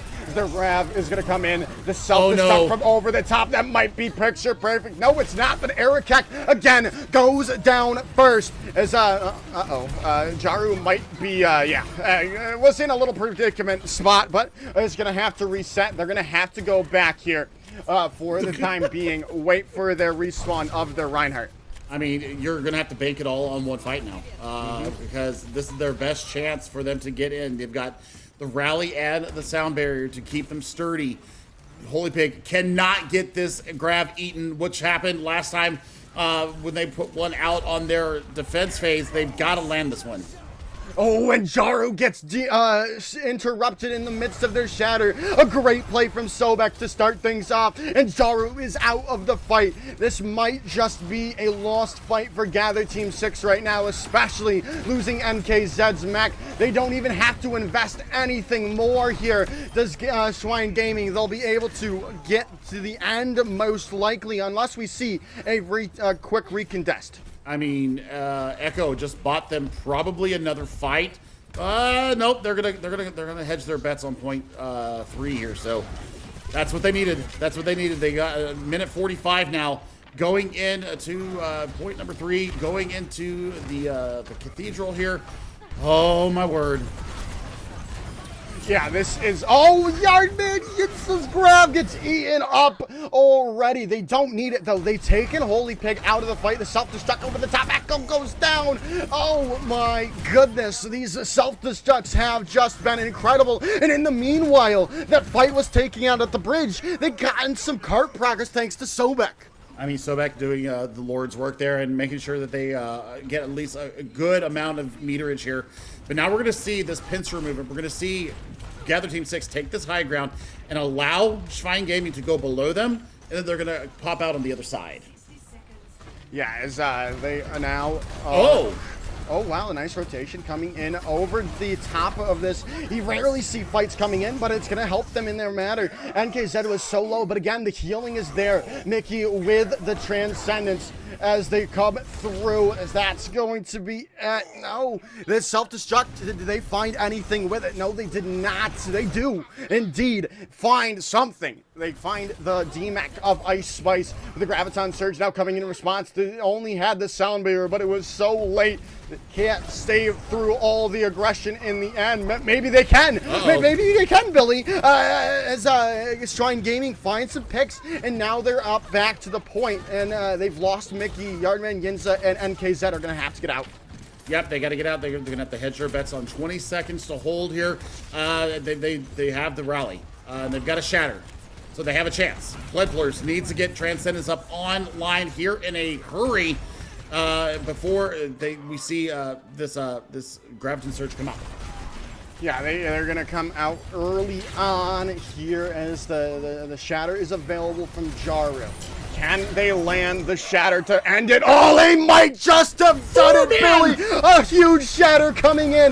The Transcendence from Mickey. Bloodburst has their own. When will they use it? There it comes out from Bloodburst. Who is going to go down first in this fight? Jaru's so low. The Graviton Surge from the Holy Pig. They've got to have the follow-up damage. Who will fall first? Jaru's so low. The self-destruct from NKZ coming through, not gonna find anyone, and it's all Schwein Gaming right now. They still have to deal with the respawns, but it's looking good for them right now. The self-destruct, but they've got the Graviton Surge. The self-destruct coming in now from them. Ice Spice finds Echo. We're gonna go to a overtime round, and if we had, what would we have it in the other way?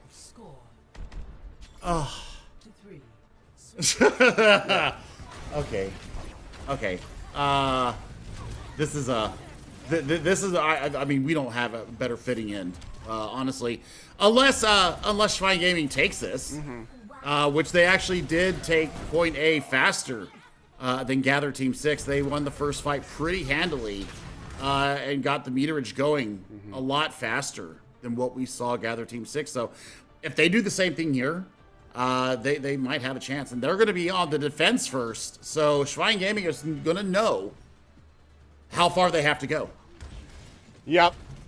This is I mean, I think so. Gather Team 6 aren't going to be defending here.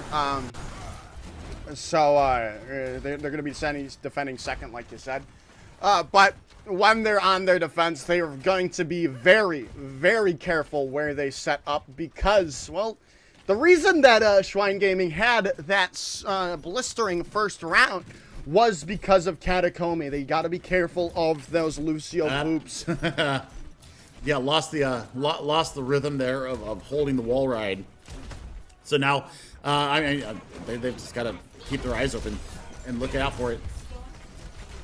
They really do, as this could be it. The overtime rounds are underway.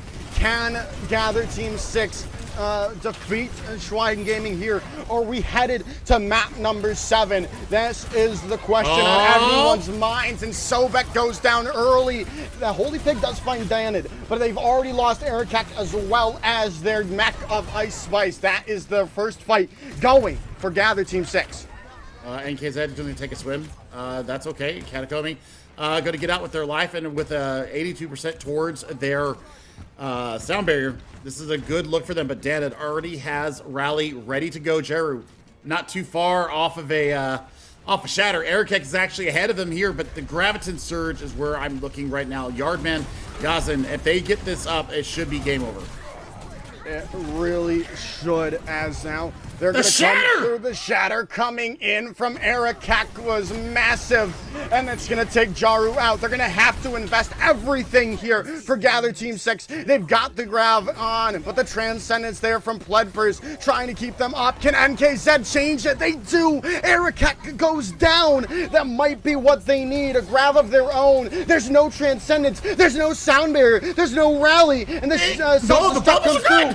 They only got NKZ's mech, and the Sound Barrier now up and keeping them alive as Jaru comes in, back from spawn. NKZ is back to spawn, but that's all they need is the shatter. It gets blocked! Erikek comes back at the perfect moment, but it's not enough to stave off the aggression from Gather Team 6 right now, Billy. They've got all the picks they need. The rally is up from Sobek, and they don't have one of their own. Can they continue this push? Do they have a new lease on life? But Yardman goes down. This is not what they needed. They needed that grab. Holy Pig! The Holy Pig builds up another one of their own. The hold coming in from Schwein Gaming.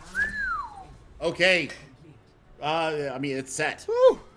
The win condition is set here for Schwein Gaming to pull themselves out of it and get themselves back into contention here. And I mean, what a boot from Katakomi, actually saving them. Erikek, fat shatters. Yeah, they're on track for 20 deaths, but yeah, what great deaths they are because they're getting the value out of everything. So, Gather Team 6, they know what they have to defend. They're on championship points, and I mean, I'm terrified for Shrine Gaming right now. I want to see what they bring out here. Yeah, you've got to be all their hard work. Goats moment from Jaru, but they Eric, this is why yeah, you're getting the main tank experience from Goats here, Erikek, but right now it's all on the line for Schwein Gaming. Can they pull back? Can they pull this to all even 3-3, or is Gather Team 6 going to get the fuller hold? Oh man, I'm nervous. I'm nervous. I'm nervous too, Erikek. I'm nervous too, and I mean, no close hold. They're giving up space in favor of positioning, and I like it. I like it a lot. Yeah, I definitely have to agree with you there. It is all about just holding. They would get another opportunity if they lose it out. But yeah, Dan, it is super low right now. They've got to keep that Brigida alive, and they do get them back. Ice Spice low as well, and they go down. A nice whip shot comes in clutch from Danid, staying alive and pulling the perfect pick out already. Oh, no. Jaru and Erikek in the small room, but Jaru comes out on top. 20 seconds to go between Gather Team 6 and the Grand Finals Championship. I mean, there's nothing even close for Schwein Gaming. I mean, you're going to have self-destruct and the shatter and the rally. And Transcendence. Yeah, everything, almost everything other than the grab and the sound barrier. Self-destruct coming in from NKZ, but Sobek's off the side of the map. The shatter comes down. This could be it, Billy, as the Transcendence comes through. They need to stabilize somehow, some way, but it just does not seem possible as NKZ takes Katakomi off the side of the map. The Holy Pig goes down and locked up in the grab. Gather Team 6 gathered themselves and take the Grand Finals in a 3-4-2 fashion. What a series from both these teams. I hope they had as much fun as we did covering this. And I tell you what, Ice Spice, Ice Gnome, better known as, this was everything. This was everything. This was a great conclusion to our day for casting the GOATS EU tournament. Winner of each platform in each region. So PC, NA, EU, and then console, NA, EU. they get $500. So $500 to Gather Team 6 here, Jaru and company taking the win here. And I tell you what, if somebody could tell me if that is actually Yazin playing as Yardman one's- Yazin, I wouldn't wonder No one's why telling us. it wouldn't be. But still, I mean, here's how we got here. We started on Antarctic Peninsula all those many hours ago, and we end up here. It has been a tank battle. It has been a support battle. It has been goats. It has been absolutely fabulous. Yeah, no one's telling us if it is Yinzer or not. They're just saying if you know in chat when I ask. So they're just being rude to us right now, Billy. It won't give us anything. But oh my goodness, I could watch these highlights over and over. This has just been an incredible series, and what a way to end the EUPC GOATS tournament. I mean, getting a chance to see the European brethren, it has been a fantastic series. I've been completely entertained. I miss GOATS now. Even though I don't like playing it, I miss casting it. And, well, I mean, it was an interesting day all around. But in the end, Gather Team 6, your 4-2 grand champions of the CGL GOATS Tournament. For myself and for Joker, happy birthday to you, my brother, my friend. I don't want to know how old you are. And Hippie on the backside. This is going to do it for us. NA coming up very shortly. Don't go away. We will see you guys in just a little bit. But thank you for coming. We'll see you guys again.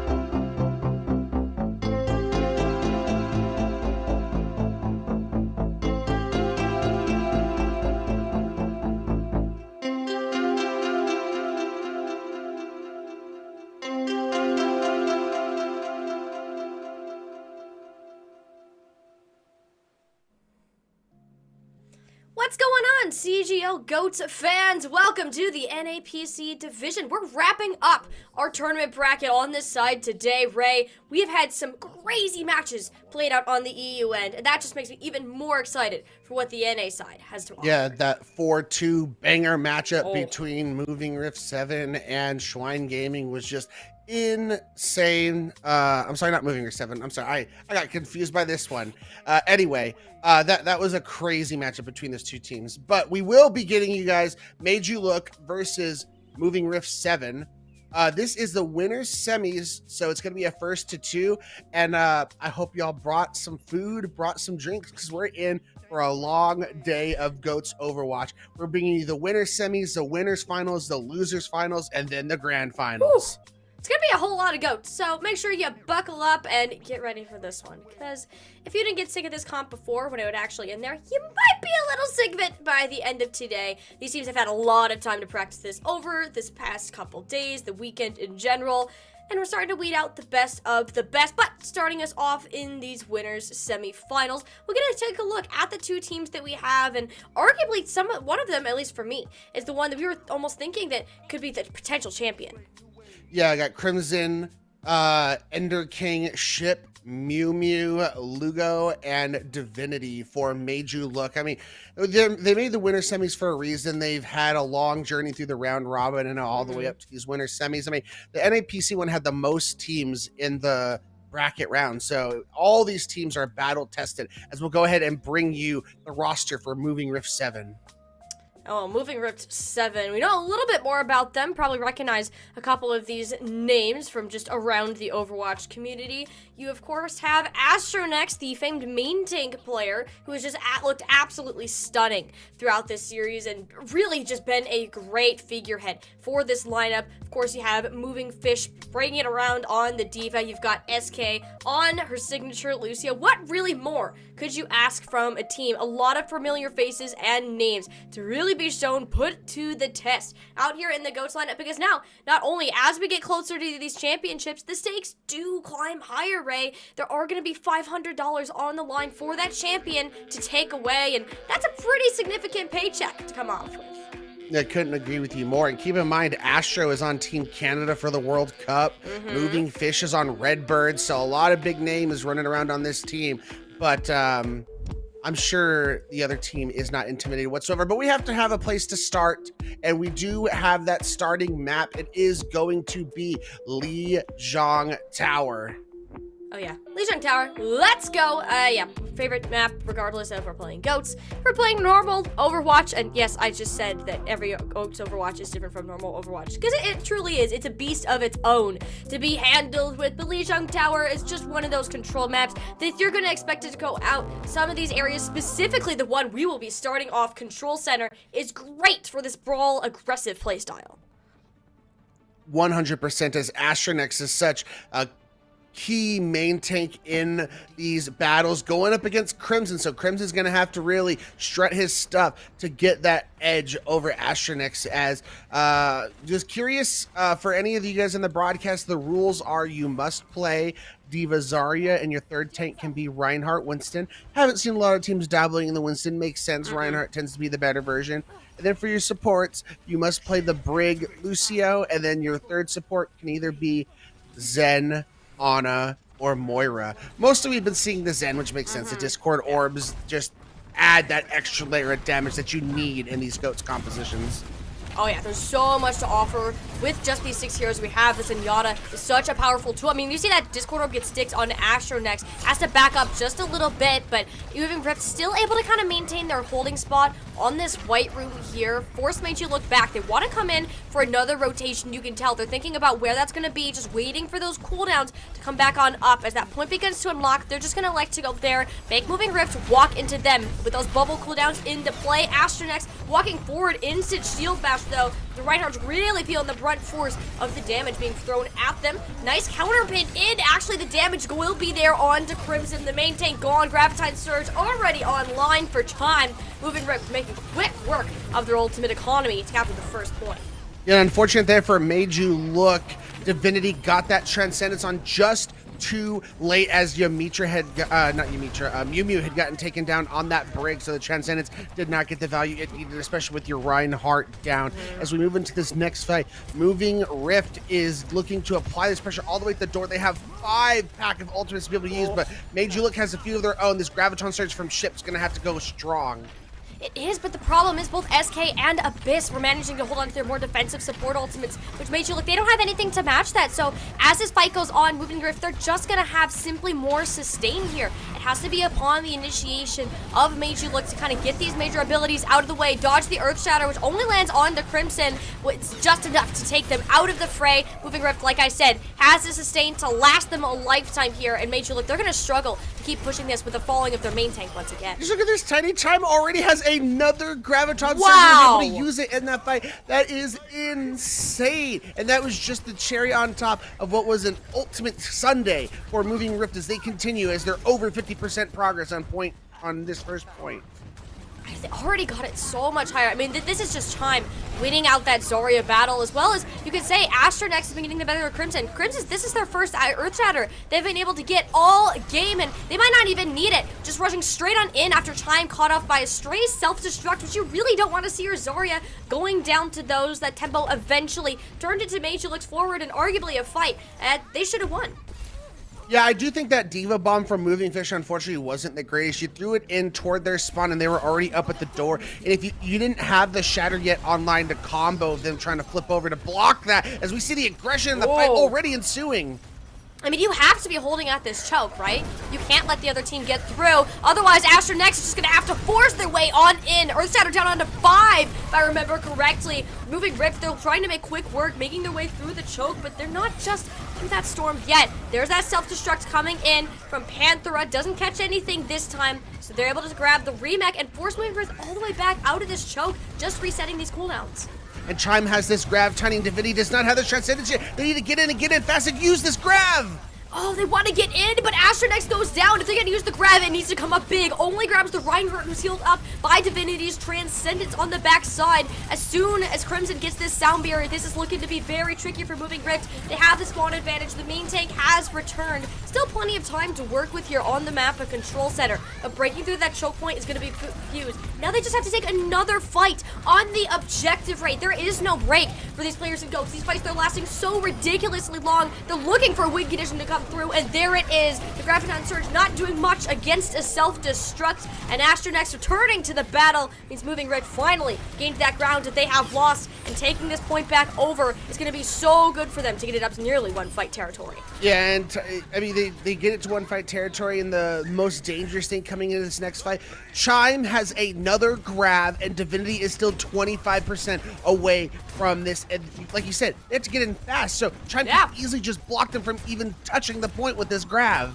And Chime has done this many times before. I'm totally expecting to see this stop. I mean, Divinity is close to a Transcendence, but if you can't even touch the point, that extra burst of healing, it's not even going to matter. It Saul's team's up. They have the healing coming in. Made you look, they got a pin onto the point, but look how out of position Crimson was forced. The healing is barely there for the Reinhardt, struggling to stay alive within the allowing health pool. Made you look, they don't have a choice but to contest this objective right now. 99% is what they're fighting against, and Lugo is given the power to go through. With SK matching it though, they lost a lot of the value that's going to come in. You're looking a lot to Ship's Graviton Surge, but the team is crumbling around Ship. Nobody else to come up with any major abilities. Moving Rift, they're going to take control center. Whew, man, and I think a lot of that was a big carry on Chime. I mean, the Zarya is such an important aspect of the GOATS because that's where all of your damage comes from, is constantly having that high 90 to 100 charge and just unleashing damage to break Ryan shields. Diva can't eat the Zarya charge, so it's so important, and Chime is just absolutely dominating. And I do really wish we could see the stats on that, honestly, because Chime, the amount of work that they alone have been able to put out when they lose Astronex most of the time, it just steps up in a role that not a lot of Zarya players are able to accomplish. And if you keep allowing Chime to have that same amount of impact on the game, Ray, Made You Look, they're going to be in for a tough battle as we move here on to Gardens, a point that is heavily reliant on the positioning and these environmental kills. But the positioning game already won. Astronex was not prepared for that Discord Orb to be thrown out onto them. Made You Look, they're pushing the go button all the way forwards across the bridge. This is the initiative I wanted to see them take. Couldn't agree with you more. Moving Rift is now put on the back foot. A little bit of pressure placed on them. They're used to being in the driver's seat. So I think, you know, when it comes to positioning, you can't really go across the bridge anymore, especially you don't have that steadfast passive on tanks anymore. The Lucio boops are too valuable for Made You Look to be able to throw onto them. Yeah, I don't want to be giving Lugo or Mew Mew any challenges about pulling that off. Just safer to go through the right room. It is not too bad for Made You Look either, though, because this doorway is so small. I mean, you can't, a Reinhardt shield is maybe twice that size. So, yeah, not the easiest thing to go through. You can just chuck the spam down. You lose SK in the process. Moving Rift, they're not going to want to move up without a Lucio. So we're going to find ourselves in this strange little stalemate here. Yeah, if you're moving Rift, you got to be a lot more careful. You got to take these fights as a concise team. You can't allow one player to just get picked off like that so easily. Is they're going to look to go through the bridge again and the grab's out. Wow, grab back onto the bridge. Chime has been amazing with these, but Ship came across with one of their own that was simply better in this regard. A Business Transcendence didn't come with anything, and that is not a good look at all from Moving Rift. Just the late Graviton Surge. As soon as that healing goes down, it's going to be another reset for the team in red. Yeah, and look at the ultimates that Made You Look has also been able to build up without using all of them at the same time. So they're going to have the Diva Bomb, the Sound Barrier, and the Rally to try and combat the Shatter and Diva Bomb that Moving Rift has. But SK is down. Once again, SK continues to get picked off early in these fights. This can't happen to you. Need the Lucio to help push you into these fights, because right now, Made You Look, they're just speeding into the team on the spawn. They got nothing to do about it, Ray, except just be stopped. They're getting stampeded, touching the stun ports on Gardens. This is not something that you would like to see. And from a dominating first point to getting absolutely dominated on the second point, Made You Look has had quite the turnaround. They seem to be on the same page, where sometimes we talk about a warm-up map, that just seemed like to be a warm-up round for them, as they are looking like their wheels are nice and oiled. It's looking good, but now they're against a lot of ultimates coming in from Moving Rift. The Graviton Surge is out, but Crimson shut it all down. The Earth Shatter didn't allow any follow-up to come through. Made You Look just showed us a traditional Gardens map. It is so difficult to get to this point, Ray, and they're going to be happy taking this one away. 100-0. What a turnaround from Control Center. Yeah, specifically in the GOAT style composition, it is so hard on Gardens to retake that point. I mean, it's so defendable. I mean, if you go bridge, your Lucio can boop, whip shots can take you off the edge, the Ryan can charge and get you off the map. It's so dangerous. And then White Room, it's just a long hallway that you're funneling into a Reinhardt who can fire strike down there. And then Zarya can just build that try. The chokes are so hard to push through. Mm-hmm. And we really saw that, because look how many times that SK got picked off on that rotation. If you need all of these players are integral, but your Lucio is arguably one of the strongest ones. You rely so much on that speed just to get around the map, and Moving Rift, they couldn't make those rotations, couldn't get to the point. So this first fight right here is going to be a huge deciding factor towards the outcome of the map. Both teams kind of going to be meeting out the side, making an awkward shuffle towards that objective. Really waiting. It's a game of chicken, honestly. Playing the mental warfare to see who is going to make that first move. It's going to be Moving Rifts, kind of teasing, throwing back and forth these little blows, waiting for that prime opportunity, either from a Discord or a counterpin like that one onto Crimson. That is the go sign. Astronex barely able to be healed up throughout all that damage, but now that you have Chime fire it away on full strength, this is looking much better for Moving Rift to take forward, considering that they're on the point. Yeah, they get the parting shot onto SK, but it does not matter. Moving Rift has won the first fight, and SK is going to be back so quick, as that's going to be Made You Look having to completely reset. Looking forward to this next fight. Moving Rift, in the meantime, has built up to almost 4 or 5 of these ultimates, so Made You Look, they're going to be looking at such a significant disadvantage coming into this first fight, or second fight. This is not going to be an easy thing for them. And honestly, if they could just get these resources out of Moving Rift, getting a dry push, that isn't a bad thing at all. I honestly want to see that happen a little bit more as all of these abilities are coming out. The Graviton Surge, the Self-Destruct, just to name a few. Chime is actually the one to go down, though. Made you look, they made the fight last long enough to build up these support ultimates and turn it into something that's winnable on their own. 6 came out on the side of Moving Rift 7, Ray, and they still weren't able to make it happen. Yeah, I couldn't tell, Tiny, but I don't think that sound barrier from SK was able to hit Chime, and he ended up going down to the Diva Bomb because of that. And then, like you mentioned, such a huge investment from Moving Rift 7. Because you committed so many ultimates, you're now looking at the next 1 or 2 fights are going to be really hard to win because Made You Look held onto some of those ults, and you have to build them up now. I know, this is now Moving Rift on the backside of an ultimate disadvantage. The Graviton Surge just so early. I mean, what can you really do about that? You got nothing to counter it. And the fact that you look are only going to win it with the Graviton Surge is going to be huge for them because Moving Rift didn't even get that much ult charge of their own. They did not. I mean, you're going to have a Transcendence, which you can use pretty much freely since ship. I mean, they're only halfway to this grab, so you could try to use it to counteract maybe the Shouter coming in, but it is just looking extremely tough as Moving Fish because the DMAC has to completely reset. That is just more precious seconds off the clock for more percentage for Made You Look to be able to gain here. That just hurts too. I mean, Made You Look, they're just chilling. They don't really even need to do anything right now. They're waiting for Moving Rifts to get their heads back on so they can finally get that push in, but you're walking straight into an Earth Shatter of Crimson, which honestly the safest thing to do. Always assume a Reinhardt has Earth Shatter in a Goats meta. You gotta see, is Astrodex ready to block this one out, give Moving Rift an opportunity to finally push in, but an aggressive pulse gets them locked up in a grab. Another one built up from ship already, just from the last fight alone. Panthera easily comboing that one up. Made You Look, whatever happened that first map, completely forget about it because this is looking like such the better team right now. They really are. They just seem to have a better handle when it comes to their ultimates of only committing the few they need to be able to win that fight. Moving Rift put themselves at such a disadvantage in that losing fight, committing basically all 6 of their ultimates, and they just have not been able to regain their ground since that mistake. And this is so bad too. Moving Rift, they gotta make something happen with the Earth Shatter. They managed to get one, but they gotta take the fight to the objective because they're running out of time, barely able to get that last tag in, and it costs the mech of Moving Fish. Should still be enough to kind of turn this one back around. Only a couple players remaining on the field. That was very close to the vest for Moving Rift. They barely got Moving Fish in there in time to touch the point, and they were able to get Yamicha down early, so they're able to cruise to a team fight win. I mean, Moving Rift, they're going to have a Transcendence online, but that's all they're really looking at. Made You Look has this opportunity with these ultimates to be able to push it here and hopefully get the win. Oh, there it is. That Earth Shatter just walks right through Astrodex. Couldn't do anything about it. That Graviton Surge perfectly countered out with a nice Transcendence Moving Rift. Yeah, they thought that the aggression was going to be just enough for them, but Crimson didn't get the value on that Earth Shatter you wanted to see, so Moving Rift should be okay to weather the storm here, get an Earth Shatter out of their own, and clean this one up, take it to a final fight. If Made You Look can even get a full touch.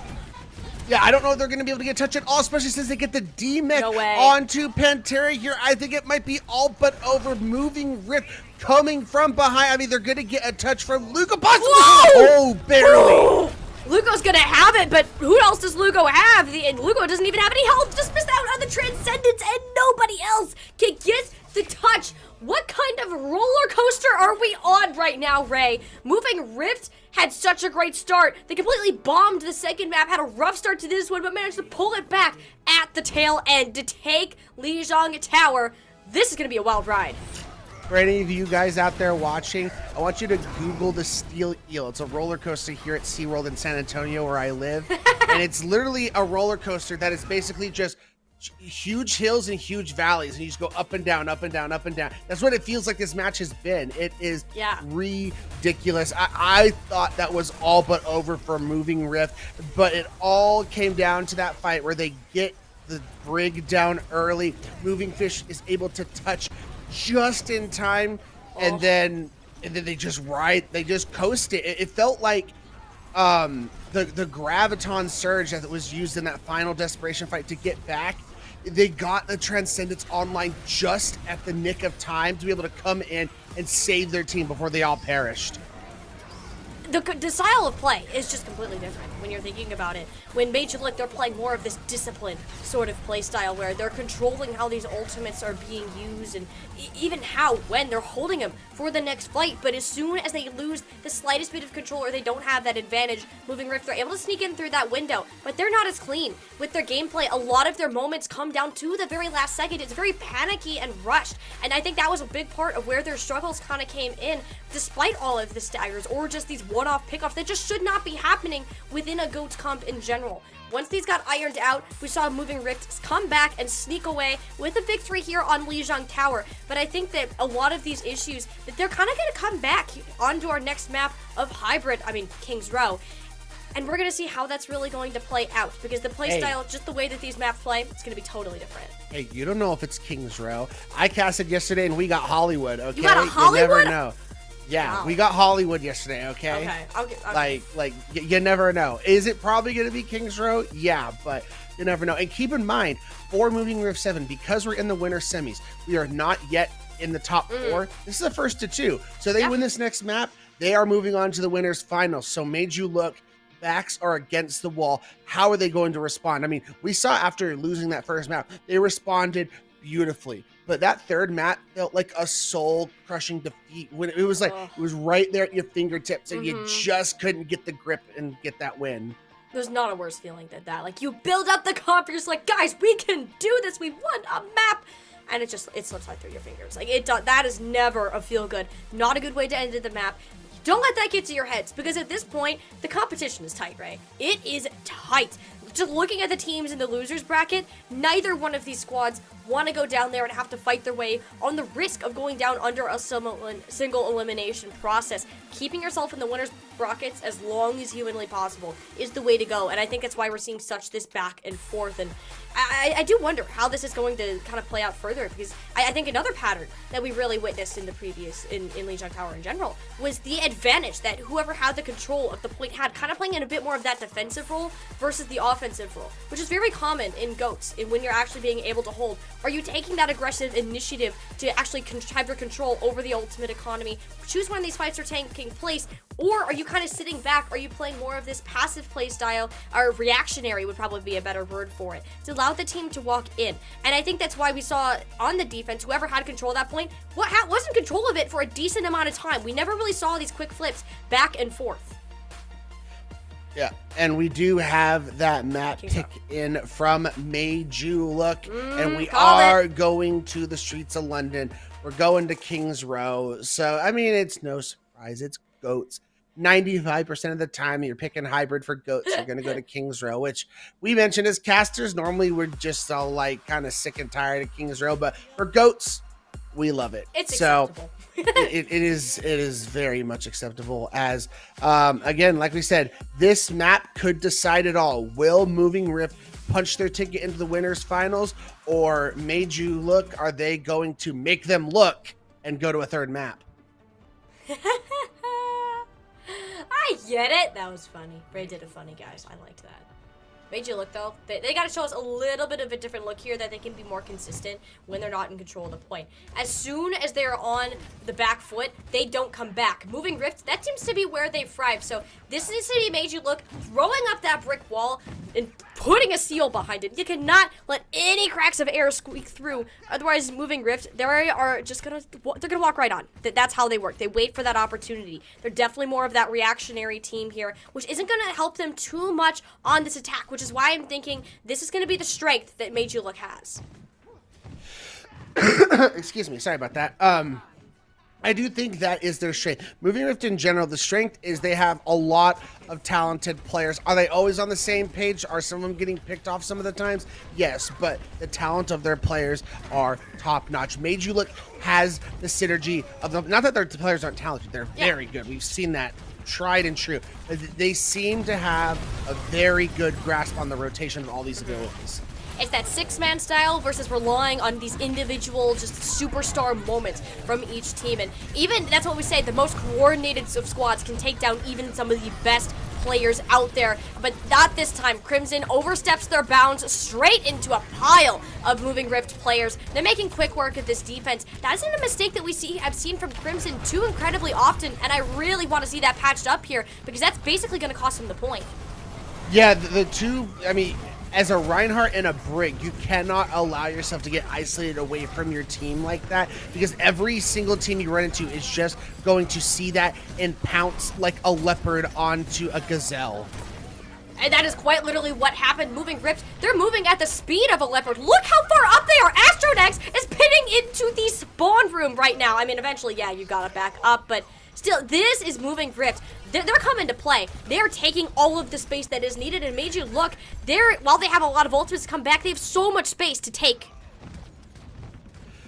Oh man, I mean, both teams have been able to build up a lot of ultimates. Moving Rift is looking at a 6-pack, and Made You Look is getting close to that as well. So this is all going to be about Moving Rift trying to get aggressive, and we see the shatter. Ooh, the Earth Shatter is down from Astronex. They had both support ulti. Oh, I don't like it when that Sound Barrier and Transcendence is used at the same time, but in that case, it was slightly necessary. The only issue is now that that's expired, the Graviton Surge is going to be somewhat of a death sentence to these players. They're scattering, trying to spread themselves out as far as they can, get their main tank healed up, because a lot of those check marks they have done gone, and Made You Look, they just had the better tempoing on those support ultimates, and in the end, it's just these small little things that are going to make the difference in these long fights. Yeah, Graviton Surge, I mean, I say it all the time when I'm casting Go. You only use Transcendence to counteract it. You cannot pile on your Sound Barrier, because then they're going to be able to come in with a Diva Bomb or a Shatter. You're going to have nothing for that at all. So, very crucial mistake from Moving Rift 7. You got to hope that, I mean, we saw when they made a mistake on Gardens, and it really started to take effect, and they just collapsed after that. Yeah, once they lost that momentum, it was a big struggle to kind of get that back, and this choke of King's Row isn't going to make that any easier for them. This is like arguably one of the hardest spots to push through in the game. While you don't have to worry about any Maywalls or anything, you do have to worry about the stuns. Look at everything coming in onto Astronex there. That self-destruct just causing so many issues. You cannot ask for a better. This is the Made You Look. This coordination that we're talking about that Moving Rift simply haven't been able to match. Yeah, I mean, it seems like every time Made You Look gets into a position where they're able to hold somewhere, I mean, it was the bookstore in the previous side, now they're able to hold the archway. Their teamwork and synergy just continue to shine through. The big shatter comes through the back line. Huge shatter coming in. Demetria still goes down before the Sound Barrier, though. SK just a couple frames off from saving the Brigitte player, and now Moving Rift, they're down a Sound Barrier, down a Brigitte, and in the end, that is just a trade that, oh, you really wish you still had.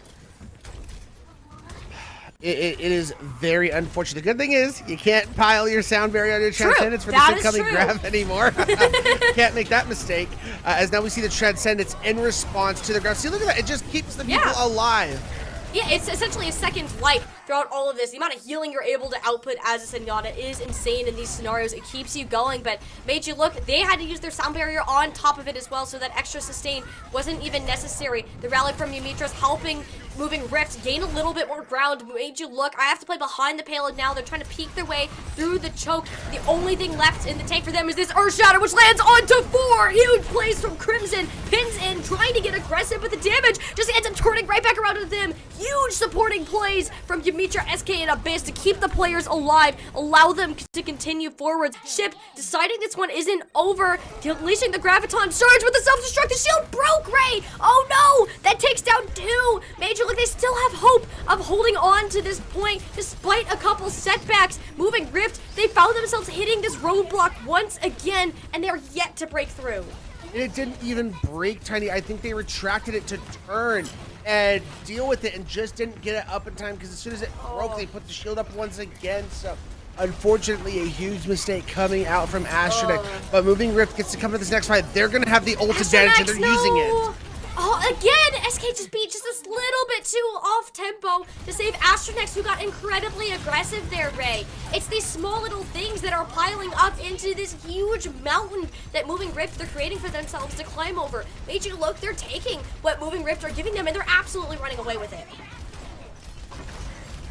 As we look through this next fight. This is where it starts to become an uphill battle for Moving Rift as the Graviton Surge comes in, but they get Astra next. Oh, this is bad. Oh, this cannot keep happening! Astronex cannot be the first player to go down every single time. Ship has been doing so much work on this Zarya with these Graviton Surges, and Astronex can't do anything about it. They've taken a near 5-minute time bank down to 1 minute rate at the first choke.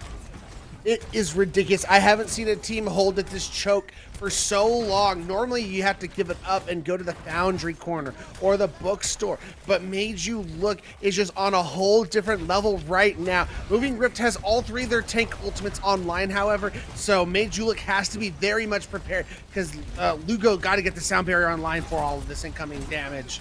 Yeah, they're able to get it online, but they're going to have a difficult time kind of moving through this as we played a little bit of Ring Around the Rosie. That had me a little confused there. Astronex doesn't get anything down to the Earthshatter. Everything's going down the drain. 2 tank ultimates, the ones they needed to win the fight, just gone.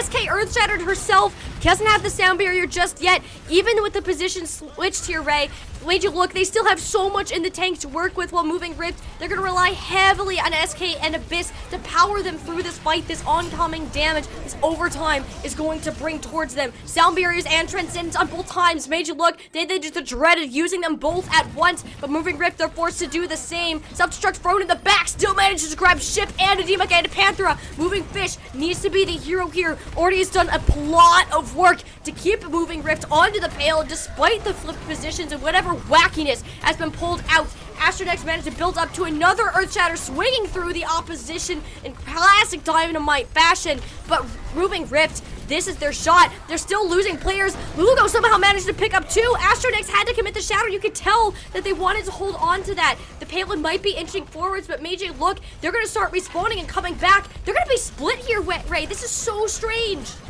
But Moving Rift could also be split as they could get sandwiched no! by the respawn is coming in, but they do get the grab and find the kills. They needed that so bad. If you need a chime has got you covered. The bell of victory has rung. Made You Look, this is the first full reset they're going to be having in like 4 minutes, but there's certainly a time for them to come back and take another swing at this.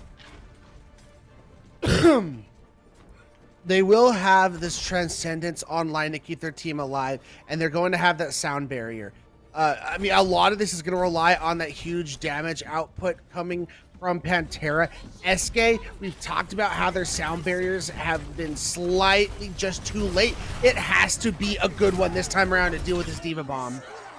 SK has it unlocked, able to get it on to everybody except for Moving Fish. The self-destruct, in theory, should not get as much done, but it still actually grabs the Lucio player themselves. Moving Fish grabs another one. This is still an even battle, if not worse, for Made You Look, as they're down the majority of their healing. The Transcendence has been burned away, the healing gone. No way Moving Rift are pushing their way through this. What a way to get a turnaround on King's Row. Full held for nearly 5 minutes on the first choke, just to come back in the final hour, get it to 3rd point, and we're not even done with the map. And Moving Fish shows himself his hero cape once again with the Diva Bomb. After SK got taken down by one of his own, was able to find a DMEC and a kill with his alone, and that set up the Snowball team fight victory for Moving Rift. Made You Look, however, they have a Graviton Surge, and legitimately Moving Rift has no support ultimates to deal with this at all. This is Made You Look's fight to lose.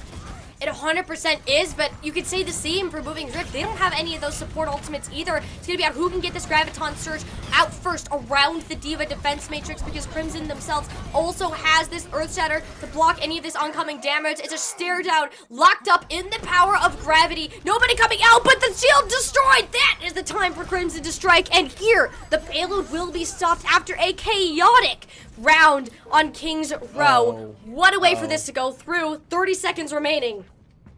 And it felt like that sound barrier from Lugo. I don't know if that was an accident or they thought the fight wasn't over, but they used it there at the very end of the fight. And the reason why I thought they were going to win that fight despite not having the support ultimates was because they had the shatter for when they broke the shield, and it worked so well. Oh, they had it again. They're not even gonna let Astronex get their own shatter off. Had to be aggressive there. Was a little worried about the time, but guess what? You had plenty, and now you're gonna have even less with just this reset here. Moving Rift, they're gonna have to push it without their main tank, and now without SK. She was so close to the sound barrier, Ray.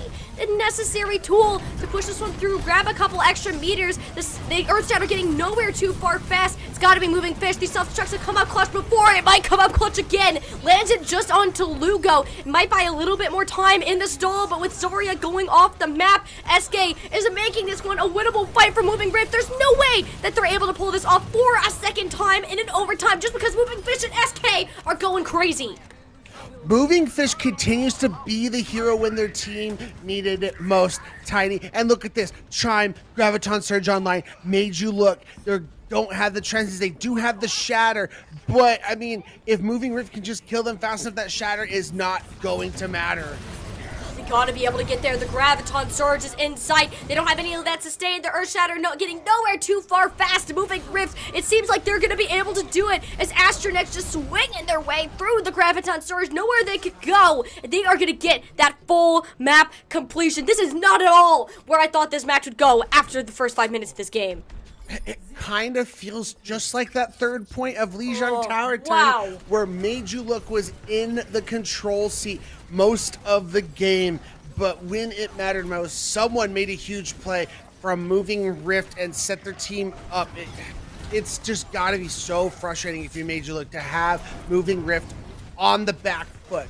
Basically in overtime, they're pushing, trying to get B and then C, and you just can't bring it home, and you allow them to cap all 3 points.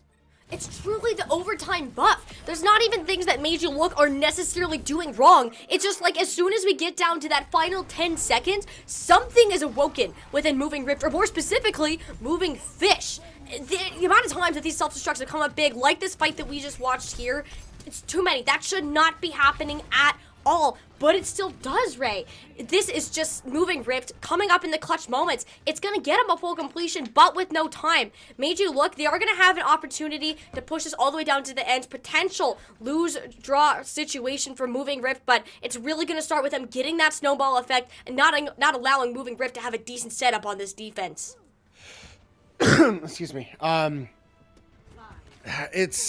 It's just so tough. I mean, I just hope the mentals of Made You Look are in a good spot, because like we mentioned, Moving Rift now has their win condition. Stop Made You Look from completing all 3 points and you punch your ticket of this tournament. And if you're Made You Look, you gotta get all 3 of these points and then still win the extra rounds. It's just a lot. It's a lot to be looking at in the face. I mean, it's not a feel-good. Made You Look, they need to keep their heads on, keep the mental straight, because right now, it's not showing to be that way. The amount of CC coming in onto Crimson means that Mew and Lugo, they didn't have the protection needed, and it's just going to be another reset, already looking better than their previous defense. Yeah, the Moving Rift defense so far is much more successful than the Made You Look one, but we've noticed once Made You Look gets going, it's hard to stop them. So I think it's just going to take one successful attack for them to gain that confidence back, and once they have it, boy, Moving Rift better be ready. Oh yeah, be scared, because when Made You Look are on, they are on, and nobody is in for a good time when that happens, but they're still yet to find that rhythm as Mew goes in front of the Reinhardt shield, just gets run down by Chime, who is full charge on the Zarya, looking scary, picks up a triple kill along the path, already has a Graviton Surge too. This is just not looking good for Made You Look. They're so far behind in ultimates. Look, I understand as a Brig, you need to keep yourself close enough to be within swing range and whip shot range, but you cannot be so close to where you're stepping in front of your Rhine shield and getting yourself killed. Moving Rift has been able to win both these 2 fights without committing a single ultimate. So now they're going to just cycle the 6 ultimates they've built up. They're going to be able to just cycle them in. I mean, Divinity managing to build up that Transcendence will help just a little bit, but once that exploration so far, but the shields have been turned low, the cooldowns have been disposed, and Crimson going to be falling victim to that fact alone. No shield to block that incoming damage. Reinhardt looking more like a little toy soldier with nothing to stand behind and guard Moving Rift. They have locked down half this point for just a little bit more than 2 minutes. Oh, Tiny, that you just can't let that happen if you Made You Look. You got to a point where you got Moving Rift to use both the Transcendence and the Sound Barrier, and you hadn't used your Graviton Surge yet. They use it and just could not take advantage, and that is just a huge mistake from Made You Look. So now Chime, in the midst of that fight, was able to build up to this Graviton Surge. So it's going to be so bad because Made You Look had to use everything. This is just a free grab here from Chime, assuming it doesn't get eaten. Just throw it out now. Throw it out now. This is a moving roof fight that they should win, and they're not No even need gonna to. need it. Oh my gosh, Crimson again goes down first, followed by Mew Mew. The right of the brig. They're continuing to be aggressive, but not with the rest of their team. They keep losing these fights before they're even starting. It is just so unfortunate as they're allowing players to get picked after one after one. I mean, to be fair, Chime just has so much damage to be able to put on that Reinhardt. The shield breaks so fast, then you can just melt him. One has to think, maybe Mew Mew is playing a little bit further back to not allow themselves to get isolated. So maybe they're not being able to proc Inspire as much as you need to on this break to keep up the Rein. No, and it really does show with how much damage Crimson has been forced to be put at the mercy of. Now locked into Graviton Surge, it's going to be a lot more, but thankfully you have the Amplified Healing, but that's not going to stop a self-destruct Moving Fish once again being the hero for Moving Rift. Just fighting these one-off eliminations like the self-destructs. Final 20 seconds, Ray. They're looking to get a full hold, and I can very see this well happening. Yes, I could see it happening. Moving Rift is going to have to be very good with the support ultimates coming as we see Meiju Look now swapping over to the Ana, hoping to force out these bubbles early as the sound barrier comes out from Lugo. They had to use the sound barrier just to engage, but they're stopped at the Earth Shadow. The Graviton Surge is gone. Everything is going wrong for Meiju Look. It was their fight to win, but Moving Frisk just decided, you know what? It's going to be ours now. This was the swing of momentum that we wanted to see. Meiju Look, they didn't get a chance to shine, and they couldn't continue that forward. Moving Rift will be taking the 2-0 victory, moving on to that winners finals matchup. And I know we don't normally do this in these first two early stage matches, Tiny, but I'm just going to say it, Moving Fish is the MVP. That was insane. Every time it was looking bad, came through with a clutch Diva Bomb onto 1 to 2 crucial players. And even there at the end on that final fight, ate the Graviton Surge. So, like I said, every time Moving Rift needed something, Moving Fish stepped up. Hey, that's probably why Moving 7 is in the name, for the famed Moving Fish, who did so much work on King's Row, had a bit more of a passive effect on Lijiang Tower, but still very much present in this game. You can see the improvements really come through throughout the series as they gave that confidence, that momentum. Meiju Look, you could argue that they lost the momentum game. They had this great team playstyle. We complimented them on it so many times because of the combos they were able to call out. You could see the comms coming to light, but as soon as those stopped working, they just couldn't find a way to get that all back together, find that success again, and it really showed here. Moving down to the losers bracket, I think they have the potential to fight their way through if they're able to keep themselves on top of their own mentals, because that is where these communications start. That's where you're going to start making these errors that are incredibly fixable that they weren't even making before, Ray.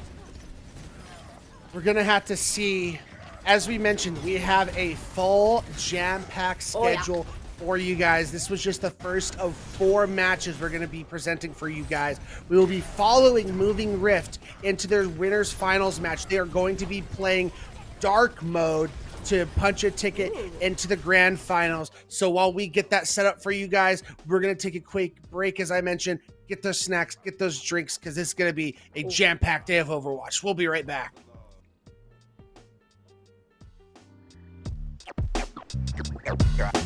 Got lots of love.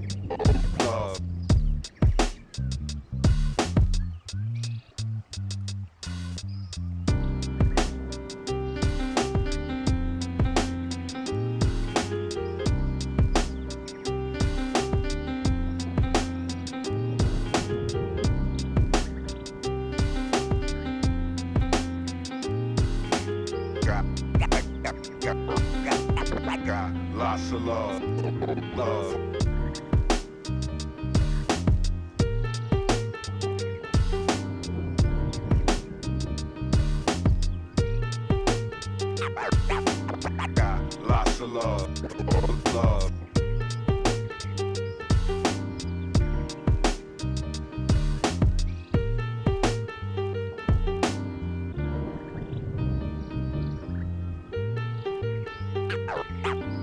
Got lots of love. Got lots of love.